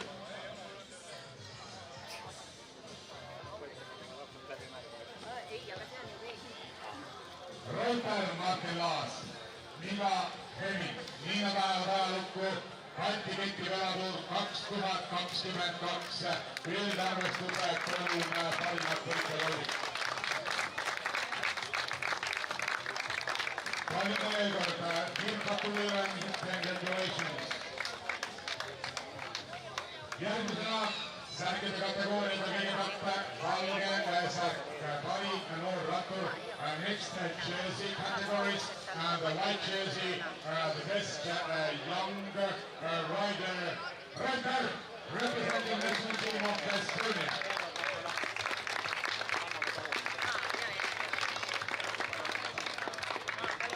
Kus on sinna tuleb juurde?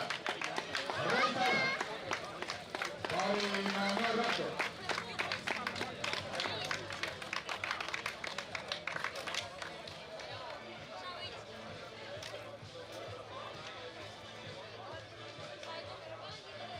Nii, võttase kirjadega särk läheb siis selga.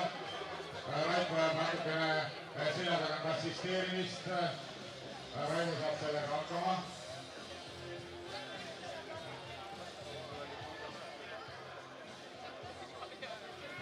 Ja teeme veel kord suure aplausi, kus on sinna tuleb juurde ja tuuli parim noorrattur Raivo Eesti rahvusmeester. Järgmine kategooria, roheline särk, aktiivse raamatumise särk, next category, green jersey, most active rider, and the jersey winner is Markus Stojek, representing ENG investment team and representing Slovakia. See siitavasuline sihakas mees läbi terve tuuli pidevalt nähtaval oli aktiivne Markus Stojek on tema nimi ja selle mehe nimi rattaspordisõpradel tasub meelde jätta meeles pidada. Ja seda mitte ainult Balti keti veotuuride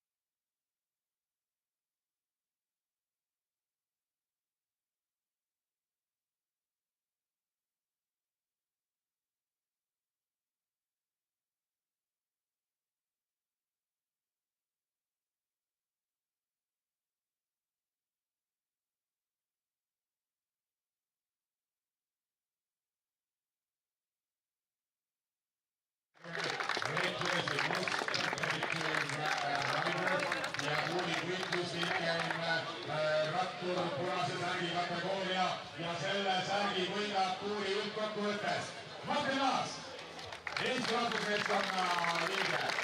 Kõige kõlavam jeeni tuli tegelikult enne. Aga mees on selle auga ära kõiginud kõigepealt kinnitab sellest, et Eesti rahvusmeeskond tänamusel tuuril väga palju teistele sõnaõigust jätnud ei ole. On meie Lauri Ausi mälestusliidu põhisõidu stardin aega jäänud 4 minuti ringis, et ratturid võtte kohad sisse stardikoridoris. Praegu on Balti keti veotuuli punane särk ja meil on hea meel selle üle, et selle saab selga Eesti rahvusmeeskonna liige Martin Laas. Nii, kodusesse minuteeki, kas tõesti võistab Martina headkontrollidega tundub nii. Kodune minuteek on juba täis, riigiga pole enam ruumi ja kui on võit, siis võitu tuleb täistada. Küllap on juba teada, kellele ülejäänud pudeli sisu konsumeerimiseks ulatatakse.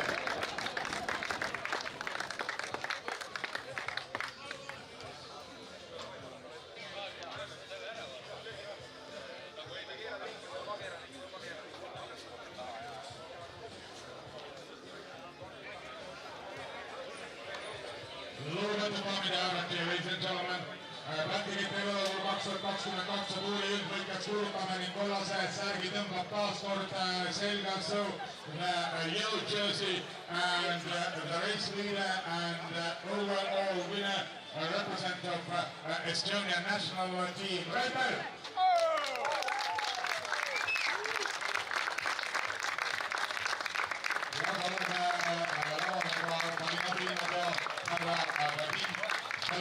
kes koos Raivoga aitab Balti keti velotuuri tänavuisele võitjale Rait Tärnile auhindu üle anda.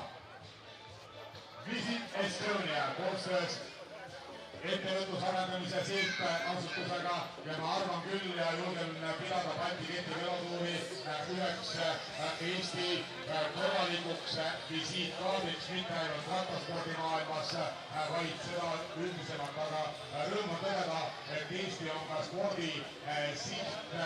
sporditurismi sihtmaana väga olulise sihtkohaga tegemist kõikidel Eestis toimuvatel rattaspordiüritustel, erinevatel võistlustel, tippspordiüritustel nagu seda Balti keti velotuur on, see on nagu väikene pusle, kõigil on oma väikene roll Eesti kui turismi sihtmaa tutvustamisel ja nagu me teame, turism valdkonnana on andmas päris suurt panust ka Eesti rahvuslikku koguprodukti.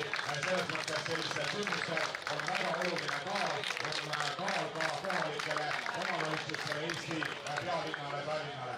Aga veel kord siis Rait Tärnile palju õnne ja täna siis, kus on, sinna tuleb juurde ja mees siin lava peal käinud meie ees juba õige mitme kategooria arvestades.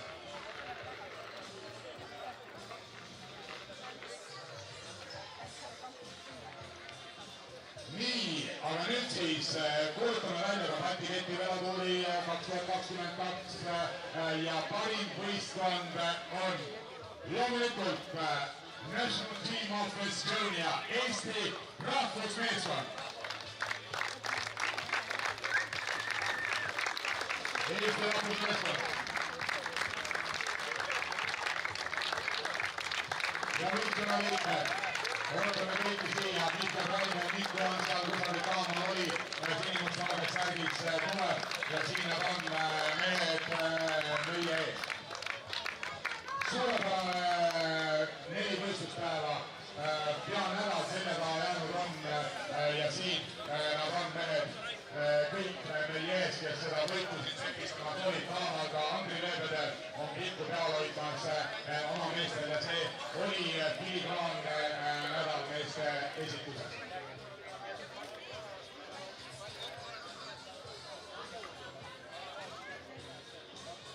Ja Raivo Rand ning Vadim Belobrovtsev ka koos meestega võivad õhtuti seista. Eesti on taas head tööd teinud ja võtnud võidu rahvusvaheliselt velotuurilt Balti keti velotuurilt. Näitamaks seda, et rattaliigiga tegemist on ja meie meeskonnal on sisu ja meil jätkub rattureid erinevatele tasemetele. Selle nädalal näetame, et eestlased võistlesid edukalt ka Euroopa meistrivõistlustel. Medalid, tõsi, koju ei tulnud, aga suurepäraseid tulemusi küll. Raim on ka meie fänn. Raim on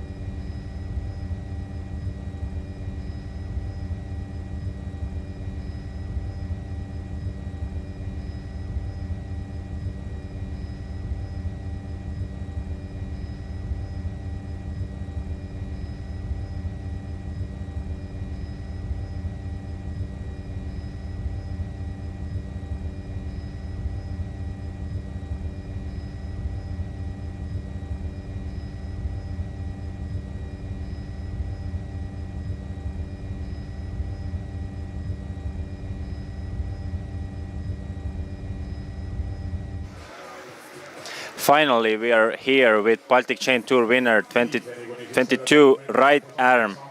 Take us through how did it happen today, the whole stage, 200 kilometers. Yeah, 200 k's flat race. Not so exciting with pretty much all day with the tailwind. But yeah, it was pretty fast, and yeah, it only got interesting when we arrived in the final circuit, and yeah, we were just waiting for the punch sprint, and then we did a lead out for Martin Laas, and that was pretty much it. Was this under the discussion in the morning team meeting where you were talking about that Martin has to win and take this genius 2 places in front, first and second in general classification? Was this the plan from the beginning? Yes, this was exactly the plan this morning, and yeah, we executed it perfectly. How did the finish happen for you? Were you leading Martin out, or how was this? Because of the last corner in 200 meters, we played the sprint for Martin Laas, but I was sitting on his wheel, and I was blocking the road on the final corner, and then this was it. Have you won stage races before? No, this is my first yellow jersey. Well, congratulations! It was extremely successful race for you and national team Estonia, so you must be celebrating hard tonight, huh? Yeah, of course, I'm really happy, and of course the team also. Thank you very much. Thank you.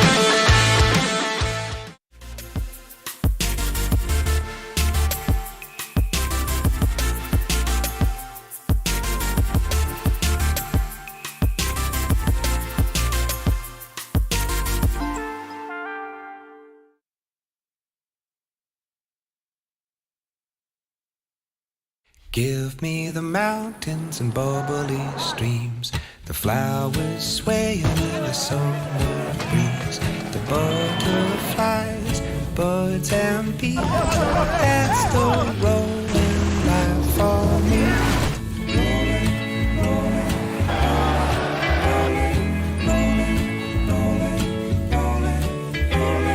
That's the rolling Skoda. life for Simply me. clever.